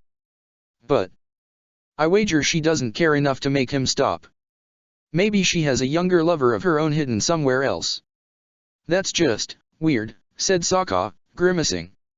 We're staying in one hell of a weird house, aren't we? I say we enjoy it while we can, said Azula, smirking. It's not every day that we get to see sponsors and gladiators with relationships even more complicated than our own. You think she likes it, though? The whole affair? Sokka asked. From where I'm standing, I can't see why a woman would want anything with a guy like that. I'd think she's just in it for the sponsorship, said Azula. Unlike you, and many others, there's some gladiators who genuinely enjoy the thrill of fighting in the arena.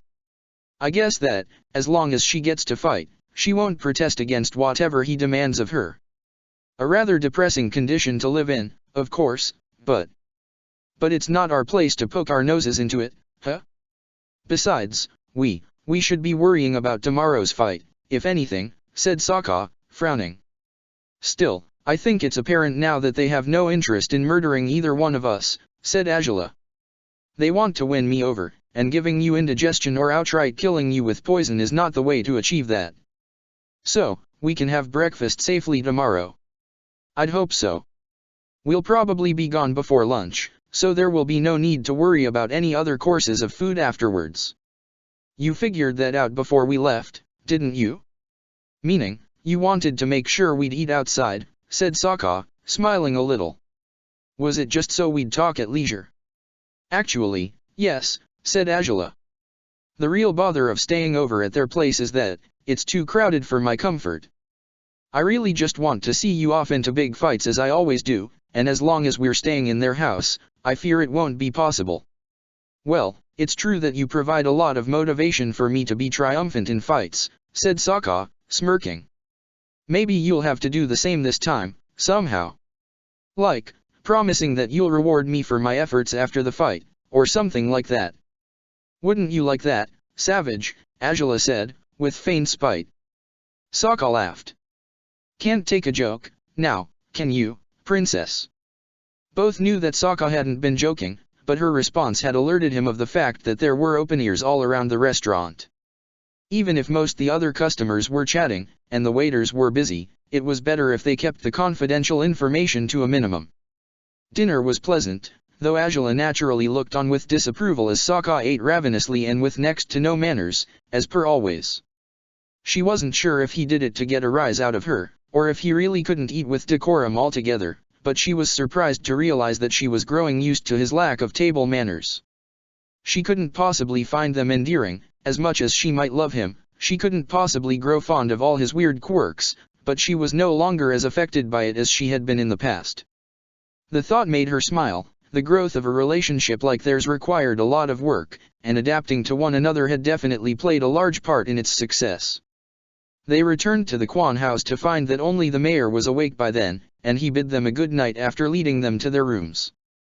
Sokka was tempted to climb out the window and lurk his way into Azula's room, but he knew that kind of mischief would be extremely unsafe, and Azula would be more than a bit outraged for it.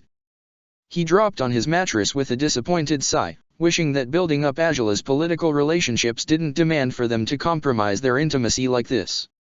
They did take a lot of risks under all circumstances, but he didn't dare do it here, and he knew neither would she. It was one thing to act out in known grounds and territories, with a set plan about what they'd do, and a whole different one to act rashly in an unknown house, where they couldn't lower their guard around any members of the family that hosted them. So he simply lay in bed, missing the feeling of his princess in his arms and her lips on his. In the very next room, Azula lay in bed, hopelessly longing for the same thing. The sound of arguing voices woke Azula. She had never been a heavy sleeper, and she found she was more likely to wake up suddenly if Sokka wasn't with her. Since she was alone, the soft grumble of two voices was enough to stir her awake. She rubbed her eyes and glanced out the window to find the skies were already of a light blue. Despite the sun had yet to rise, there wasn't much point in trying to fall asleep again. She sucked in a deep breath and readied herself for the day, donning her golden armor and fixing her hair as perfectly as she could manage. She noticed someone was standing by the stairs when she walked out into the hall. Wishfully, she wondered if it would be Sokka. A closer look revealed it was, in fact, Blazing Strike. Azula frowned and made her way towards the woman, and the gladiator jumped upon noticing the sound of Azula's footsteps. "Did they wake you?" she asked. Azula shrugged. "I would have woken up soon either way," she said. "What's happening?" I suppose a princess like yourself shouldn't hear it," said Blazing Strike, grimacing. "It's just. Did she confront him about you?" Azula asked. Blazing Strike lowered her eyes guiltily. "Or is she scolding him because we bailed on dinner last night?" "Both things, I guess," said Blazing Strike. "The first is no surprise, though. It's been happening even before anything had happened. She saw the way he looked at me. Assumed he was using me even when he wasn't." "It sounds like trouble," said Azula. Blazing Strike shrugged. "I guess I could do worse," she said. "At least he's kind with me. Only. You have no feelings whatsoever for him, do you?" said Azula. Blazing Strike shook her head. "He's not utterly disgusting, but he disappoints me more often than not, in many ways," said Blazing Strike. "Still. I shouldn't discuss these matters with a princess." "On the contrary, you should," said Azula. "I'd like to know just what subjects I can expect to have once I become Fire Lord." "This has been enlightening, in a sense." "Has it?" "I wouldn't think it's that weird for a sponsor to get involved with his gladiator," said Blazing Strike, shrugging. "I've heard of some capital girl who has this earthbending gladiator. She makes no efforts to hide that she's doing him, you know." Azula smiled awkwardly. She knew all too well. "Scandalous, truly," said Azula, sighing. Blazing Strike frowned. "On another note, though, your fight is today, isn't it?" "That's right," said Azula, nodding. "You're a local fighter, now I think of it. Have you ever seen the Kinslayer?" "Not personally, no," said Blazing Strike. "I've heard enough unpleasant tales about him that I wish not to, though." "Is he as vicious as I heard?" Azula asked. "He truly has killed 6 gladiators." "That's what I heard, too. I knew a few of them." Azula's eyes widened. Blazing Strike swallowed hard. "I suppose someone who won in the slate shouldn't have an issue beating him," said Blazing Strike. "But, he's a madman. If your gladiator hesitates at all, he'll cut him down without a second thought." "I guess so," said Azula, frowning. "Do you know anything else about him? Where he's from?" "No, not really," said Blazing Strike. "I guess if I'd seen him, I might be able to help you, but I've just heard rumors. And people are too freaked out about murderous gladiators to take in any details other than the fact that they're murderers." "I see," said Azula, sighing. "Well, that really isn't much more information than what we already had. Hopefully, with some luck, we'll be able to defeat him. My sponsor and I will be there to watch," said Blazing Strike. "He intends to take you to the arena on the family carriage, too." "I do hope he doesn't take the whole family," said Azula. "Not only because of the conflicts between them, but I doubt his young daughters would be ready to witness the violence of a gladiator arena." "They'll have to learn one day," said Blazing Strike, shrugging. "The world isn't a kind place." "Not really." "You're not wrong about that," Azula concurred, as footsteps made their way up the stairs. Footsteps that belonged to a nervous Mayor Quan. "You were awake?" he exclaimed, looking at Azula. "May I interest you in breakfast now, Princess?" She could see that whatever he had been discussing with his wife was still fresh on his mind, and that he was making great, but vain, efforts to hide it. All she did, though, was smirk and nod in his direction. "If you'd be so kind, Mayor Quan." She hoped that, in her presence, the married couple would stop arguing. It seemed that at least Blazing Strike would thank her for it. Sokka only woke up when Azula was done with her breakfast. By then, the table was already fully crowded, and as he ate with a little more decency than he had the night before, Azula noticed a few of the girls staring at him with curious and perhaps even smitten eyes. She couldn't help but wonder if excessive exposure to the world of nobility would make high-born women like herself oddly susceptible to the charms of men like Sokka. The thought brought a small smirk to her face as she sipped on the juice she had been drinking, as she waited for Sokka to finish stuffing himself as ever. Despite his clumsy ways during the meal, though, Sokka left his easygoing attitude behind once he returned to his room to furnish himself with his armor. He breathed deeply, staring at it and his weapons, wondering if he'd take up arms against an old friend today, or a new foe, or both things in one. The disquieting thoughts he had brushed away as lies, as conspiracies, as nonsense, came back to haunt him now. What if it was all true? What if the boy he had once known had disappeared completely? Yet, Sokka wasn't the same young boy he had been once, either. If it really was his friend, would he recognize in this fully grown Sokka the careless trouble-making child he had been long ago? Though he hadn't lost much of his carelessness, or his tendency for getting into trouble, he smiled, guessing he had actually retained those qualities, or regained them once again after joining forces with Azula. Perhaps there were a few traits within himself that could remain untouched, that could identify him for who he was. Could the same apply to Roan? "You've taken a while with that," he heard Azula's voice behind him. The creak of the door closing after her, along with the click of the lock, made him smile. "Are you all right?" "Just thinking," he said, turning around and looking at her. "Just wondering, well, how things will turn out today. I guess I'm just afraid. Any possibility is terrifying, for its own reasons, so." I know, said Azula, approaching him and placing a hand on his chest. "But we said this was what we'd do, right?" We did, Sokka admitted, as Azula reached for his armor and ensured to fit it around his body. "So, torturing yourself about what might be and what could be is a waste of brain power. In less than an hour we'll find out the truth already," she said, fastening his forearm guards too. Sokka smiled. "And regardless of whatever happens out there, I still have you," he said. Azula raised her eyebrows. "Here, I thought that went without saying," she said, with a slight smirk. Sokka chuckled as he picked up his weapons, fitting them in place. As he turned his back on her to pick up his bombs, Azula leaned closer and hugged him from behind. "It was a pretty lonely night, huh?" he muttered. She smiled. "We need to stop sneaking around so often to sleep with one another.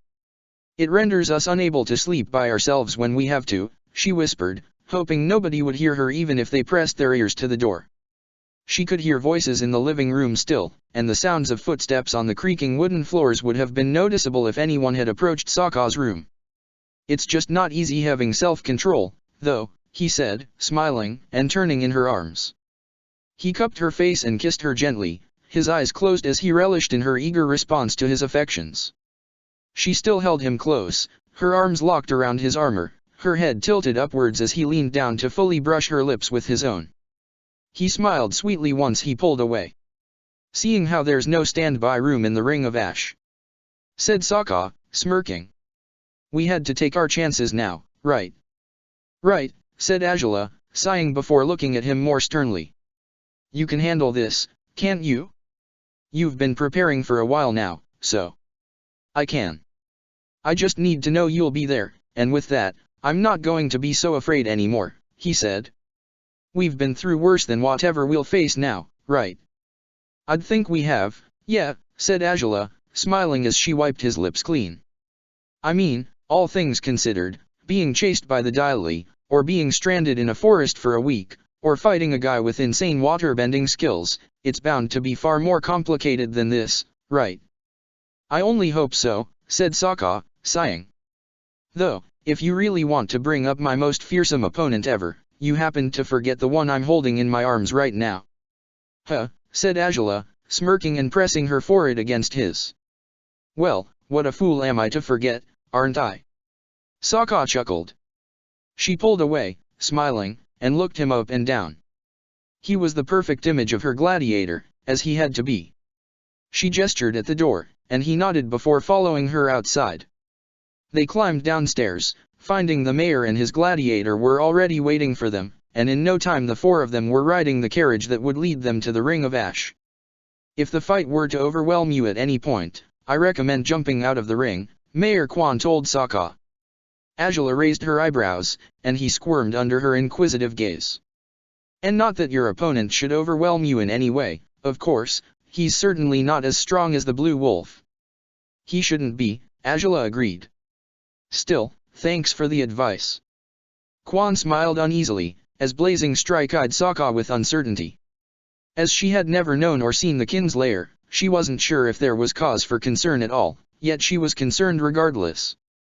She knew firsthand that the Blue Wolf had the tendency to hide tricks under his sleeve, but she couldn't help but wonder if hiding any this time around would do him any good.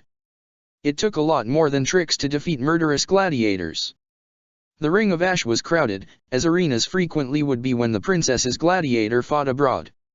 Room was left for her and her fellow sponsor at the center of the first row in the stands, and the mayor struggled to find empty spots nearby for himself and Blazing Strike. Azula didn't take her seat yet, though, upon noticing their rivals weren't there yet. She signed Sokka in at the counter by the stands, and she gestured at Sokka, hoping to speak with him away from the crowd. You know I'm not a fan of you losing, but what the mayor suggested is a good strategy here, said Azula, looking at Sokka. You'd lose the fight automatically if you get out of the ring. If he's out to kill you and he gets anywhere close to succeeding at it, that's always an option to stop him. Yeah, I'd do that if I have to, said Sokka, breathing deeply. Though I wonder if he'd stop at all if I did that. If he doesn't, the one killing a gladiator today will likely be me instead of him, said Azula, frowning dangerously. Just stay safe, Sokka. As it was in the slate, as it has been in all your fights, what matters most is that you survive. All right. He nodded and smiled. She breathed deeply and ushered him to head to the Ring of Dark Ash, while she took her seat in the front row of the stands. The other sponsors' space was still empty, while the rest of the front row was occupied by the match's judges. Azula breathed deeply as Sokka entered the dark ring, his head somewhat tilted while he withdrew his sword from its scabbard, swinging it in careless but masterful circular motions. He cleared his mind with every step he took as he paced slowly. For some reason, doing so was surprisingly easy despite all the anxiety he had felt before arriving at the Ring of Ash. Thoughts of who his rival might be had hit a standstill, and all he could do now was wait. Soon enough he would arrive, and once he did.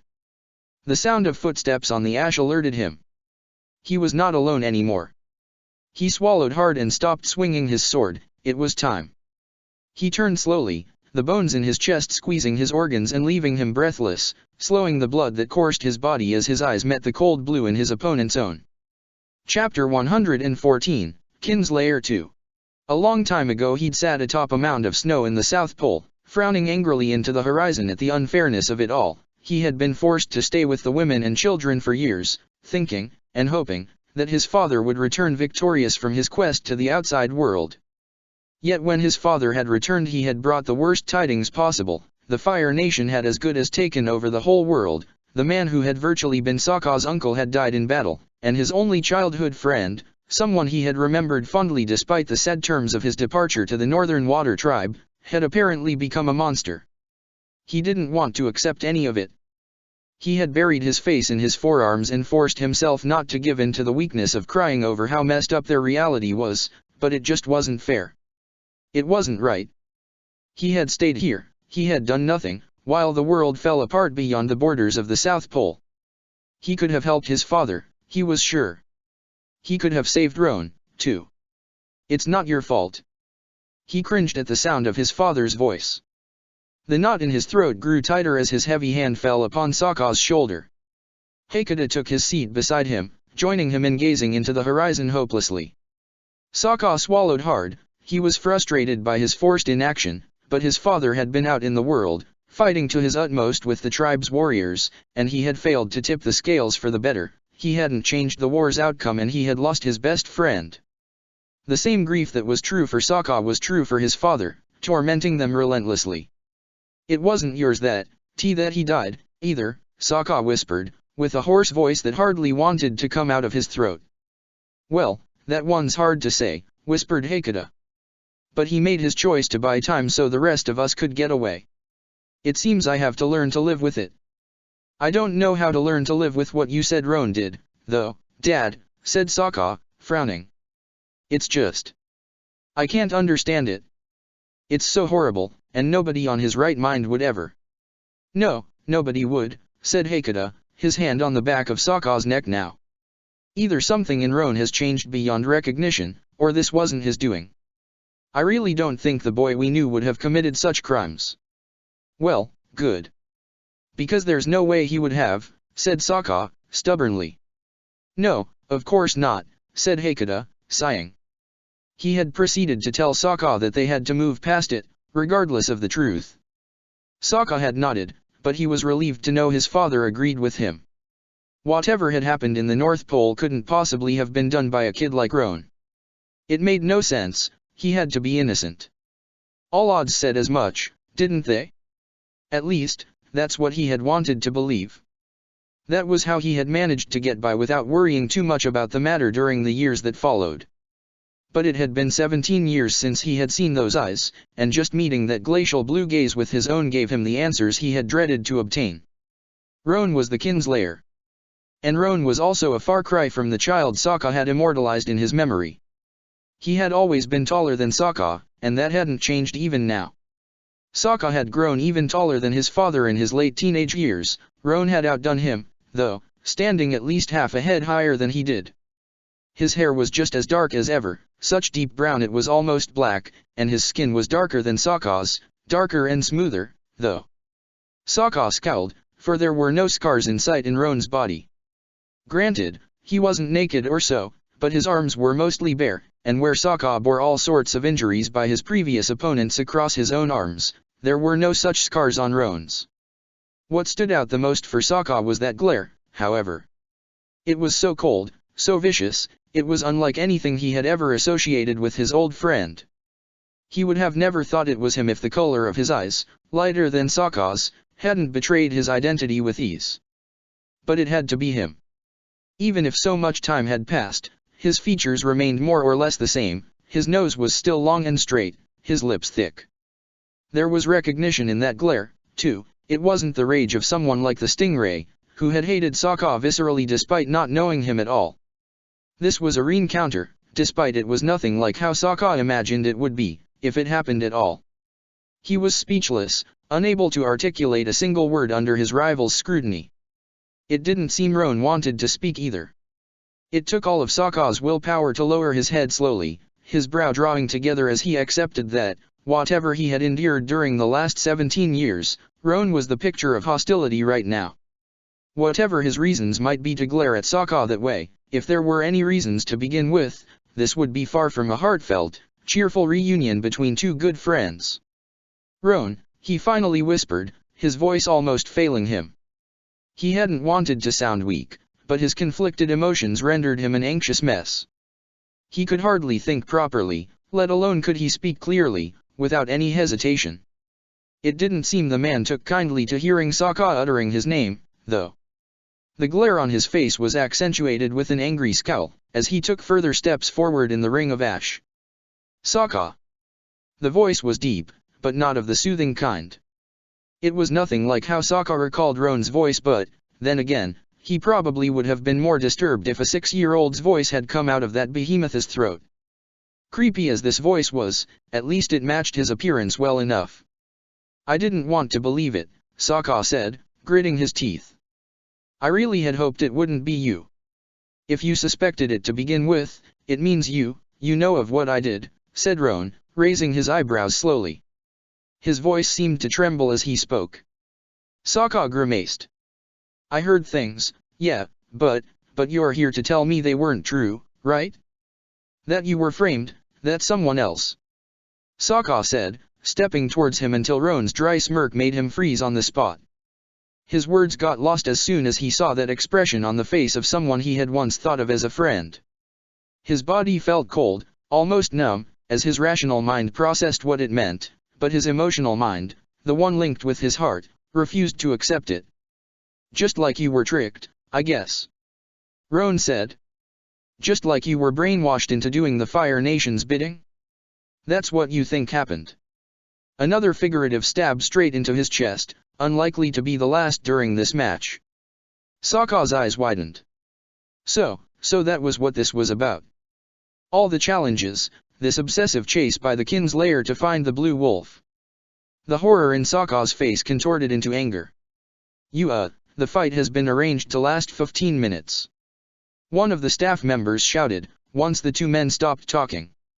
There was no megaphone, or anything of the sort, in the Ring of Ash. So, are you ready? Well then, ready and, start. His words were but a formality, but as the sand started pouring down in the hourglass, neither of the men made a move. They were still glaring at one another, but now with further rage than before, from either side. I've heard stories. Thousands of them, each more misleading and confusing than the next, Roan growled.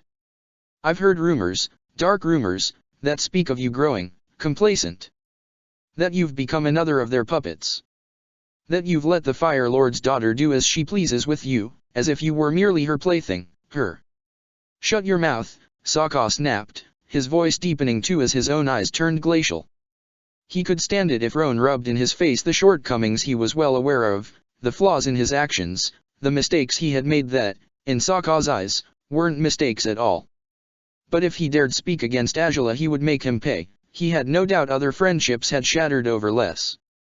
Oh. So that's how it works. She's your weak spot now? Then I guess all of it was true, wasn't it? Roan asked, snarling. You really have been brainwashed. You don't know a damn thing of what you're talking about, Sokka said. So do us both a favor and quit speaking of my life like it's any of your business. Like a man who murders his own family has any right to treat me like scum. Like a man who commits that sort of crime and then wears his sins proudly can act high and mighty towards me. Funny thing is, you don't know a damn thing of what you're talking about, Roan repeated, with a subtle mocking tone. Sokka's anger only increased with that. But of course, you'd think everything you'd heard is exactly as it sounds. You would assume I'm insane, that I killed them for no reason, that I merely... You're seriously sick if you truly think that there's anything in the world that would excuse what you did, Sokka said, shaking his head. If you truly are responsible for that atrocity, you... Oh? So I'm sick and twisted, and you're a blood traitor. The South Pole's next generation of leaders, comprised by two scumbags like us, said Roan, with a sardonic smile. Maybe the world does deserve to end, then. If we're really that screwed up, maybe the Fire Nation has always been in the right, huh? Maybe they really should kill us all, slaughter our people, burn our lands to the ground, take away everything we ever cared for. They might not need to bother, seeing how kinslayers are doing the job for them as it is, Sokka snapped. Roan flinched, the impact of Sokka's words surprising them both. But Sokka was far from done as it was. You're just shielding yourself behind your belief that the Fire Nation's crimes are worse than your own. If you dare say they're not. Who the hell cares what's worse? Your sin should be enough to stop you from judging everyone else and acting like you're so much better than they are, Sokka snapped. It was bad enough that freak, the damn stingray, thought he'd lecture me about betraying my people when I've done things for them that nobody would ever begin to imagine. But you, after what you've done, you seriously think you have the right to talk to me like this? That you can stand up on some moral high ground and look down on me because I'm sponsored by the princess? Because I've grown used to my new life. You call it a life? You really do? Roan asked. Doing her bidding, fighting like a savage in some gruesome slave league, that's a life for you? Killing other gladiators is your new life. Not killing them anymore is my new life, Sokka growled, narrowing his eyes. I had to do it at first. Never again. And then you claim I'm the one lecturing others about moral high grounds, said Roan, shaking his head. But you think you're so much better than me because you won't kill your enemies? Well, rest assured, I don't kill all of them, only the firebenders. Sokka shuddered, disbelief reflected in his eyes. Roan seemed to be the embodiment of everything Sokka had avoided becoming during the last years, he had helped Angela see truths she had denied, and they had promised to make the world a better place together, and Roan would gladly kill her if he had the chance, regardless of her hopes to change the Fire Nation's misguided ways, all because she was a firebender. Sokka had been much like Roan once, too, but he took genuine pride in having grown out of it. "You really are as sick and twisted as I always told myself you couldn't be," Sokka muttered. "I didn't dare believe it, but you're nothing like the boy I knew." "Nothing? Well, the boy I knew would have gladly died after killing the Fire Lord with his own hands," said Roan. "But I guess he's too much of a coward to act on his beliefs by now, is he? A pity. Your reckless bravery was always your better feature. That is, until you showed your true colors and left me in that cave to rot." Sokka's eyes widened. Roan lifted a hand towards a large hilt on his back, and Sokka watched aghast as Roan withdrew his Daidao sword from his scabbard. No, they weren't here to talk after all. They were here so Roan would take his revenge on him, it seemed. Sokka cringed. He didn't want to make excuses for himself, for the things he had done, but he hadn't left Roan to rot in that cave. The cave-in had been an accident, utterly unforeseen, and it hadn't been his fault that his friend had lagged behind. And as Angela had told him, if he hadn't found help, Roan would have certainly died. As he took in the sight of the furious man before him, with his sword in tow, he realized that it had been too late. He hadn't saved the 6-year-old Roan after all. The boy he had known as Roan had died in that cave, leaving only this murderous wretch in his place. "Maybe I shouldn't have gotten anyone to help you," Sokka growled, his eyes darkening as he reached for his sword as well. The cruelty with which he uttered those words was just as sharp as his blade, but he was far past the point of caring about hurting Roan's feelings by then. "To think I had them save your life just so you could condemn everyone else in your place, maybe letting you die would have been the wiser choice." "So much for lifelong friends," said Roan, a mix between contempt and a smirk in his face. "I suppose it's better that way, though. Who needs a traitor as a friend anyway?" "That should be my line, you bastard," Sokka growled. Roan actually barked out with laughter once. "You'd wish it were, Blue Wolf. You'd wish that his enemy would be so fast," startled Sokka. It seemed agility wouldn't be the way to beat Roan, for he was ridiculously quick for such a large man. Sokka cringed and swung his sword forward, parrying the opponent's attack with difficulty as Roan put his entire weight behind the blow. Roan slid the blade down to Space Sword's hilt, in an attempt to unbalance Sokka, but the Blue Wolf used the opportunity to twirl their swords down and readied himself to kick Roan. A stab of pain on his leg made him lose his footing. Roan had kicked first. Sokka jumped back, and the large Daidao whistled as it swung vertically, just where Sokka's head had been brief moments earlier. He knew Roan wouldn't give him any respite. The man's aggressiveness had established that much already, but even so, he hadn't expected him to be so fast, so ruthless. He had to keep up somehow. He had no choice but to do so. His very life would hinge on it. And unlike how it had been in his early days as a gladiator, he wasn't going to face Roan hoping he'd deliver the death he was certain he deserved. To this day he wasn't sure if he deserved to live, though he was still sure he didn't deserve to do so at the expenses of the lives he had taken. But he was alive, all right, he was alive, and he had to fight wars bigger than this scuffle with Roan. He had a reason to live, and someone who expected him to survive. Someone who wanted him by her side, no matter what. He refused to let her down. When Roan lashed forth again, Sokka feinted another step backwards. His opponent swung his sword back, expecting to have enough time to add power to his new attack, but he didn't foresee Sokka jumping forward barely an instant after stepping back. Roan was forced to spin to evade Sokka's stab, but in doing so he swung his sword down on Sokka either way. His armor took the blow, a powerful vibration that made Sokka's entire body tremble as he scrambled out of the way. He breathed heavily as he prepared himself for whatever came next, knowing he couldn't let Roan have another chance to reach him with his attacks. The man was ruthless, and Sokka had been saved by luck. Had he been any slower, the sword could have cut cleanly through his neck end. He shook his head as he eyed Roan with disbelief. The man snarled at him, his sword tightly gripped. How had it come to this? Of all the things he had ever expected, of every possible reunion he could have imagined. Having second thoughts about fighting me all of a sudden.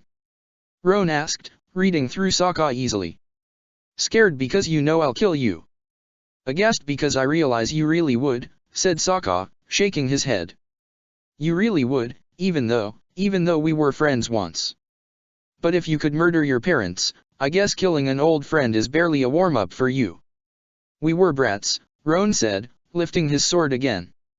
I thought I understood you, that we believed the same things, and yet. I thought the same, damn it. Sokka shouted. I thought you were anything but what you've become. And yet you can't see that just as you have your reasons to be disappointed in me, I have mine to be disappointed in you. You understand nothing. Nothing of what I've been through, nothing of what I've had to do. Roan bellowed. You've just gone and taken the easy way out, clung on to someone who could give you the easy life and turned your back on everything you once believed in. What right would you have to be disappointed after doing that? Funny thing is, I'm a coward, going by how you see it, Sokka said, with a bark of disbelieving laughter. Maybe that's what I am. But you? You're a bloody madman who thinks he had every right to commit the crimes he did, and now you act like my cowardice has cost the lives even your madness didn't? Like I'm worse than you. I may have killed them. My parents, the firebenders, all of them, Roan snapped. But you've sold out the tribes. I've saved them, you thick-skulled, loud-mouthed psycho. Sokka yelled.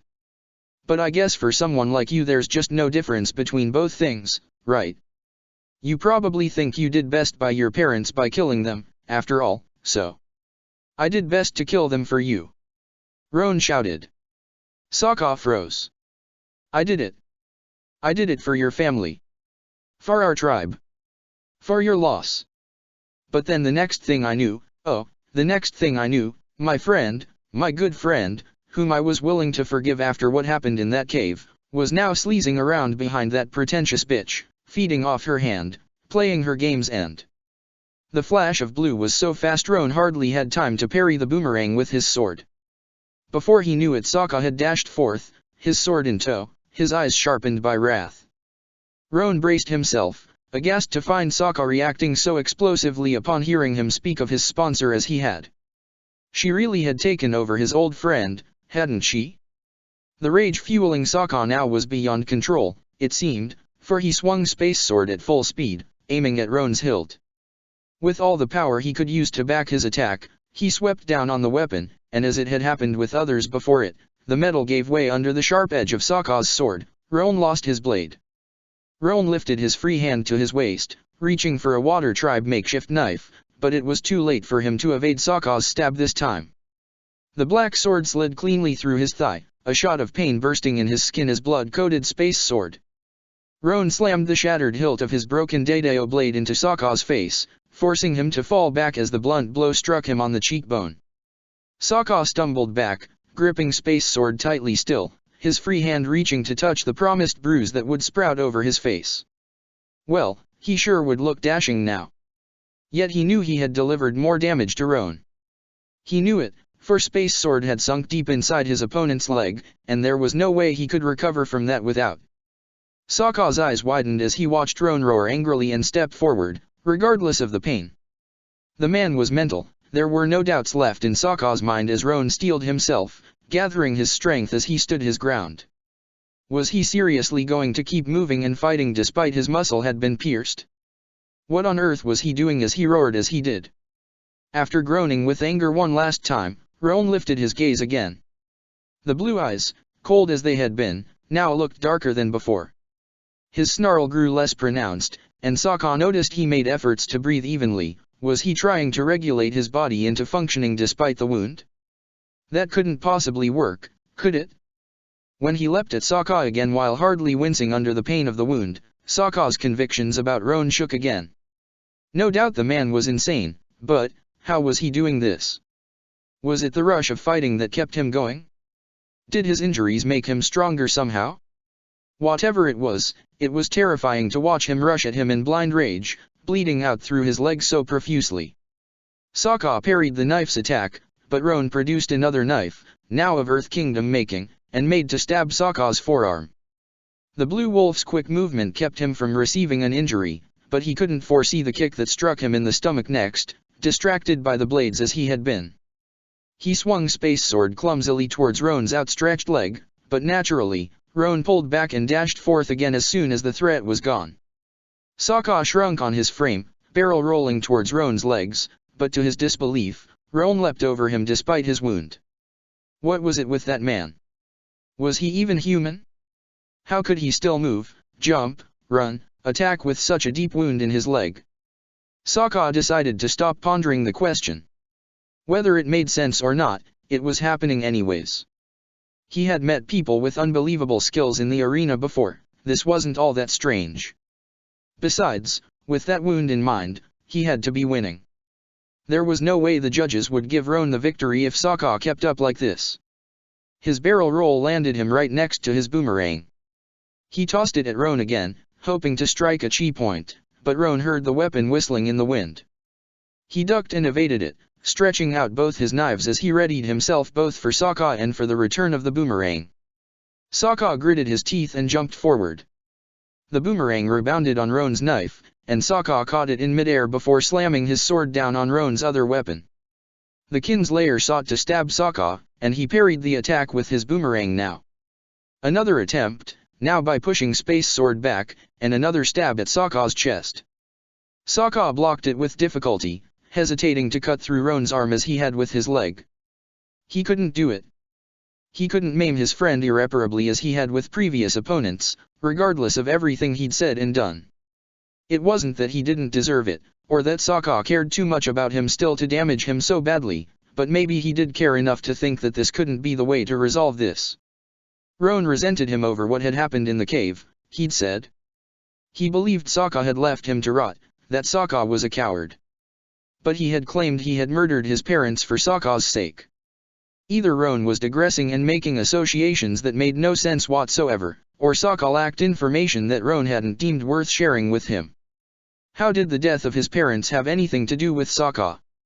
What had his parents possibly done to convince Roan that, to help his old friend, he had no choice but to kill them? There was no sense in any of it. As Roan's knives crashed against Sokka's weapons repeatedly, he could only stare into the glare of his opponent and struggle hopelessly to discover the truth behind all the secrets he refused to reveal. There was nothing Roan could do or say to change Sokka's opinion about his murders, but there was an even more disturbing element in them if Roan had claimed to commit them for Sokka's sake somehow. Roan attempted to knock Sokka off his feet again, but the blue wolf remained steady where he stood. He pushed Roan mightily, but his opponent's large frame made it hard for Sokka to push him further than a single step back. He cringed as he readied himself for Roan's upcoming assault, turning his sword slightly so that it would slide through Roan's knife cleanly. Roan's reflexes were extraordinary. Any other man would have fallen face first into Space Sword's sharp edge, but once the knife was cut, he moved away quickly to avoid another injury by the sword. Only this time, instead of slamming the hilt of his broken blade into Sokka's face, he stabbed him with the remnants of the metal, in the inner side of his elbow. Sokka shouted before kicking Roan, attempting to put distance between them unsuccessfully. The blade remained lodged where it was, and Roan attempted to sink it lower still. Sokka had to drop Space Sword, most regretfully, for his arm hurt too much to hold it anymore. He roared and, instead of pulling away as he had at first, he jumped forth and slammed his head against Roan's face. It was the only way to make him stop twisting that damned knife into his open wound. Sokka pulled out the knife's remnants, the blood trickling down his arm. He huffed and breathed heavily, staring at the weapon in sheer horror. He only hoped it hadn't been laced with poison of any kind, or else he was certain to have a very unpleasant death in no time. His right arm was as good as useless right now. Roan jumped to his feet, ready to defend himself. The headbutt had taken him off base, but he should have known better. Sokka was far more disciplined and powerful than he remembered him. Time had changed his former friend in far too many ways, but he was still as unpredictable as he had been in his childhood. Roan had no choice but to try to prepare for him, albeit he knew that Sokka was certain to take him by surprise whenever he found a chance to do so. He simply needed to avoid giving him that chance. Despite his attempt to ignore the pain in his leg, Roan's movements had been slowed. It was hard for him not to realize what this fight would result in if it were up to Sokka and his ridiculously sharp sword. His old friend had developed power and skills beyond Roan's expectations, despite he had prepared for their combat all the same. He had no doubt he was superior to Sokka in terms of physical strength, but that wretched sword, as long as Sokka kept using it, Roan was in danger of losing the weapons he had left. He couldn't let that happen, or this challenge would go sideways completely. He had a mission to finish. Sokka gasped and put away his boomerang for the time being. He couldn't possibly use his two weapons in the sorry state his right arm was in right now. He had to resort to his left arm only. He frowned as he studied Roan carefully. He'd jump to attack him at any given moment, for certain. But he'd want to attempt a feint, in order to reach Sokka more effectively once he'd fallen or the ruse. Yet he couldn't possibly feint to his left, with his leg torn open as it was. As soon as Roan tried to feint, it'd be Sokka's chance to strike him. His prediction came true soon enough, and the snarling man came rushing at him, but now with an unexpected weapon in his hands. Sokka's eyes widened as he laid eyes on what could only be a metal boomerang. Could that thing soar through the air as intended? When Roan cast it with a powerful toss, he realized it could. Sokka dodged the boomerang's first lap, knowing the second would come soon, but also knowing Roan was going to attack him before it reached him. He braced himself, lifting Space Sword with his left hand while calculating the boomerang's trajectory in his mind. If he jumped to the right he'd avoid it, for certain. He parried another projectile Roan tossed at him, the remnants of his broken sword, and he jumped as intended to evade the boomerang. Roan caught it, rushing out to slam it into Sokka's sword, but Sokka dodged him. If he wasn't going to feint attack at all, then it'd be up to Sokka to finish Roan off now.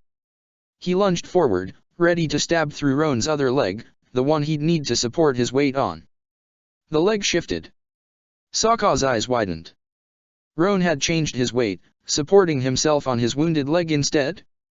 He only had a brief moment to understand what had happened before blinding pain sprung on his back. He shouted as he collapsed, the pain rendering his legs useless. What on earth had happened? What had Roan done to him? How had he hurt him so badly? How had he changed his leg's weight when no normal person would be able to do that? Whatever Roan had done was still hurting him, though.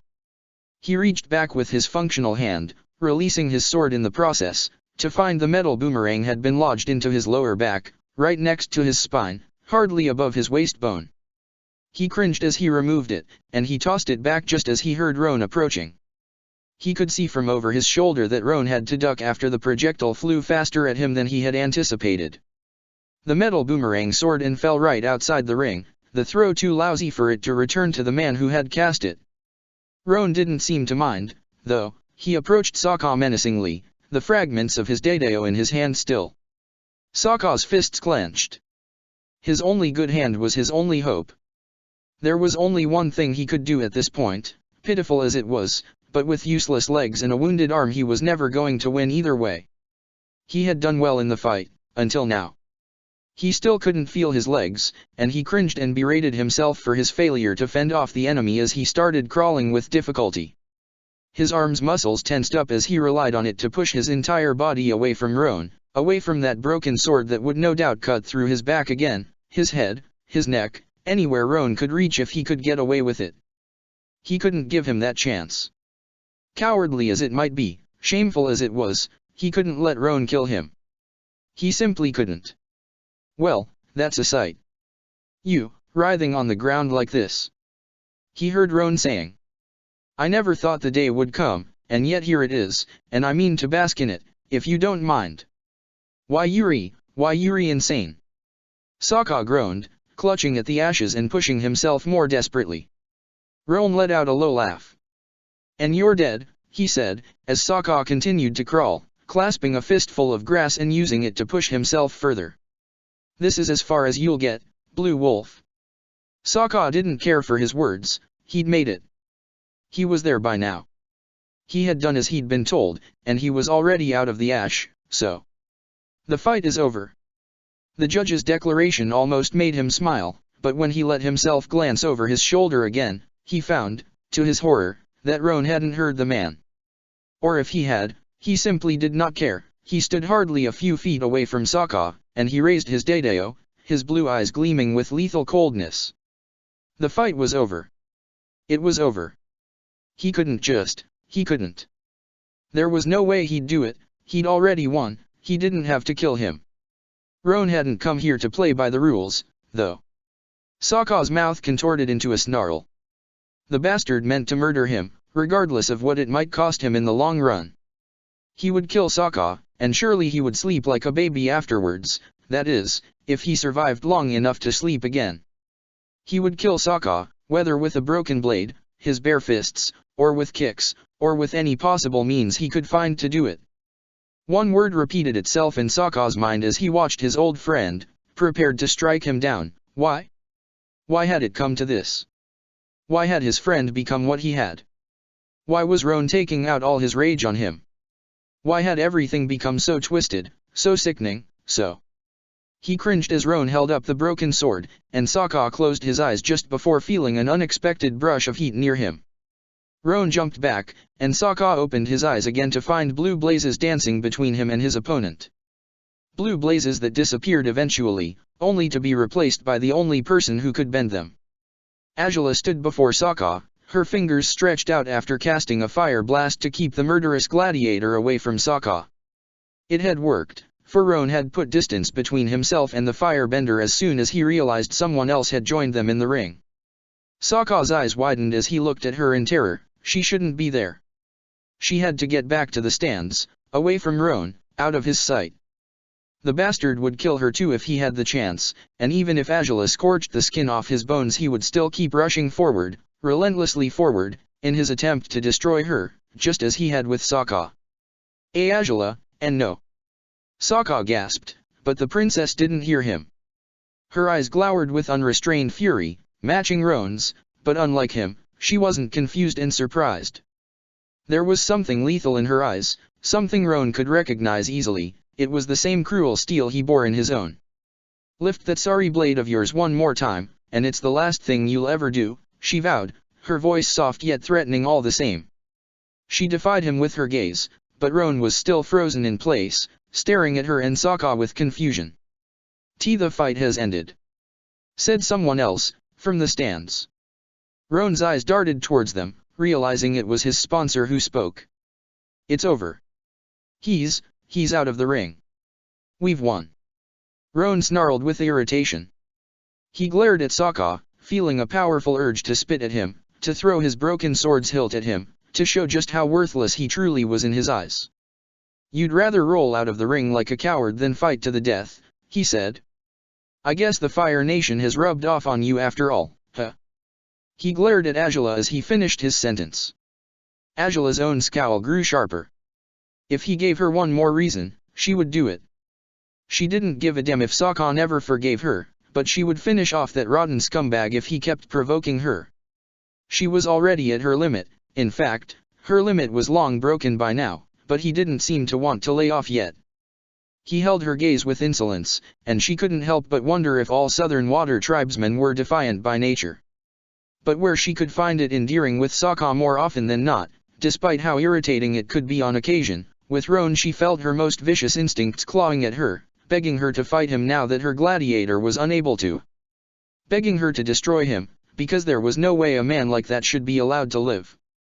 Yet Roan shook his head, walking backwards, but towards his sponsor all the same.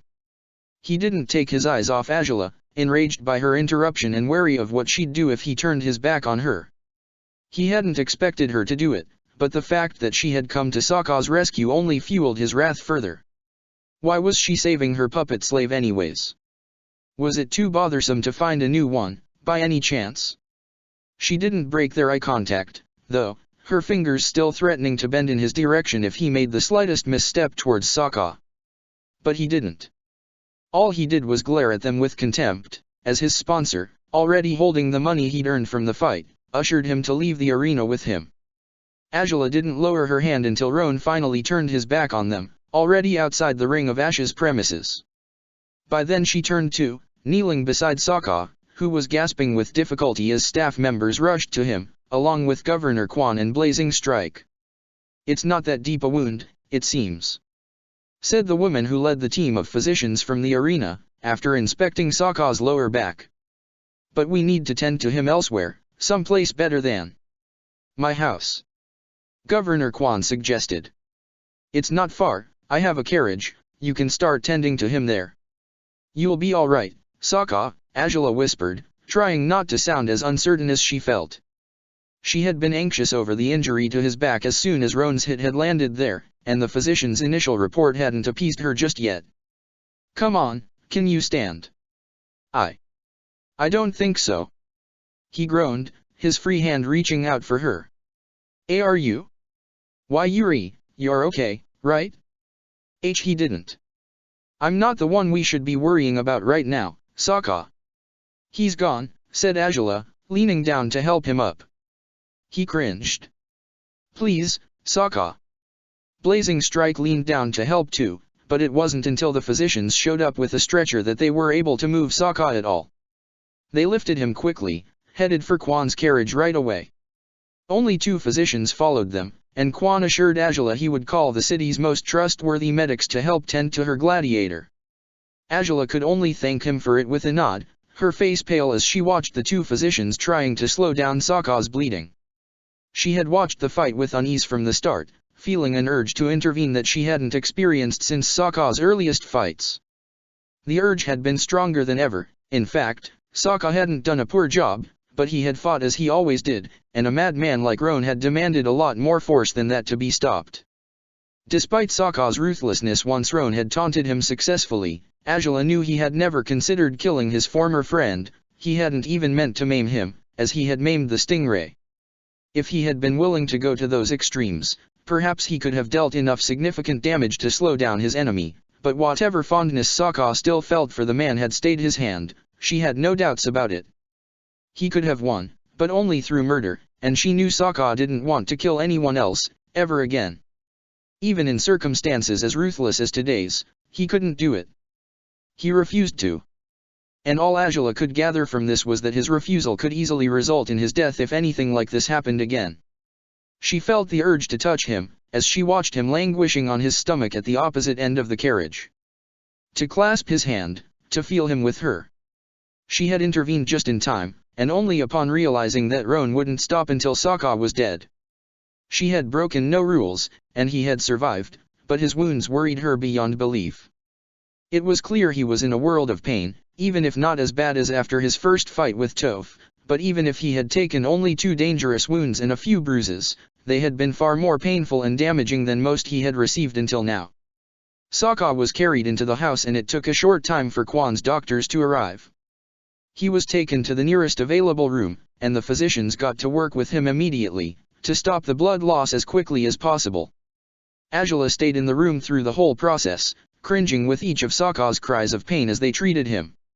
All the while she mentally cursed Roan in every way she could, loathing him for all the damage he had wrought upon Sokka, in all the senses in which he had damaged him. She cursed herself, too, for she had told Sokka to do this. She had suggested they try it, thinking Sokka couldn't possibly be beaten by a newcomer, even if he was a known murderer. All things considered, Sokka had done his job as expected of him. Combat-wise he was talented beyond reproach, in ways Roan surely could only envy him for. Sokka's weapons outdid those of his opponent, too. But Roan, the more Angela thought of it, the less sense she could make of the man. He had kept fighting, despite sustaining a hideous injury to his thigh. An injury like that would have hindered any normal person, yet it had hardly damaged him initially, and, if anything, it had only fueled the man's bloodlust. His fighting style wasn't that extraordinary indeed, despite he was a powerful fighter, but he was driven to the point of being self-destructive. He had attacked Sokka relentlessly, delivered damage despite having received awful wounds of his own, and he hadn't stopped fighting until she had threatened him as she had. She had genuinely expected him not to stop at all, even then. She raised her eyes, watching as the medics stitched Sokka's wounds carefully. Her heart lurched at the sight, but she did her best to withhold her emotions, she couldn't let them pour out of her right now. It wasn't the end of the world, it was just another fight. Just 2 more scars. Just a few more reasons for Sokka's spirit to shatter. She gritted her teeth at the last thoughts. It hadn't been just a fight for Sokka, and because it hadn't been just a fight for him, it hadn't been just one for her either. She knew she had to stand by him after this, whatever that meant. It was his job to fight for her, and her job to keep his head together, despite the horrors they had faced. It'd be no different this time around either, surely, regardless of the emotional component involved in today's crisis, right? He will be fine, as long as someone tends to him frequently, the lead medic told Angela, once they had finished the treatment, about half an hour later. The damage to his back wasn't quite as dangerous as it might have seemed. It will take around a month for him to make a full recovery, though, and only if he's properly cared for. The recommendation would be no fights in the foreseeable future. But he'll still be able to fight eventually, right? Angela asked. He'll walk again. Yes, of course, said the physician. It will take some time, but he's not in any danger of losing the mobility of his limbs. He moved them at times as we tended to him, so. Good, said Angela, nodding. He will be fine in due time, princess, said the man, bowing down to Angela. She swallowed hard and nodded again. Thank you. Your hard work is most appreciated, she said. The physicians took their leave, as Angela knew she and Sokka would have to in due time. She had no intentions of staying in Fire Fountain City much longer. She knew Sokka had been looked after properly, his wounds cleansed and bandaged, but she still felt a lot more reassured when Song, or the palace's physicians, tended to her gladiator. She would see to it that they'd be on her barge by tonight, on their way back to the capital. Is everything all right? Quan asked, as he and Blazing Strike entered the room when the physicians left. Angela breathed out and nodded softly, glancing at Sokka's limp figure on the bed. He's resting now, she whispered. They say he'll be all right if he's given proper care, so. You'll be leaving soon, Blazing Strike finished. Angela nodded again. I'll let him rest for now, I think, but only until my guards come back to help me bring him to the barge, she said. Quan nodded. I'll send a servant to fetch them, he said. In the meantime, if you'd like, there's tea downstairs, if you want any, of course. I know that it might not be the best moment for it, but sometimes it can be soothing. Angela breathed out again. She bit her lip, uncertain if she wanted to drink any tea whatsoever, but perhaps a hot beverage would help her feel less cold and anguished. So she nodded. I'll be downstairs soon. I just want to stay here for a few minutes, if that's all right, she whispered. Quan smiled and nodded. Of course, princess. Come down when you wish to, he said. The unpleasant sensation of being preyed upon by Quan and his family had disappeared by now. Angela didn't know if it was actually gone, or if she had become less perceptive of it, despairing over Sokka's well-being as she was, but she didn't feel quite as uneasy around them right now as she had the previous day. The man was, if nothing else, kind-hearted and generous. Most unlike his son, she noted, as Quan and Blazing Strike left the room, closing the door behind them and leaving Angela and Sokka to themselves. She hesitated briefly, just in case anyone entered the room again. Once she heard all footsteps fading away, she breathed deeply and approached the bed. Sokka was resting face down, his upper body exposed and bandaged, just like his right arm.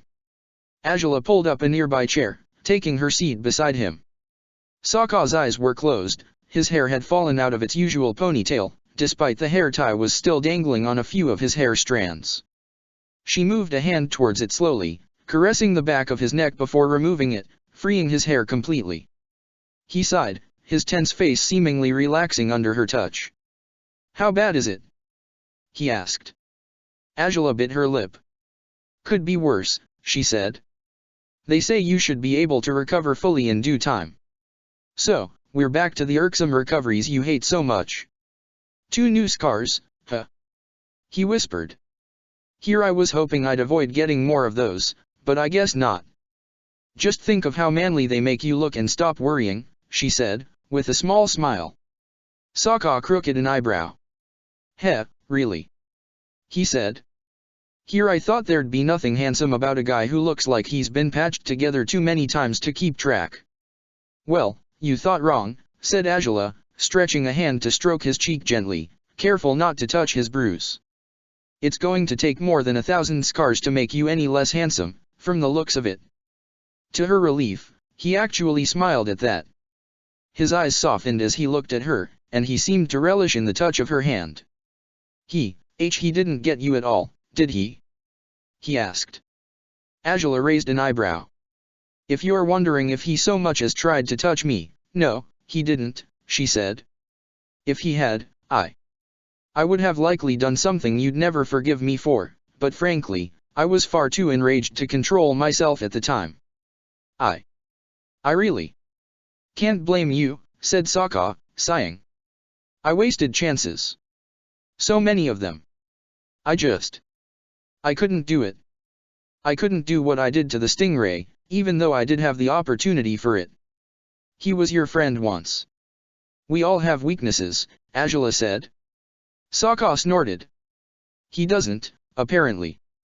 The freak, he said, huffing and shaking his head. I can't believe he's really that mental. It's beyond me. I'm sorry, Angela said, sighing and lowering her head. It was probably better for you to never discover this side of him, but I told you we ought to do this, and this was the result. It's not your fault, Angela.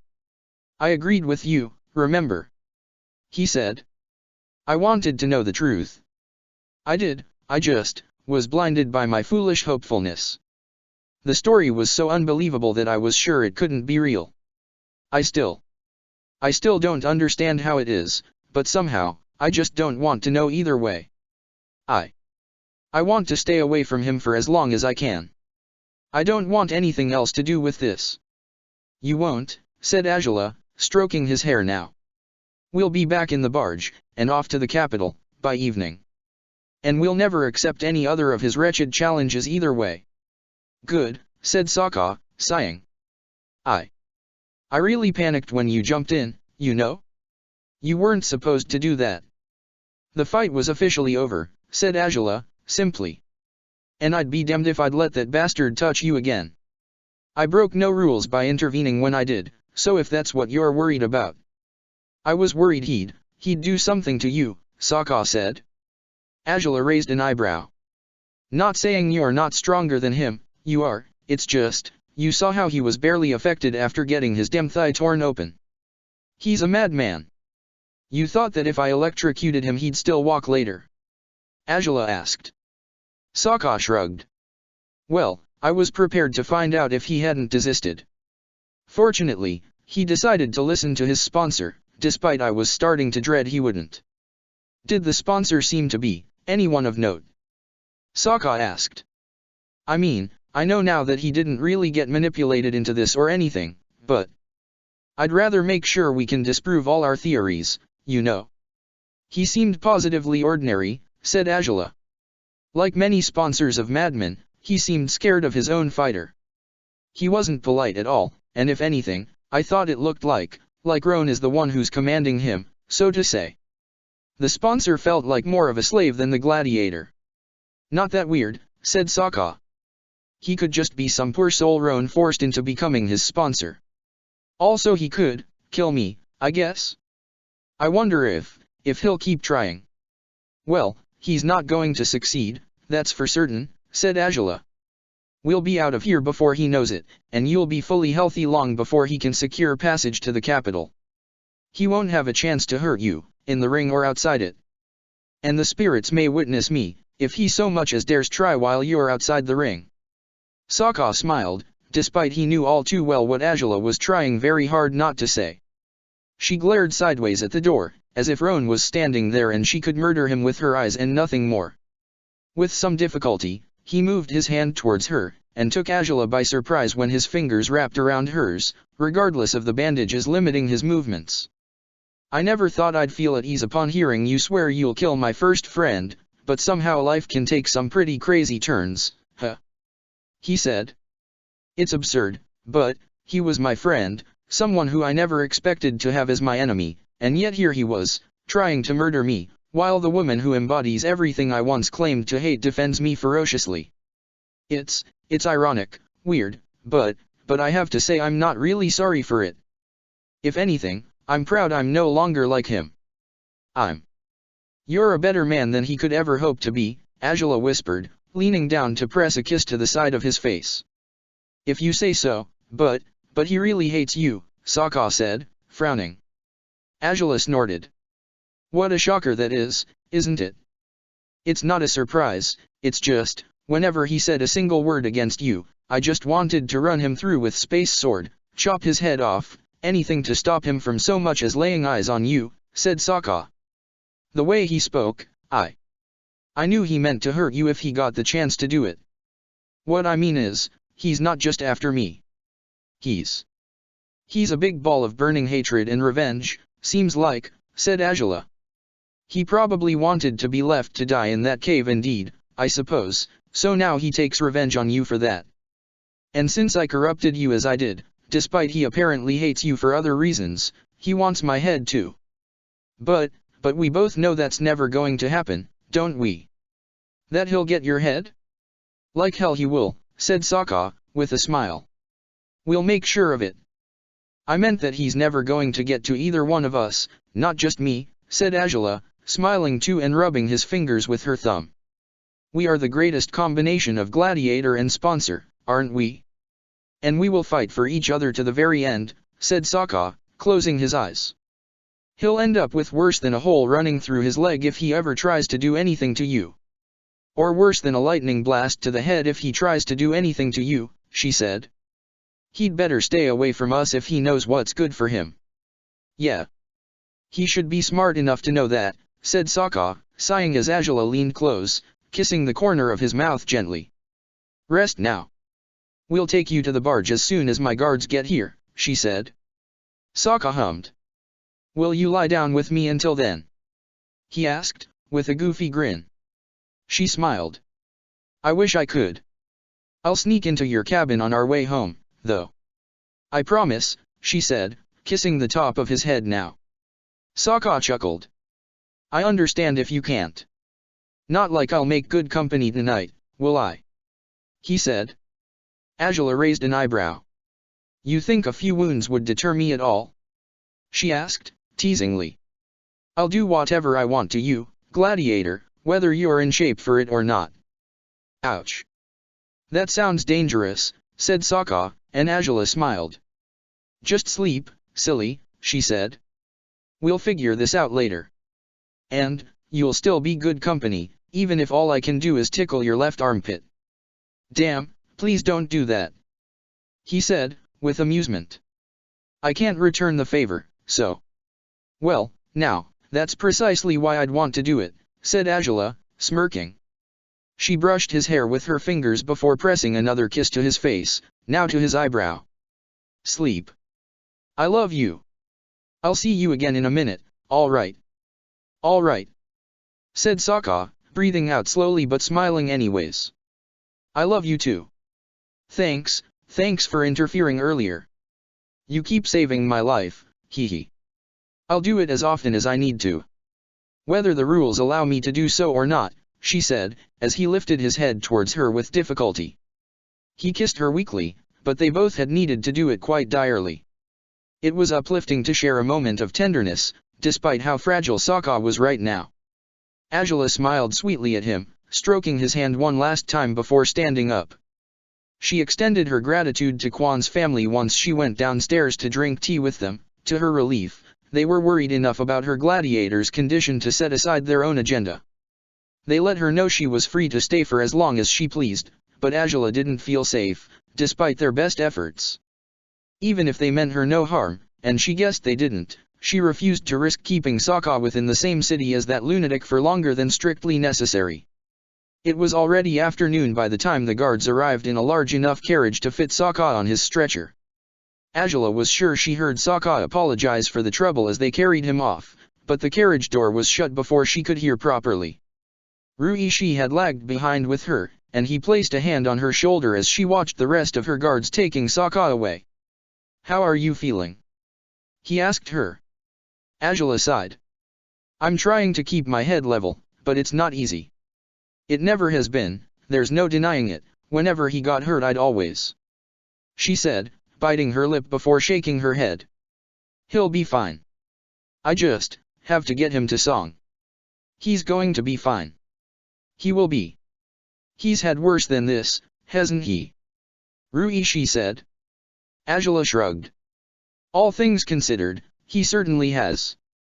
But I just wish he didn't have to take any worse altogether. Still, I have no right to complain, do I? I'm the one who threw him into this, so I reap what I sow. I have to accept it, take responsibility, see to it that he heals, and send him off again into the next fight, whenever that may be. And you're okay with that? Ruishi asked. Things aren't the way they used to be, princess.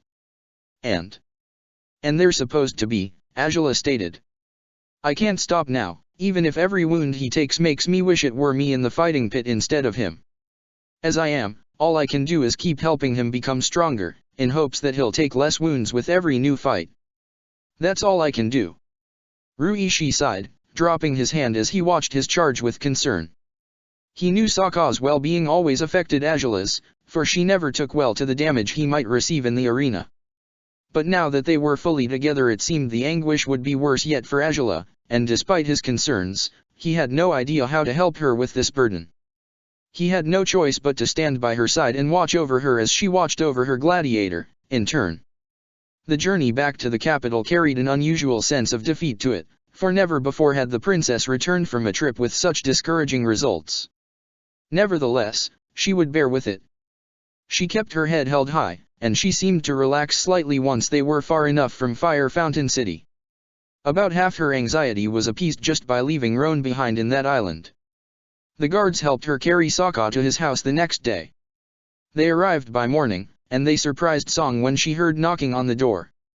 Her nervousness upon seeing Ruishi changed quickly into chagrin once she noticed they were carrying Sokka face down on a stretcher.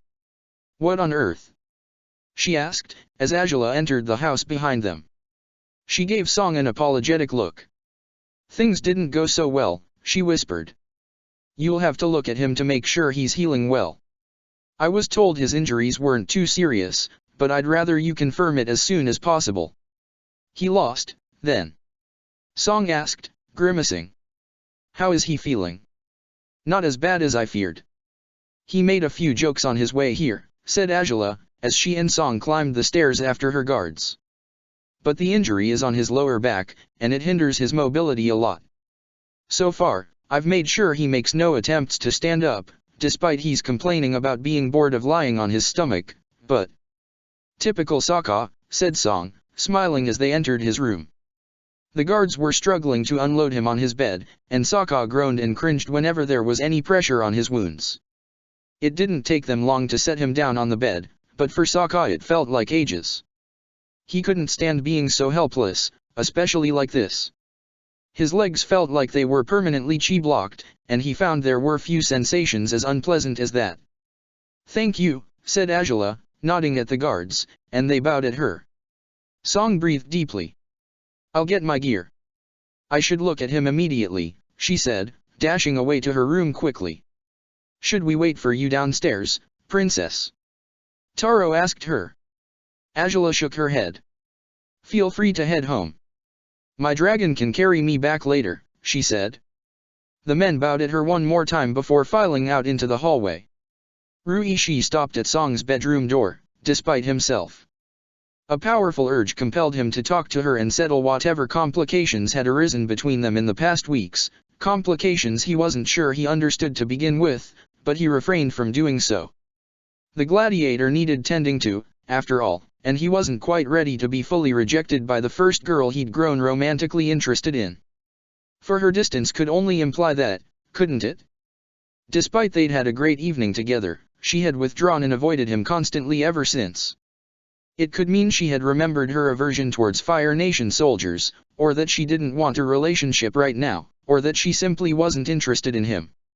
Or maybe there was a reason beyond his understanding, a reason to explain why she didn't feel they should start a relationship. He frowned as he pondered the events of that night again, as he walked down the stairs. Angela and Sokka had fought terribly that day, from what he'd heard, but they were back to normal only on the next one, as attached as ever, as though nothing had happened at all. The more thought he gave the matter, the more uncomfortable he felt. Song expected the guards to stay in Sokka's room, or at least, for Ruishi to do so. Her heart sank when she found otherwise, for she had wrongfully assumed they would finally talk today. It seemed it wasn't going to happen, though. Only the princess remained in the room, helping Sokka shed his shirt so Song could look at the wounds concealed by his bandages. "Oh," said Song, swallowing hard as Azula undid the fabrics and pulled them off Sokka's body. Sokka huffed, holding his body up with his good arm before collapsing again on the mattress. "It's a bad injury, but not that bad, right?" Azula asked, looking at Song almost pleadingly. Until the healer agreed with those words, Azula's anxiety wouldn't be appeased. Song approached, studying the stitched wound more closely. "It's a great stitching job, that's for sure," she said, breathing out in relief. "He'll hardly have a scar from it, just a thin line." "Heh. Good to hear," said Sokka, sighing. "You can't move your legs, though?" Song asked, worried. Sokka shrugged. "I've tried not to. Azula said I shouldn't risk doing it while the wound was still healing. I don't know if I might be able to stand up by now, should I try?" "Maybe later," said Song, frowning. "The best thing you can do with a wound like that is rest a lot, at least for the first days.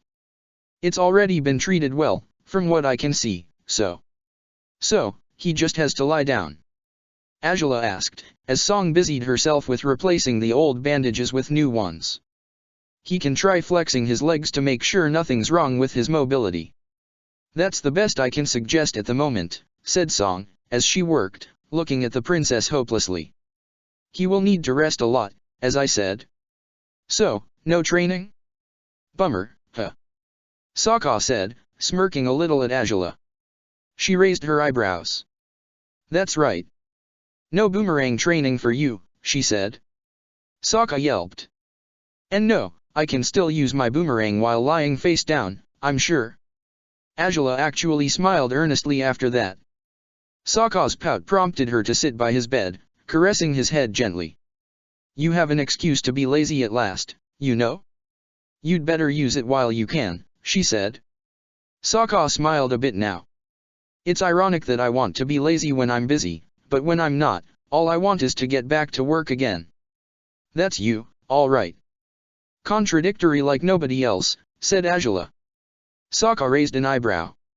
"More than you?" he asked, playfully. Azula frowned. "My, that's a good question.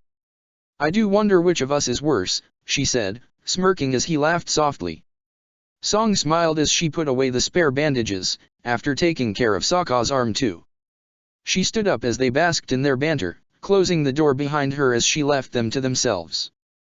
It seemed they would enjoy their time together regardless of whether Sokka was confined to lying face down on his bed or not. Song knew the most complicated part of any of Sokka's recoveries was keeping him in high spirits, but she had no doubts the princess would achieve that with ease if she stayed by his side.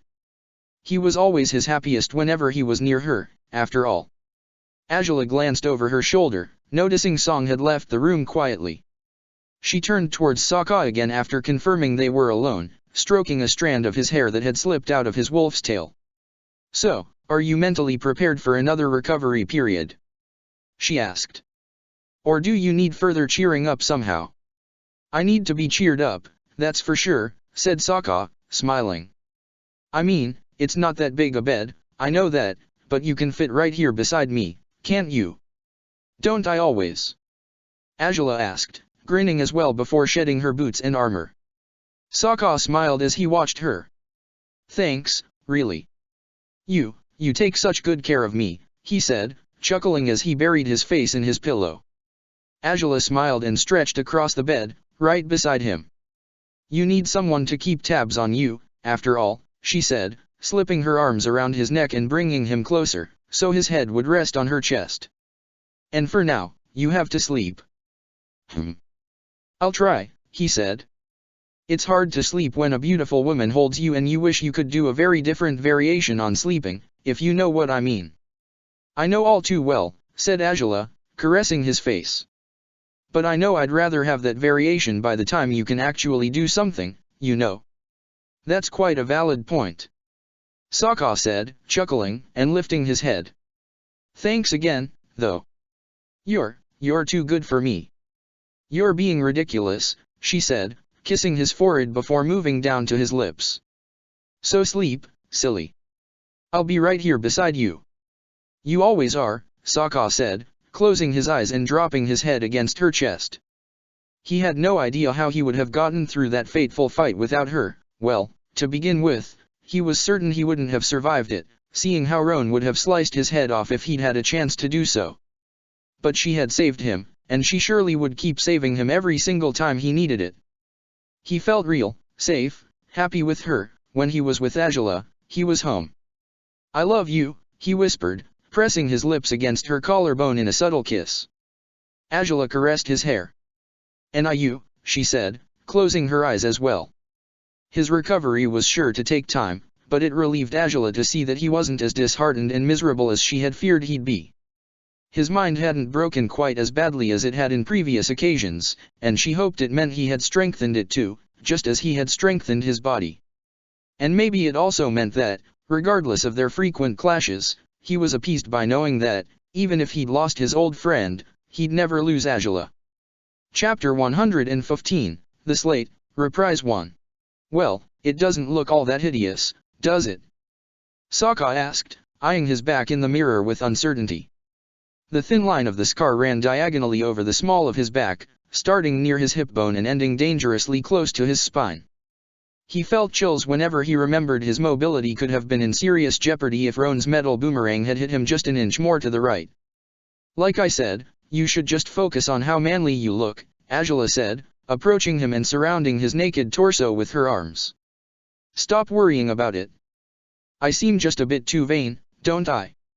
Said Sokka, chuckling softly. Angela smirked. Well, now, you're the one who said it. She whispered mischievously in his ear. Sokka snorted as she kissed his cheek, containing her laughter. You're too much trouble, princess, seriously, he said, smirking as well as he turned his head again towards her. It hasn't hurt for a few days now, and my arm is working just fine again.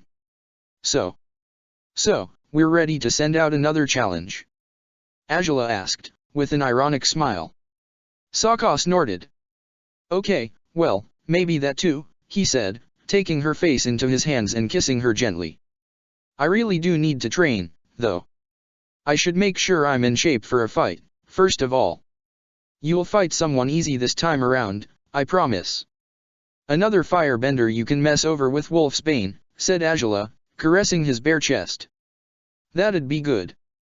And I promise I have no other creepy childhood friends who might want to kill either one of us, said Sokka, pressing his forehead to hers. Truth be told, I think I've got no more secrets to share, or at least, none I can remember. That's not fair. How is it not? Angela asked, raising her eyebrows. You practically know all my secrets by now, if anything it's only fair. What, I do? Are you serious? Sokka asked, his eyes widening. Well, now, I was sure you were still hiding things because you're all mysterious that way, but if that's not the case. I can't think of anything I've not told you, honestly. You even know about my first kiss now, so I'd say you know all that needs to be known. Said Angela, shrugging. Well, I know what happened, but I still don't know who it was with, now I think of it, said Sokka, tapping his chin and eyeing Angela with curiosity. Anyone I knew, by any chance? No, said Angela, with a grimace. But you know of him. It was, the same jerk I was supposed to marry ages ago. Wait, what? Sokka asked, his eyes widening as Angela sighed. Okay, so now you do know all there was to know about that, she said, with a smirk, as she approached the dresser and closet where Sokka kept his armor and weapons. It's time to get ready for training, Sokka. But then, that's why you didn't want to marry him, isn't it? Sokka asked, blinking blankly. The prick wouldn't dominate the world with you, so. Yes, well, that's neither here nor there, said Angela, approaching him with one of his blue shirts in her hand. Come on. Get dressed. I'm very sorry you kissed that guy, said Sokka, as she threw the shirt over his shoulders. You certainly deserved better. Oh, I know that. It's why I've been holding out to marry someone who actually will agree to dominating the world with me.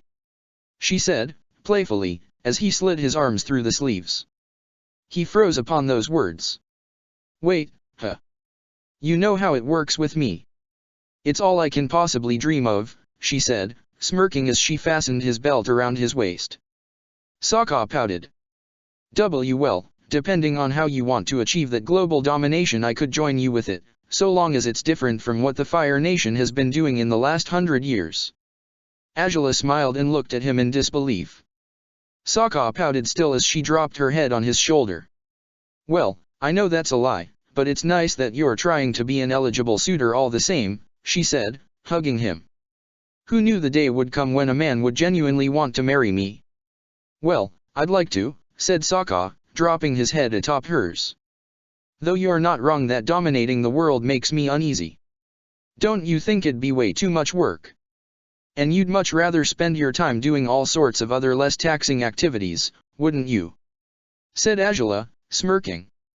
Like eating, and sleeping. And sleeping with you, said Sokka, biting his lip and looking at her suggestively. You know, if I'm strong enough to train again. I was wondering if you'd say that at some point. I thought it was odd that you hadn't yet, she said, chuckling before pulling away. Come on, then. Get your weapons, and let's do this. Here, here. Sokka exclaimed, reaching to grab them before following Azula downstairs. She had thought they'd start easy, and she even allowed Sokka to wield both her sword and his own during this training round, but just as she was about to warn him not to go crazy, Sokka lashed out with both swords, releasing one of his typical silly war cries as he ran towards her. Azula crooked her eyebrows before she bent fire to keep him at bay. Sokka jumped back, swinging Wolf's Bane to sweep the fire out of the way. What do you think you're doing, exactly? Azula asked. Sokka smiled guiltily. Training. That's what we're supposed to do, isn't it? He said. Brace yourself, princess. But. She cried out as he lunged at her again. She huffed in irritation and shot fire at him, defending against him with difficulty. Sokka swung her sword to extinguish the fire, and Space Sword to allegedly stab at her. Azula couldn't help but acknowledge he made quite the fearsome opponent like this, but she wasn't sure he should be one yet. He had to take it easy, he was only just testing his body again after a recovery period of a full month. Damn it, Sokka, quit being reckless. She shouted, before jumping over him, boosted by her fire and striking him on the top of the head with her knuckles. Sokka chuckled and turned to look at her apologetically. Azula's eyebrow twitched as she looked at him with disapproval. What's the big idea? She asked. Sokka shrugged and smiled guiltily again. I know, I need to take it easy, he said. I'm just happy to be back in the training grounds, you know. Hardly, said Azula, raising her eyebrows. You're usually as unhappy as can be about it, after all. Well, I did miss having my sword back in my hand, he said, grinning. And I missed sparring with you, too. Because we both know what happens after the sparring, don't we? Stop getting ahead of yourself, Gladiator, said Azula, smirking as she stretched her middle and index fingers towards him. I might not feel all that generous if you keep acting up, you know. Come on, you know you like it best when I'm rebellious. Said Sokka, laughing before attacking again.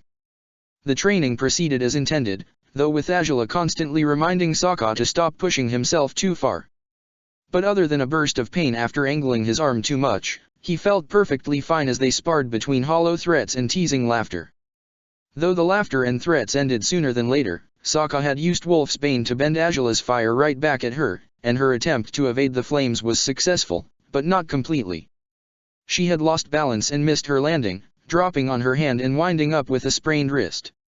What a fool, she said, shaking her head as he bandaged her wrist carefully. Once they were sitting on the living room couch, the weapons lying on the small table. I should have just bent it right back at you.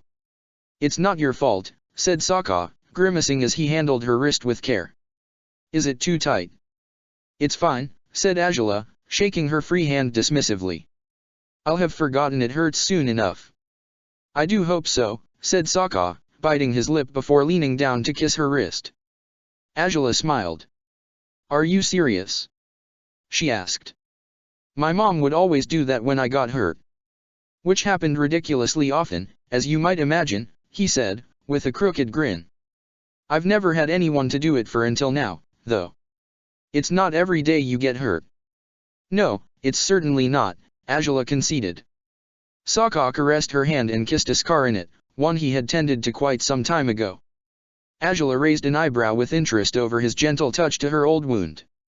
This is your only scar, he noted. Angela nodded. It's not that bad, is it? She asked. Sokka smiled and shook his head. It's hardly noticeable, he said, pressing his lips to it again. But it still deserves to be kissed, even if over a year later. Had you tried to kiss it when I got it, I would have likely beaten you to a pulp, said Angela, smirking. Always so fierce. It's not fair, princess, he said, setting down her hand and leaning close to her. I'd rather you're not wounded at all, that's for sure, but if this relationship is going to work, I get to kiss the wounds you do get. It's a non-negotiable relationship practice. It is? Angela asked, as Sokka chuckled and kissed her cheek now. Well, that's new. I guess it means I get to kiss all your new and old wounds, don't I? Well, I mean, it can be mutual if you'd like, though I didn't really think you'd. Sokka started, but Angela lowered her head and pressed her face to his neck. He smiled and closed his eyes as her lips grazed the marks she had left on it. Her good hand caressed his chest as she kissed every healed gash slowly and tenderly, prompting him to hum in bliss at the sweet sensations. Angela smiled. I guess this isn't such a bad idea, after all, she conceded, looking at him furtively. Sokka smiled awkwardly. I have a whole collection of those, though, I'll say. He said. Angela raised her eyebrows. I suppose I'll just have to take my time getting to them, won't I? You could, I guess, said Sokka, chuckling. But I'm afraid you'll probably be here till midnight if you plan on kissing all my old scars. And how's that a problem? Angela asked, smirking slowly. Sokka laughed as she leaned in, kissing his lips happily. He held her closely, and Angela climbed on his lap. Their bodies were in full contact, and much as it had been the first time Angela had been atop him like this, Sokka smiled and allowed his hands to travel down to her bottom. She smiled and pulled away from his lips to give him a questioning look as he squeezed gently. Always hung up on the blue fire, aren't we? She asked, prodding his nose with hers. Sokka chuckled. I was actually thinking, if you do want to kiss everything as you said you wanted to, maybe we should go somewhere more comfortable, he said, stroking her hair gently. Unless you'd rather not. Why, a princess stays true to her word, doesn't she? She said, smiling as Sokka grinned and hugged her tighter, standing up while she embraced him fully with arms and legs alike. Though you do realize that a sprain on my wrist doesn't render me unable to walk, don't you? It doesn't? Really, now? Sokka asked, raising his eyebrows. I'm pretty sure that's not the case, princess. Come on, sprained wrists definitely affect your walking. I know what I'm talking about. You're so ridiculous, said Angela, laughing as he smirked proudly and carried her upstairs. I may be mistaken, but from the looks of it, you just might like that about me, he said into her ear before kissing her cheek. They lay on his bed hours later, and Sokka smiled blissfully as Angela climbed atop his exposed back, kissing his every wound there. She had given proper attention to every mark, but the fresh scratches on his back might need extra care, from the looks of it. It's ridiculous how I ended up wounding you further after all that, she said, caressing his back gently. That wasn't the point, was it? Hey, I like it when you scratch me, he said, grinning. No need to be sorry for it. Why, I didn't say I was, did I? Said Angela, smirking sneakily before kissing Sokka's cheek as he laughed. How's your wrist by now, though? He asked, glancing over at her. Angela raised an eyebrow and lifted her hand, moving it without much issue. It doesn't hurt as much anymore, she said. Though I'll probably have Song look at it before I go home. Your dad will kill me for injuring you, won't he? Why, I doubt it, said Angela, smiling. If anything, he'd be disappointed in me for dropping my guard like that. Besides, with this sort of wound, there's some evidence that we do spar once in a while instead of staying in bed all day, right? Right, said Sokka, smiling as Angela dropped next to him. his hand reached up to caress her cheek. So, have I passed all tests? Am I healthy enough to fight now?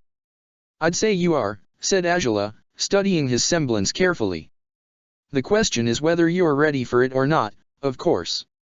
Do you want to go back already, or would you rather wait a little longer? I think I'd rather get back to it now, said Sokka, turning so he could embrace her more easily. It's better than to let other sponsors assume I'm an easy mark as I am, huh? Losing against what they'll perceive as just a low-ranked non-bender might make me look, well, weak. Let them assume what they will, said Angela. It's better for you if they underestimate you. That way you can surprise them by winning when they least expect it. That is, if you are up for that sort of thing. You're really worried about me, huh? He asked. Angela swallowed hard. I just don't know if you feel like fighting or not, no matter what you say, she said. It was a big shock for you, what happened in the Ring of Ash. It may have been, but it's over now, said Sokka, kissing her brow. The next time I meet Roan, if I ever do, I won't be as foolish as to do it while hoping he'll have some humanity left in him. And if he tries to kill me again? Angela eyed him as he frowned. She caressed his hand, intertwining their fingers as Sokka sighed. I really just don't want to kill anyone again, you know, he said, gritting his teeth. Being free from that burden through your sponsorship was quite possibly one of the first things that made me warm up to you. Which only speaks of how much you hate it, said Angela, sighing. For a man who's seen the horrors you have, you're still too kind-hearted. Meanwhile, I don't even know if I'd regret it if I shocked that bastard to death. Heh, said Sokka, with a crooked grin. And yet you've never killed anyone. That might be why I don't think of it the way you do. Perhaps I'd change my mind if I ever did it, said Angela. But if you don't think you can finish him off, or if you just don't want to, well, maybe I'll have to do it for you. I don't think I'll let you, said Sokka, smiling and pressing his forehead to hers. You really shouldn't taint your hands that way, you know. Neither should you, said Angela. But sometimes. Sometimes it's kill or die, said Sokka. And he's the one who's made it so. Which means, that when either of us kill him he'll have no right to protest, right? Right, said Angela, nodding. But, setting aside all Roan-related matters, I do think I'm ready to go back, he said. It's better that I do already, isn't it? Certainly, for your record's sake, said Angela. Then. I'll send your next challenge tomorrow. Can I go pick it out with you? Sokka asked. Angela smiled. Yeah, I suppose that'd be fine, she said. He beamed and hugged her tighter. All right, I'll just have to hold on to you until then, he said. Angela snorted. What, you're not going to let me go home? Damn right I won't. Sokka. Laughter and teasing words were exchanged through the rest of the day, now that the dreary subjects of conversation were behind them. Sokka had made quite a good recovery in most ways, Angela found, and even in an emotional level he was far calmer than she had thought he'd be. She didn't dare take credit for it, but he had given it to her all the same. Her company rendered every challenge easier to confront. Where there had been walls between them before, where she had been wary of the distance they needed to keep, they could share their every thought and concern now, all such walls and distance forgotten. It made everything different, everything better. This enabled Sokka to return to the ring a week later, and he was fighting to his best as he clashed with a firebender, Flaming Hawk, who attacked in a panicked frenzy as Sokka deflected every attack with ease through Wolfsbane's natural qualities. The firebender had hopes to snatch the victory when the fight began, as the Blue Wolf had yet to unleash his second sword, but once he started batting away his attacks like it was child's play, Flaming Hawk had lost all hopes to win. Come on, is that all you've got? Sokka taunted, smirking. The more he tired out his opponent, the faster he would finish this fight. The hawk yelled and kept attacking, but every blast of fire was weaker than the next. Sokka readied himself to strike now, tossing his boomerang through the fire and hitting the man square in the shoulder. The firebender shouted as the blow broke his balance. He fell on his back, and since he was clutching his arm, Sokka figured he had successfully blocked his chi. Stay away. Don't get any closer. The man screamed desperately, kicking fire at Sokka as the gladiator swatted it away as he would a bothersome fly. "How do you want me to knock you out if I can't get any closer, huh?" he asked, catching his boomerang with his left hand while continuing to fend off the fire with the right. "Come on, I'll knock you out quickly, you won't even feel it. Stop struggling like, hey." A powerful, charged fire blast from Flaming Hawk's feet almost struck Sokka, forcing him to jump out of the way. He frowned and dashed forth right afterwards, though. If the hawk wouldn't play nice, then neither would he. The hawk seemed all out of fire power, for his next kick wasn't lined with flames, but it still hurt Sokka beyond compare as it caught him in the groin. A gasp of horror shook the arena, though nobody was quite as horrified as Azula. She held back the extent of her reaction by closing her eyes, her hand balling into a fist momentarily as Sokka cursed with every profanity that crossed his mind. Well, that was certain to end the Blue Wolf's patience, but was he going to recover from this new wound as well as he had with the last one? Azula guessed she'd find out soon, for once Sokka was capable of attacking again he clasped the hawk's kicking leg with a hand and twisted it, making the man scream in agony before he lifted him by the nape of his neck, following with slamming the hilt of his sword to the side of his head, knocking him out cold as promised. Oh, but how it hurt. Sokka cringed and dropped on the sand, wondering why on earth didn't he wear armor there. Such a fool he was, he needed to design some form of protection for his private area as soon as possible. He shook his head as the judges declared him the winner, in virtue of the fact that he remained conscious while his opponent was slumped on the sand after the countdown was over. The medical staff poured in quickly, to tend both to him and the Flaming Hawk, and they had to help him stand and walk to the waiting room, his entire body weakened after the injury he had sustained. Azula found him in a waiting room 5 minutes later, once she had collected the money from the fight, as a physician offered a bag of ice to Sokka. The gladiator winced before pressing it to his groin, but he sighed in relief when the pain was soothed by the ice's action. "I'd ask how you're feeling, but I'm very much afraid of hearing the answer," said Azula, with a crooked grin. Sokka looked at her with a pout. That was awful. I hadn't been kicked like that since I was a kid," he complained. "My sister would do it, you know, but I thought it'd never happen again, and you know what? I did not miss it, in the slightest." "How unexpected that you wouldn't," she said, smiling, and sitting beside him. Sokka still looked at the bag in his hands with confusion. "How do they do this, though? This, ice?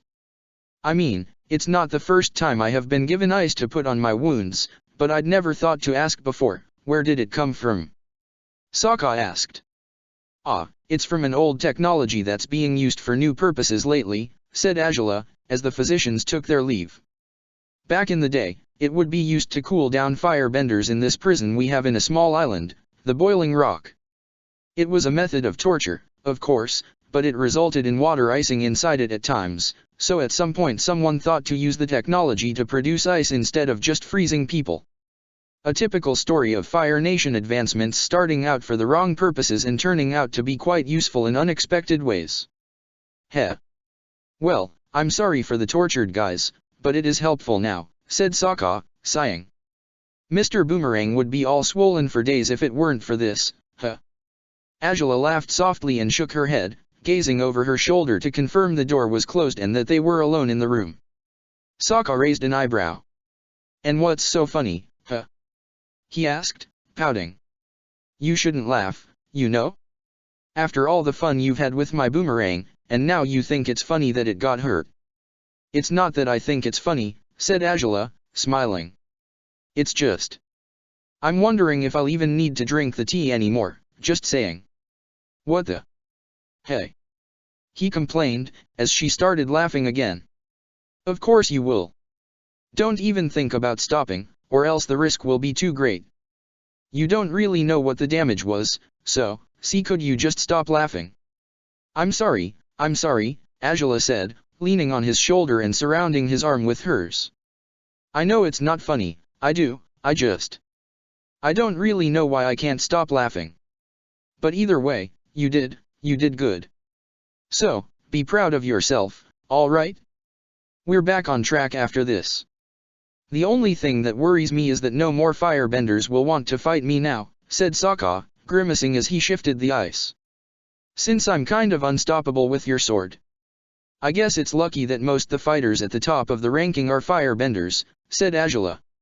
If they decline your challenges over cowardice, it will certainly make them look bad, you know. You think I can fight Combustion Man like this, then? Sokka asked. Angela frowned. Oh, no. Not yet anyways, she said. He's not just a firebender, Sokka, he can blow things up through some strange technique, you see. Wolfsbane can bend fire, but I can't say if it would be able to bend an explosion. How are we going to find out if it can do that or not? Sokka asked. Angela shrugged. I have no idea, she said, tucking a loose strand of his hair behind his ear. But for the time being I'm not risking sending you to fight Combustion Man. Imagine if he blows up my sword, what would we do then? Yeah, fair enough, said Sokka, smiling. We wouldn't want your sword blown up. Though I'd think you should also worry about my safety, but that's okay, that's fine. I am worried about you too, don't be silly, said Angela. Combustion Man has metal prosthetic limbs, so I hope you never give him a chance to kick you like the Flaming Hawk did, alright. Metal, said Sokka, his eyes wide. His grip around the ice tightened.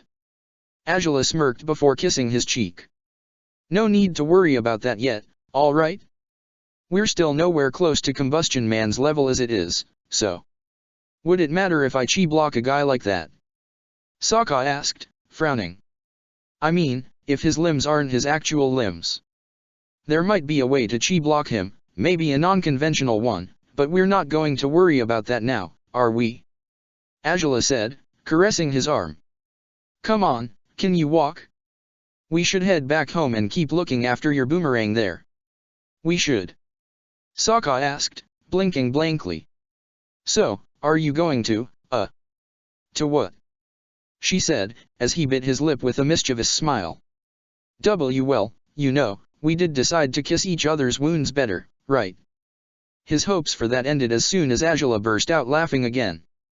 No doubt the sound of her laughter was lovely indeed, but her rejection of his idea made him blush and pout. No fair. It's a non-negotiable practice, Angela. He whined, as she stood up while wiping her eyes with the back of her hand. You're on fire today, I swear, she said. Sokka snorted. That'd be the last straw, he said, sarcastically. I get kicked in the nuts and then I'm on fire too? The spirits have it out for me today, huh? He sighed and stood up as Angela's laughter spree diminished, but it only started over again when he pulled away the ice from his injury to reveal a dark spot of water all over his groin. His eyebrow twitched as the princess hid her face in her hand, trying to contain her laughter. Just grow you up, he complained, poking her side and prompting her to laugh more. I'm sorry, I really am, but curse it, Sokka, she exclaimed, as he surrounded her with an arm and kissed her face. Enough laughing at my misfortunes, you wicked woman, he said, as she continued to chuckle. I need love and nurturing now, princess. Laughter can be part of all that, you know. She replied, smirking as he pressed his forehead to hers. You're so mean, he said, pouting still. She kissed him softly.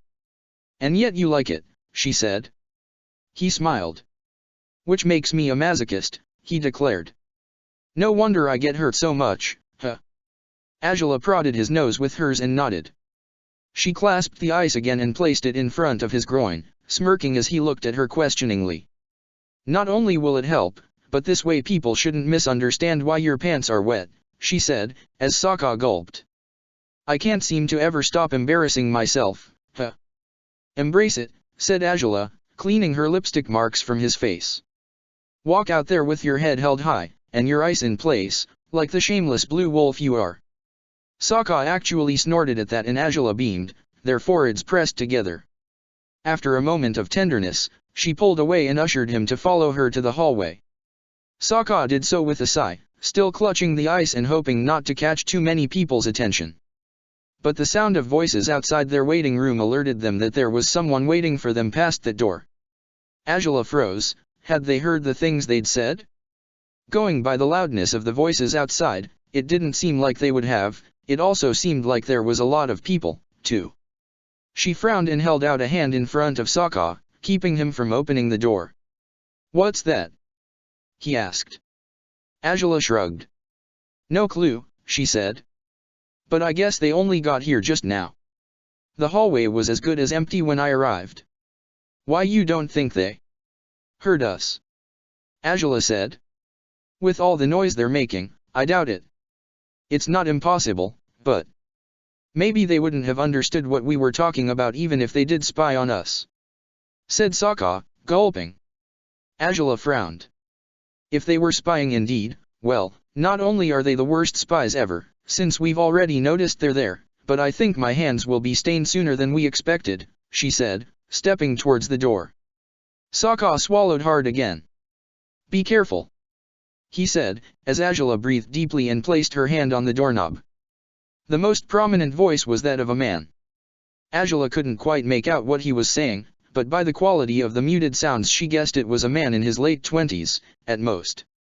He seemed enthusiastic, and she couldn't help but wonder why he would be that cheerful right at Sokka's waiting room's door.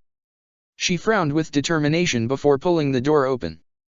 The noise outside died almost instantly, though the man who had been the loudest kept talking, his back turned towards Angela, so all she could see of him was that he was of average height and build, and that his brown hair was unkempt and spiky.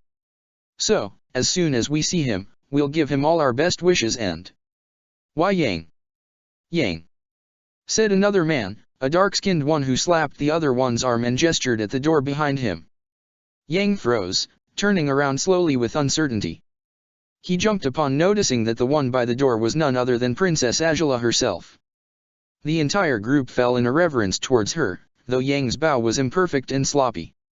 Angela frowned as Sokka lurked over her shoulder, curious and confused, just like Angela, over why this odd crowd of around 30 people would be gathered in front of their waiting room. Yet soon enough they noticed there was a common theme to them: they wore blue clothes, some of them with grey hats. The combination of colors made Angela scowl, more so upon noticing that some of them were carrying what seemed to be weapon props and headbands wrapped around their heads. She glanced at Sokka, who looked back at her. Both had little to no doubt about who these people were now, and about what they were doing here. "For how long are we supposed to?" Yang whispered at the previous guy, who only shushed him for his troubles. Angela breathed out. "Rise," she declared, almost remorsefully. Once they stood up, she closed her eyes and lifted a hand to her forehead. A brief glimpse at the wolf symbols emblazoned over their clothes was enough to prove her suspicions correct. This group of people could only be one thing. "Greetings, Crown Princess Angela," Yang said, with a nervous smile. "It is with great honor that we—" Oh, dear, that's him. He's right. Ah, damn it, Hello there, Mr. Blue Wolf." Hi," said Sokka, blinking blankly. "You don't have to be so formal, though." Really? Well, either way," said Yang, smiling proudly before bowing before them again. "We are the Blue Den, the Blue Wolf's most devoted admirers." "Fancy way of calling yourself a fanboy," said Angela, raising an unimpressed eyebrow. Yang flinched and smiled at her uneasily. "The Blue Den?" Sokka asked, surprised. "Really?" "Yes. It's a name we picked hoping it would please you," said Yang. "I am the president, and everyone here is a member. We've all followed you for a long time, but we only started the official Blue Wolf fan club recently." "I'm confused, though," said Sokka, stroking the stubble on his chin. "Shouldn't you be the Blue Pack instead of the Blue Den? I mean, the Den is where the pack lives, so if you're supposed to be fellow wolves, then—" "Oh. He has a point," said one of the club members, aghast. "We will have to vote on it." "Why would we vote? The Blue Wolf has spoken, we must change the name immediately," exclaimed a girl, clenching her fists. "It's only right, after all." "It's very true, very true."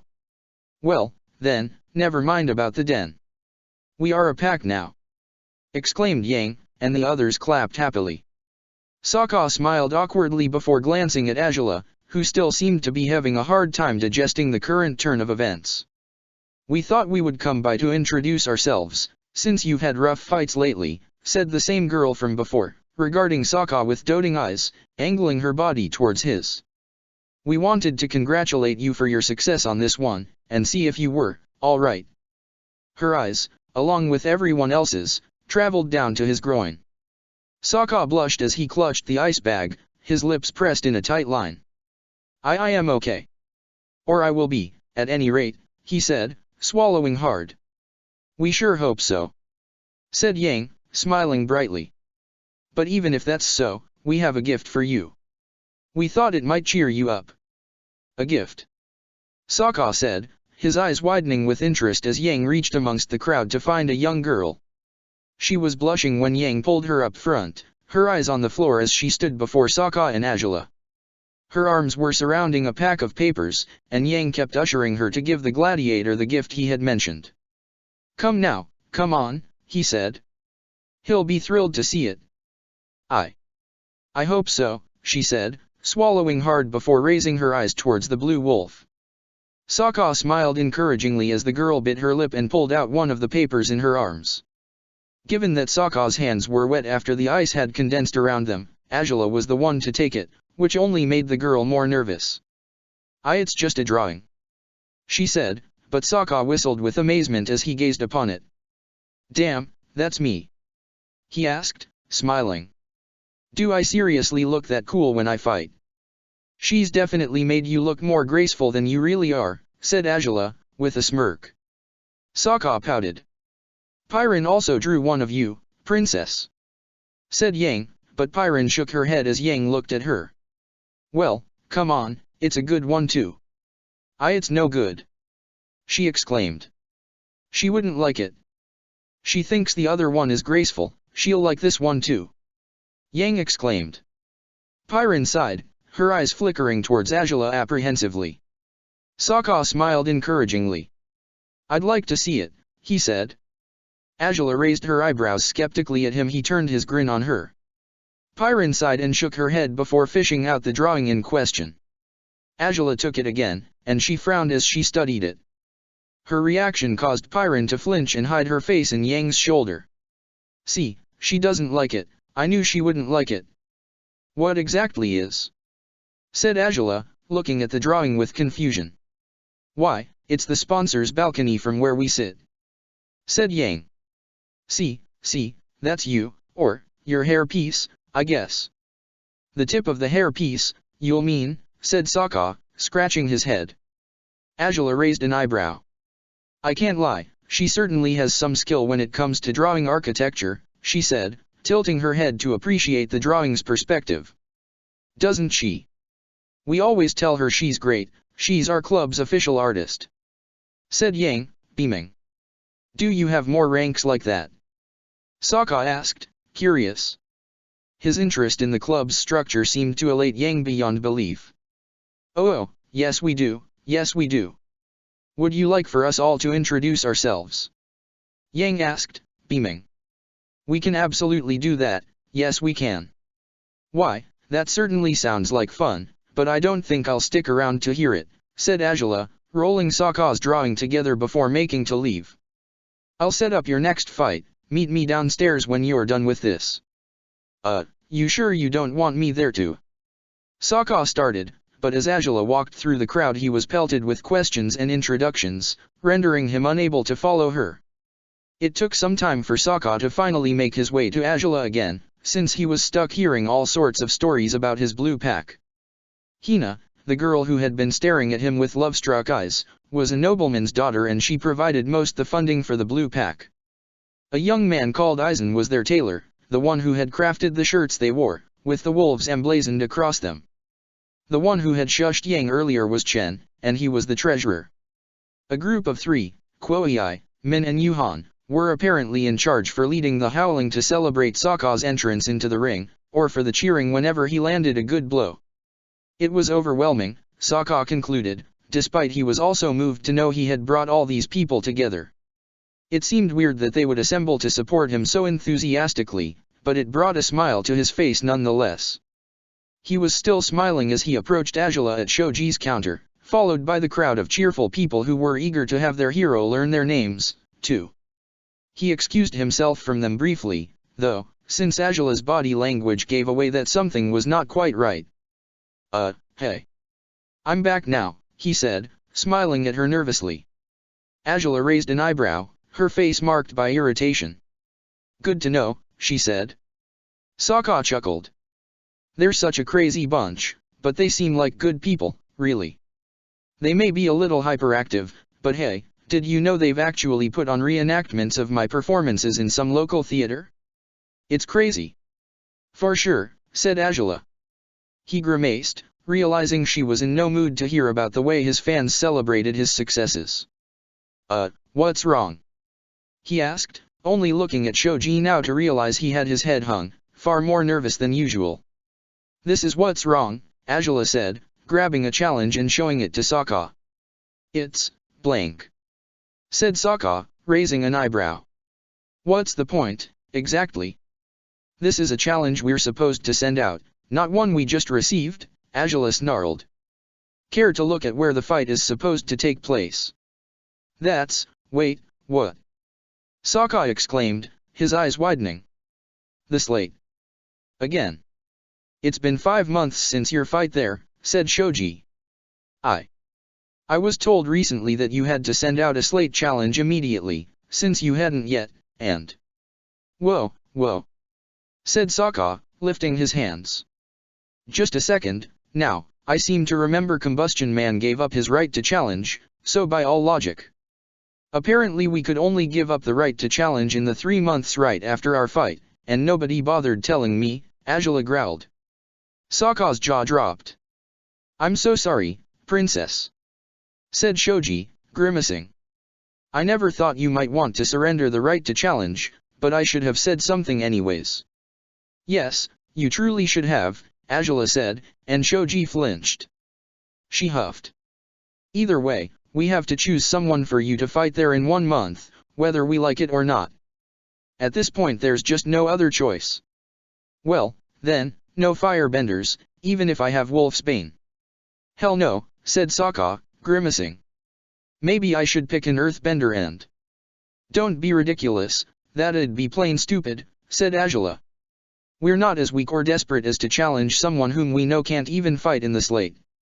I know, said Sokka, sighing. It'd damage our image a lot, wouldn't it?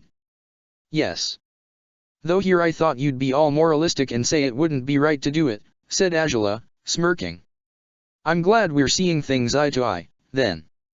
Well, it wouldn't be right, but you know, victory wouldn't be a matter of life and death if I fight an earthbender, right? Said Sokka, grimacing again at her assessment. It shouldn't be either if we choose another non-bender, said Angela. Which would allow you to fight in equal circumstances with your opponent and still have a good chance at winning, going by your prior training. So, we'll have to pick a non-bender, someone who seems mostly inoffensive, and that way we'll head into the slate without the same impending sense of dread from last time. Well, the Blue Wolf did beat the Millennium Dragon in the previous fight in the slate, said Shoji, smiling. If you could defeat the Millennium Dragon, you could defeat anyone. Sokka's eyebrow twitched, evidence suggested otherwise, he thought bitterly, as his mind drifted towards Toph and Roan. He had increased his fighting abilities beyond belief after training for the slate, and even so he had failed to defeat 2 fighters afterwards. He only hoped not to find other rivals he couldn't beat, like those 2. That remains to be seen, said Angela, frowning as she stretched out her hand. Can I look at the ranking, Shoji? Of course. Shoji said, swallowing hard and handing the long list to the princess. Take all the time you need. I intended to, Angela said, scanning the names on the ranking quickly. She skipped down the top 50 fighters without a second thought. This would definitely be the lowest ranked fight to take place in the slate, seeing how Sokka hadn't breached the top 100 fighters yet, and Angela wouldn't have him fight anyone around those levels again just yet. People might scoff at them for holding a low-ranked fight in the slate, but after the clash with Roan, Angela was past the point of caring. She would worry about their reputation in the Gladiator League whenever they could uphold it without putting Sokka's life in mortal danger. Most the non-benders near Sokka's level were people they had already fought. The Amazoness and the Feathered Snake caught Angela's eye again, but she didn't think it'd be wise to challenge either of them once more. Someone else might be better, someone who might not sound like a nutjob as Roan had, though after seeing names like Man's Butcher and the Fiery Nightmare, along with Queen of Pain, she started to wonder if everyone was indeed as crazy as Roan. Any ideas yet? Sokka asked. Azula sighed. Everyone has a stupid name, she said. He smiled. You never like anyone's names, princess. That's not very nice, he said. Azula huffed. Come on. Would you like to fight the clown?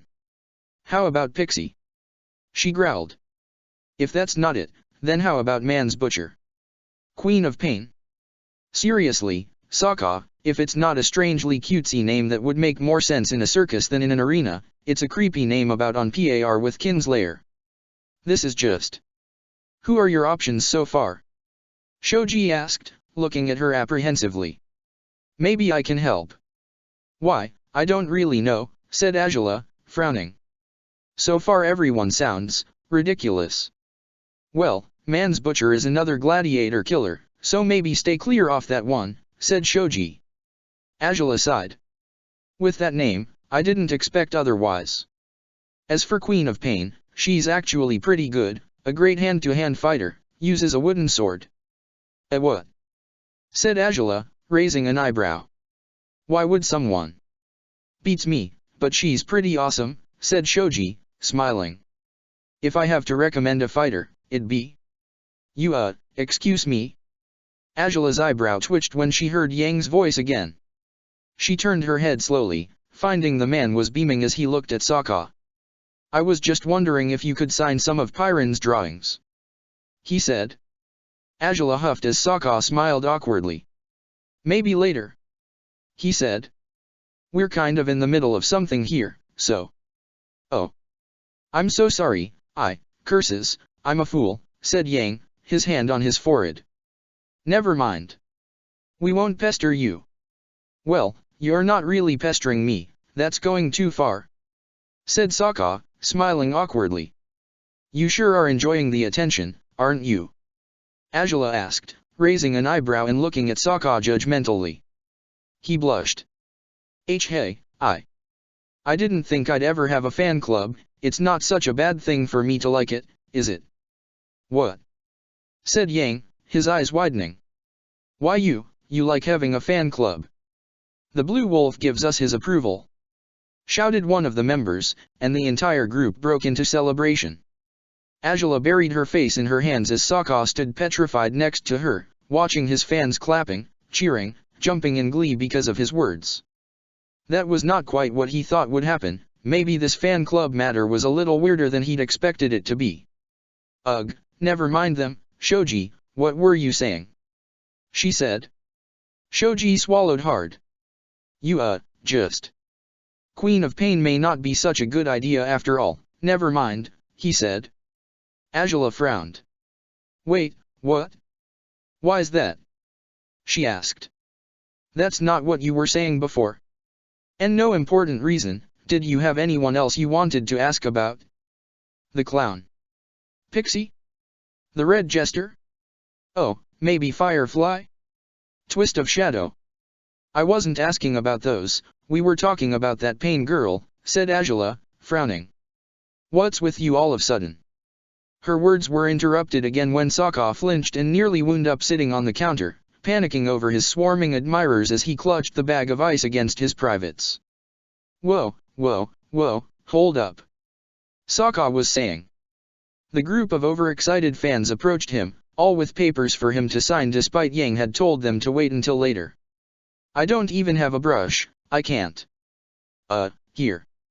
Said Shoji, gulping as he offered his ink and brush to the gladiator. Maybe that would help keep them calm, wouldn't it? Azula rolled her eyes as Sokka sighed and started signing papers, holding the ice still with his free hand. Yang had indeed tried to hold back the others, but by now he seemed to have desisted on it. He was busy talking excitedly to someone else in the group now instead, and he surely would fetch an autograph of his own as soon as the coast was clear. Can you focus now, Shoji? Azula asked, tapping the table uneasily. Shoji swallowed hard. I just don't think you'll want to fight that non-bender, princess. Take it from me, she's You said just a moment ago that she's not a killer and she's a good fighter. Why is she not so good all of a sudden? Well, she's just too good. See, she's only lost 17 times. Said Shoji, gulping. She could steal the right to challenge, and that's not what you, wait, that is what you want, isn't it? I'd rather Sokka wins this fight, thank you very much, said Angela, frowning. But if he loses and we lose the right to challenge, I won't mind either. So that's simply no reason not to. Well, maybe that isn't, but you see, she's actually... What now? Said Angela, looking at Shoji in confusion until her attention was stolen by something else before the young man could explain anything. You know, there's others waiting, could you? Sokka was saying, and Angela was alerted upon realizing the girl from earlier was standing a little too close to her gladiator, holding her signed picture behind her back. See, I was just wondering what you'd be doing later, since you just had this big fight and all, you probably should relax a bit, right? I don't really think that's, said Sokka, his eyes shifting towards Angela. Her eyebrow was twitching as she wordlessly asked him if he could deal with the girl on his own or if he'd rather she stepped in. I'm not going to do that, nah, I have to get back to training, can't let my guard down, you know. What? But you just won, you need to. He doesn't need to do anything some fangirl thinks he does, Angela growled, making Hina freeze where she was. My gladiator has a schedule and a routine, and he's not about to break it to spare your feelings for him. My. Hina said, her eyes widening. Sokka swallowed hard. It was rather obvious that the girl was interested in him, trying to cover up for it now wouldn't work well for her. Besides, the part of his body you're most interested in isn't functional right now, said Angela, smirking now. Hina's cheeks reddened and she gasped, while Sokka stared at Angela indignantly, his lips forming a small pout. So there's no point to taking him anywhere, not that I'd allow him to go even if there was, of course. One would think a high-born girl like yourself would set her sights on a nobleman, not a slave, but perhaps your taste in men isn't quite so refined, is it? Sokka's eyebrow twitched. Of course, he knew Angela's words were spoken with the purpose of scaring this girl off, but she was the most refined woman in the entire nation and she was interested in him, too. Still, he refrained from commenting despite he ached to do so. She was saying what she had to say, there was nothing more to it. I'm sorry. I should know my place. Hina muttered, though Sokka noticed reluctance and displeasure in her demeanor now. Angela probably had gone too far, but he had the feeling it wasn't far enough to scare the girl away completely, which wasn't great news for him. He honestly hoped he wouldn't have to deal with a stalker fangirl from now on. Hina walked away, clutching her autograph and frowning deeply. Sokka swallowed hard before turning to Angela, whose attention had returned to the ranking and the young man sitting behind the counter. Angela's eyes shifted towards Sokka when she noticed he was looking at her with irritation. You know, she wouldn't be the first highborn to think I'm somewhat handsome, he said, folding his arms over his chest. Angela raised her eyebrows.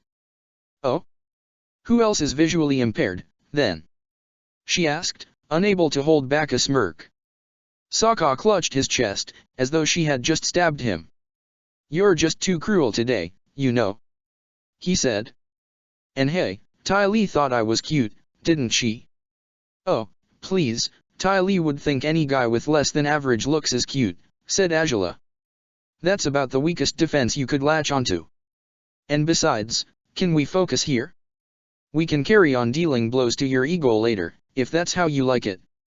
I don't like it, said Sokka, pouting again before frowning as he looked at the ranking. Have you decided on someone yet, then? Why, I was trying to, but Shoji thinks that challenging this non-killer non-bending gladiator isn't a good idea, for some reason, said Angela, pointing at Queen of Pain. Sokka frowned. You sure she's a good idea, though? You just said this one was an eerie name. But she's not a killer, said Angela. And as long as she isn't one, she's a good choice. Would she give us a serious fight? Sokka asked. Shoji shrugged.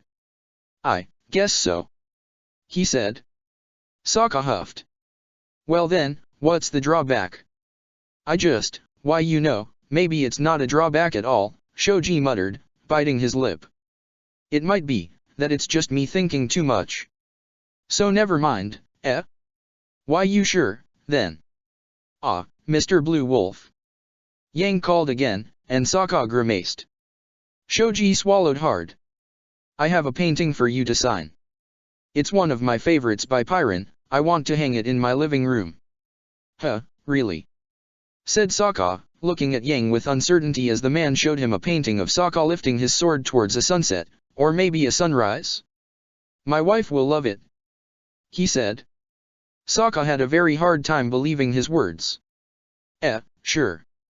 He replied, taking the paper and signing it.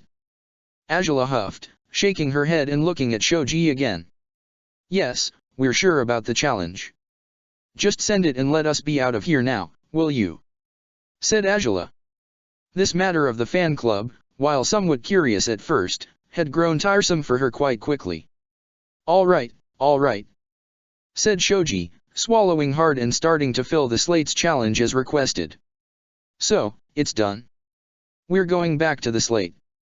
Sokka said, sighing. Azula shrugged. It's not like we had a choice, she said. It'll be fine. Your opponent only fights hand-to-hand or with a wooden sword, from what Shoji said, so. Yang said, as he took the drawing Sokka had only just finished signing. A fighter who only has a wooden sword. Yes, it's not likely to be the most spectacular fight the slate has ever seen, but it will have to do, said Azula, sighing.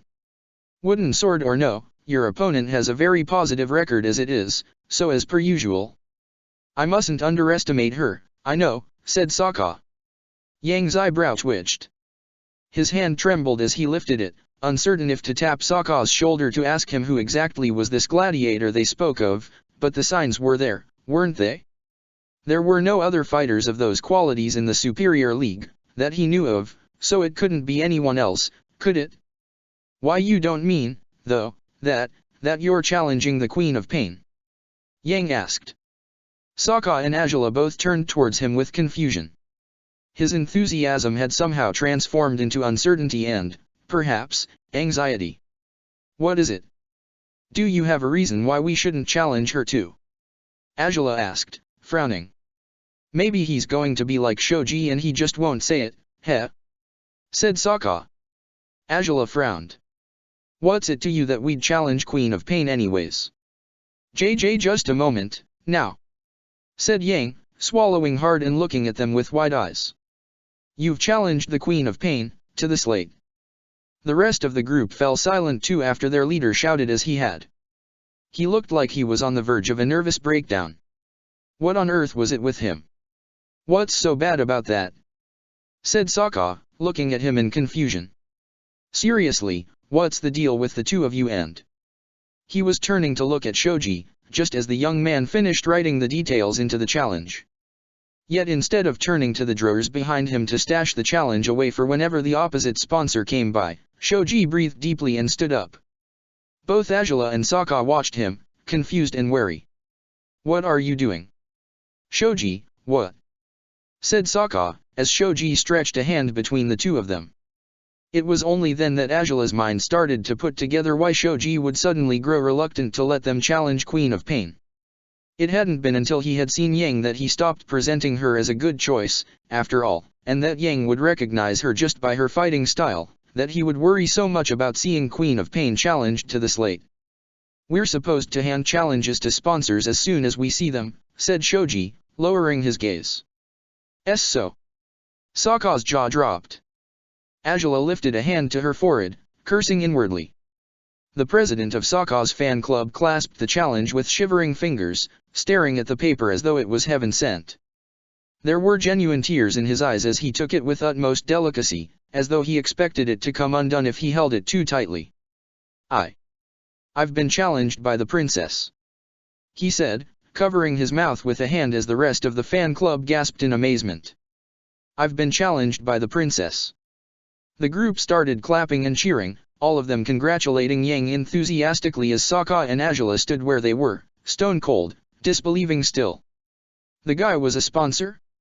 He was leading the fan club of a completely different gladiator, and yet he was a sponsor. I'm sorry, said Shoji, swallowing hard. He braced himself, expecting both Sokka and Azula to glare at him angrily enough to set him on fire. Yet first of all they stared at each other in chagrin, having realized that the fighter had not been the problem, at all. Shoji's reservations were over one thing in particular, and they had finally discovered what it was. Still, they looked at him pleadingly now, to find him grimacing apologetically. "See, can't we change our minds now?" Sokka said. Shoji sighed. "I'm sorry," he said again, having no other words to offer them by now. Sokka sighed as Azula groaned with despair. Despite it all, the slate somehow never ceased being a problem. This is absurd. He should have said something. Why the hell didn't he tell us? Maybe because Yang was standing right there, said Sokka, sighing. Azula huffed as she paced before him. It's no excuse. He could have at least gestured at us, implied the problem was the sponsor. And how on earth is he someone's sponsor when he's obsessed with you? Let alone a successful sponsor. Maybe his fighter does all the work, said Sokka, shrugging. Also, my ice is all melted now. It's just a bag of water, heh. Are you feeling any better yet? Azula asked, looking at him with uncertainty as he placed the bag on the living room table. Been better but also worse, said Sokka, smiling awkwardly. My clothes are all wet now, though. Well, change out of them, said Azula, shrugging. Sokka gulped. You won't want to help me with that. Can't say I'm in the mood with all this nonsense on my mind, said Azula, sighing and dropping on the couch beside him. They had slipped through Sokka's blue pack without as much trouble as they had expected, for they were all too busy funning over their leader's new slate challenge to notice them leaving. Xianlong had carried them to Sokka's house, though the Gladiator had not enjoyed the trip at all, his injured groin paining him as he sat on the saddle. He had sunk on the couch as his sponsor paced back and forth, gesticulating with exasperation as she pondered the situation they had gotten themselves into. Shoji really had been too nice not to make any mistakes ever, Sokka said, looking at her sideways. Azula shook her head. I was far too shocked to react at the time, but when I see him again, I'm going to, said Azula, her eyes narrowing. Sokka chuckled. Okay, no need to threaten him, he said. All things considered, it'll be alright. I mean, the guy's crazy, that's for sure, but we won't see him at all until the fight, right? Oh, sure, only on every single fight we ever have in the Royal Dome, said Azula, looking at him skeptically. He's going to be there every time, you know? And this sort of thing with you signing 1,000 autographs a day will start happening far too often for my taste. Well, then, we just have to escape through the roof, said Sokka, smiling. Tell Xianlong to pick us up there and we can avoid them. See? Problem solved. I guess it's a thought, said Azula, sighing and rubbing her temples. Sokka pouted as he watched her. On another note, though, I guess your taste in men is not refined at all, is it? He asked, smirking slightly. Azula huffed. She was 2 seconds away from melting into a puddle just by looking at you, said Azula. I mean, you could tell too, couldn't you? Sure, but, damn, you were ruthless, he said, chuckling. She's probably going to cry herself to sleep tonight because you not very subtly called her a slut. It's far from the worst I've said to someone, and really, I wasn't in the mood to watch some girl asking you out, Azula grunted. Do excuse me for being too territorial, if that's what I was, but... Hey, I can't say I wouldn't act the same way if it were the other way around, said Sokka, smiling. Though now you've said your tastes aren't refined either, by those standards you spoke of. Well, maybe they aren't, said Azula. Sokka winced. But, hey. He said, as she smiled. You're supposed to say they totally are, and that I'm actually a great catch. Azula. You'll have to pry such words from my corpse or so, because I won't ever say them aloud.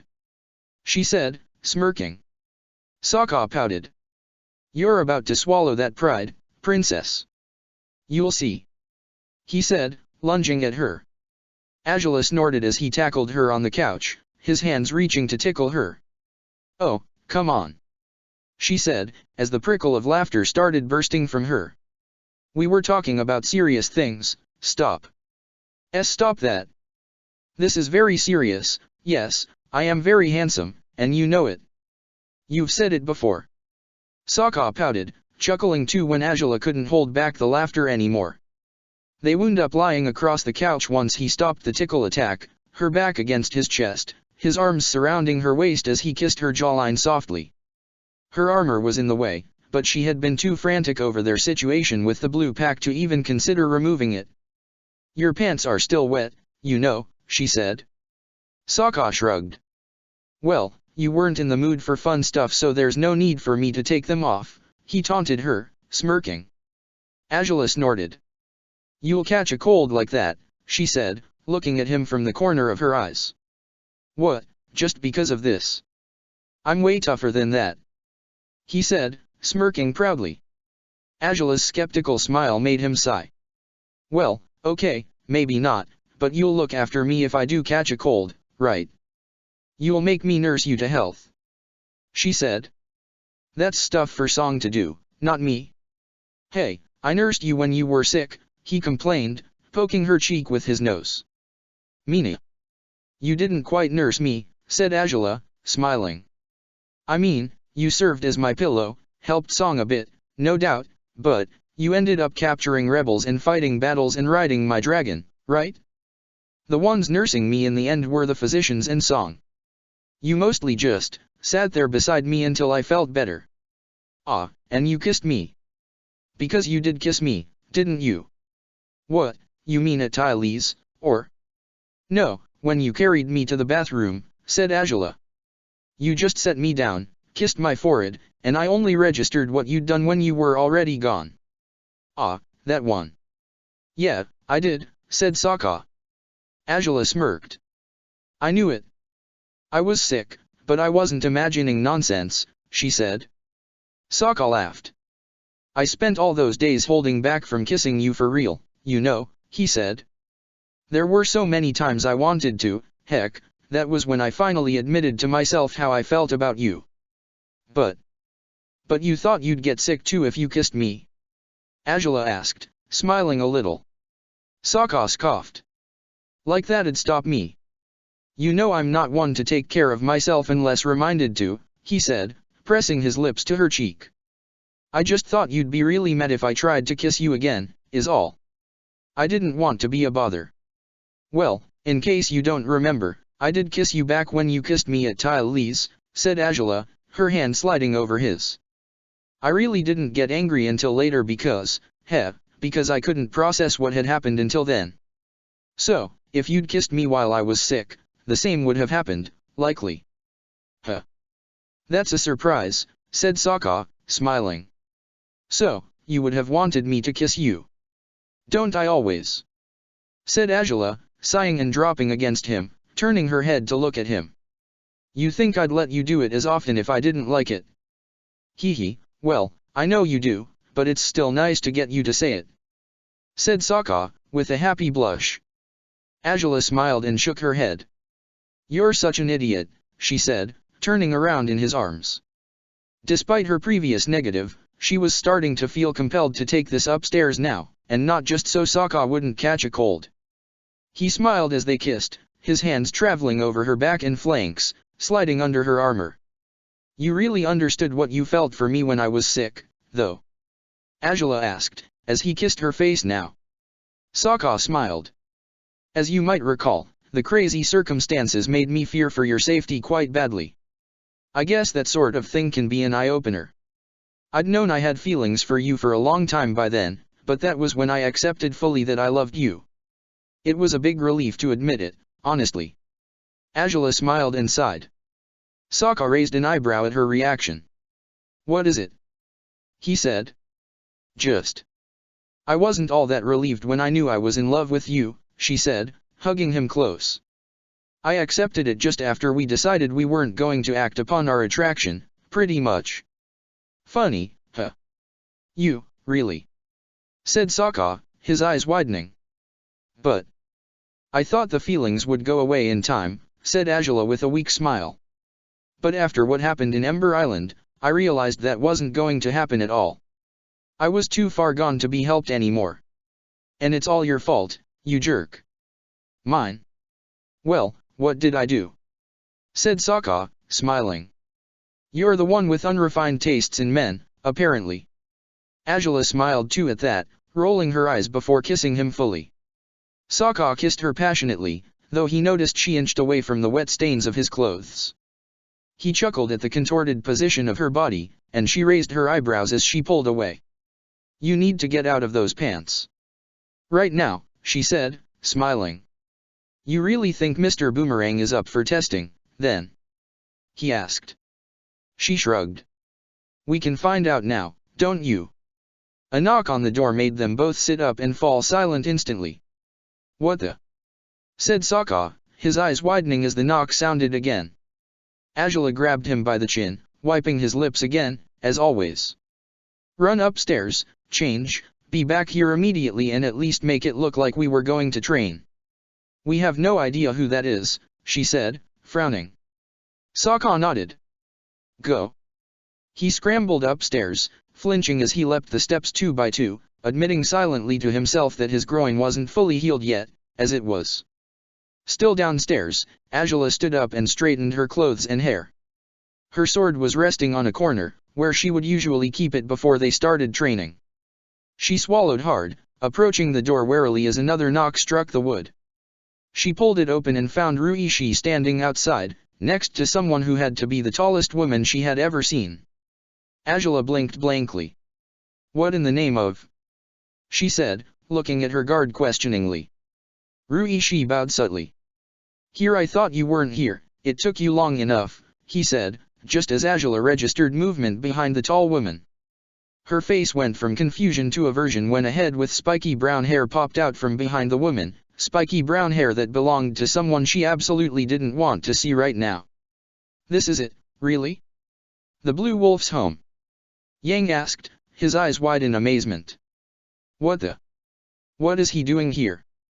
Captain, why did you? She asked, looking at him in chagrin. Ruishi cleared his throat. They seem to have something to say to you, he said. Azula's eyebrow twitched. Oh, really, now?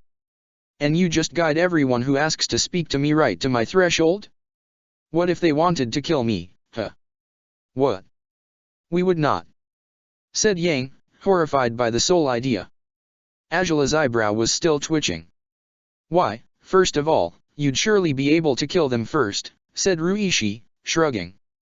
Second, they showed me something that made me think you'd actually want to talk to them. You sent a challenge to them, didn't you? I. Said Azula, her eyes growing wider as she looked at Yang with irritation. Was this his ploy? He had used the challenge to get himself a chance to visit Sokka's house somehow? Was the man capable of concocting such wild plans? I apologize, princess. Said the woman, suddenly. Yang may have given you a bad impression, for which I'm not surprised at all, but we do have some things we need to speak about regarding the challenge you've sent. Things are, well, not as simple as you might have thought. W.O. Sokka shouted from behind Azula, as he returned to the first floor to find Yang standing outside his house. What the heck? It's him. Look, Hien, it's him. He exclaimed, grabbing the woman's elbow and pointing at Sokka. Hien sighed. I can see that, Yang, she whispered. Azula frowned as the woman looked at her again. May we come inside so we can discuss this matter more easily? The woman's politeness eased Azula's concerns, to a fault, but Yang's excited behavior was quite a strong motivator to keep the conversation outside. Still, for the sake of not being too rude. Fine, she said. Sokka gasped. Wait, what's going on here? He said, looking at Azula with chagrin as the woman lowered her head and entered the house, followed by her enthusiastic companion. They want to talk about something that concerns our challenge, said Azula, through gritted teeth. Though I have no idea who she is, or why they could only do it here, but the captain brought them and now the captain is taking his leave. I'll see you later, said Ruishi, bowing again. Azula snarled at him as he closed the door after him, she had the distinct feeling the guard had been smiling underneath his helmet. "You know, it's times like these that I think he's just," said Angela. Sokka swallowed. "Taking revenge?" he said. Angela huffed. "Yes. Exactly," she grunted. "It's quite a lovely house," the woman said. She gazed about herself with interest once she could stand upright, after passing the threshold into the living room. Next to her, Yang seemed to be on the verge of losing his mind. Thanks," said Sokka, scratching the back of his head. Angela raised an eyebrow. "It's not his doing that it's lovely, though. Someone else takes care of that," she said. Sokka pouted. "Can't let me look good, not even for 10 seconds, can you?" he mumbled. "Either way, pleasantries aside," said Angela, rubbing her forehead before pointing at the woman. "Who might you be and why do you want to discuss the challenge?" "I was under the impression he was elated enough to cry about it only about an hour ago, wasn't he?" "I was, for sure," said Yang, smiling nervously before glancing at the woman. "But anyways, for starters, Hien is my wife." "This is your," said Sokka, his eyes widening as he looked at Hien. He had been surprised to hear Yang was married at all, but the wife in question was the last kind of person he would have envisioned as Yang's significant other. "It's my pleasure to meet you both," said Hien, bowing down to Sokka and Angela again. "Yang speaks very often about you." "I can't say I'm surprised to hear that," said Angela, looking at Yang judgmentally. The man smiled and scratched the back of his head. "The thing is, though, we haven't accepted the challenge yet," said Hien. "Things are a little complicated right now and accepting it right away would have been irresponsible of us." "Why's that?" said Sokka, blinking blankly. "Well, as it happens, we're not in the best situation, economically speaking," said Hien, lowering her gaze. "I don't really have a steady job, the only income one can offer is through being a sponsor," said Yang, sighing. "And that's not steady at all either, most people reject the challenges I send when I set the bid too high. It's unfair, I guess, but don't you have an actual career?" Angela asked.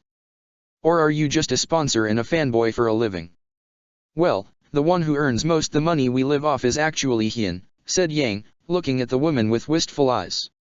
"As for my career, well, he's a writer," said Hien.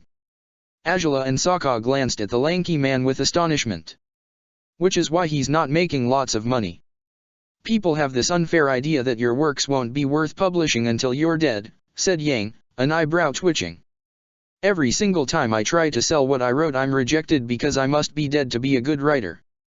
It's absurd, isn't it? Not the best profession to choose if you're struggling with money, that's for sure," said Angela, frowning. "As for me, I do construction work," said Hien, sighing. "I'm built enough for it, though some contractors have rejected me at times because I'm a woman. Still, it's the best we have. And the point of this all is, we can't really afford hiring a ship to take us to the slate," said Yang, lowering his gaze. "I mean, maybe we could, if we stop buying food for the next month, but..." "Whoa, are you really so badly off?" Sokka asked, his eyes widening. "Construction work doesn't pay too well," Angela muttered. "And you say you can't make a lot of money through fights, yet your gladiator has mostly won. Isn't that enough to keep you afloat?" "It's helped in the course of the last 3 years, yes," said Yang.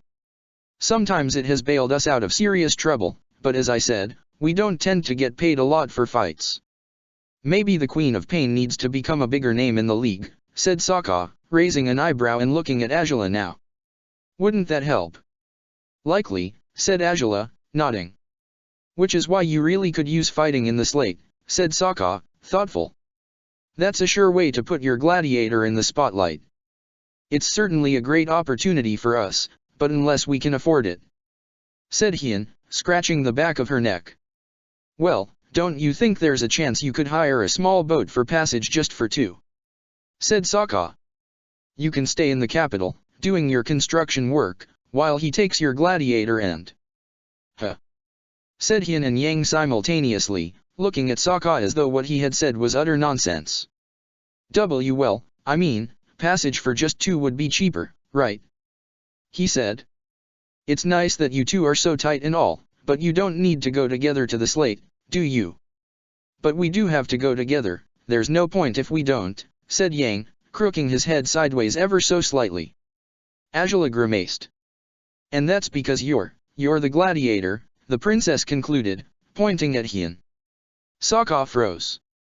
Of course, said Hien, looking at Yang now. Didn't you tell them from the start? I may have forgotten to, but I didn't say it wasn't you, said Yang, shrugging. Hien smiled warmly.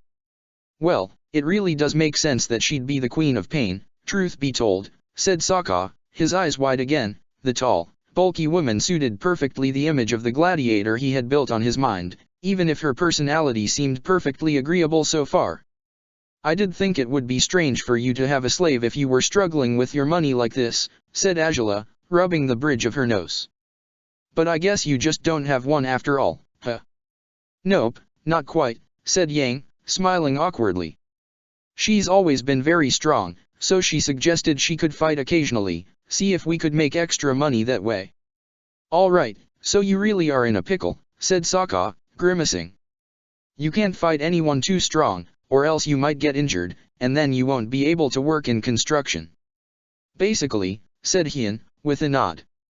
So, you're here to say we should send this challenge to someone else? Angela asked.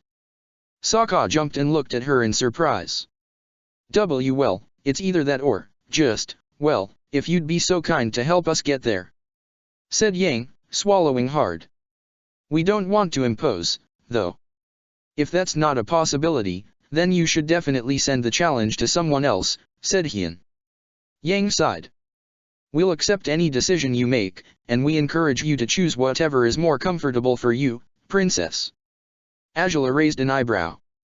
Procuring passage for them would mean either hiring a ship for them or taking them to the slate on her barge. If they were to do the latter, she had the feeling she might end up tossing Yang overboard in the middle of the trip. The man was far too excitable for her liking, despite he seemed to be mostly calm right now. The way his eyes gleamed betrayed he was anxious, though. All things considered, this wasn't their problem. If anything, it sounded like challenging this pair of gladiator and sponsor, wife and husband, would be more of a hindrance for Yang and Hien in the long run. If they had so much trouble dealing with their living expenses, then they should worry about that instead of fighting dangerous battles in risky arenas.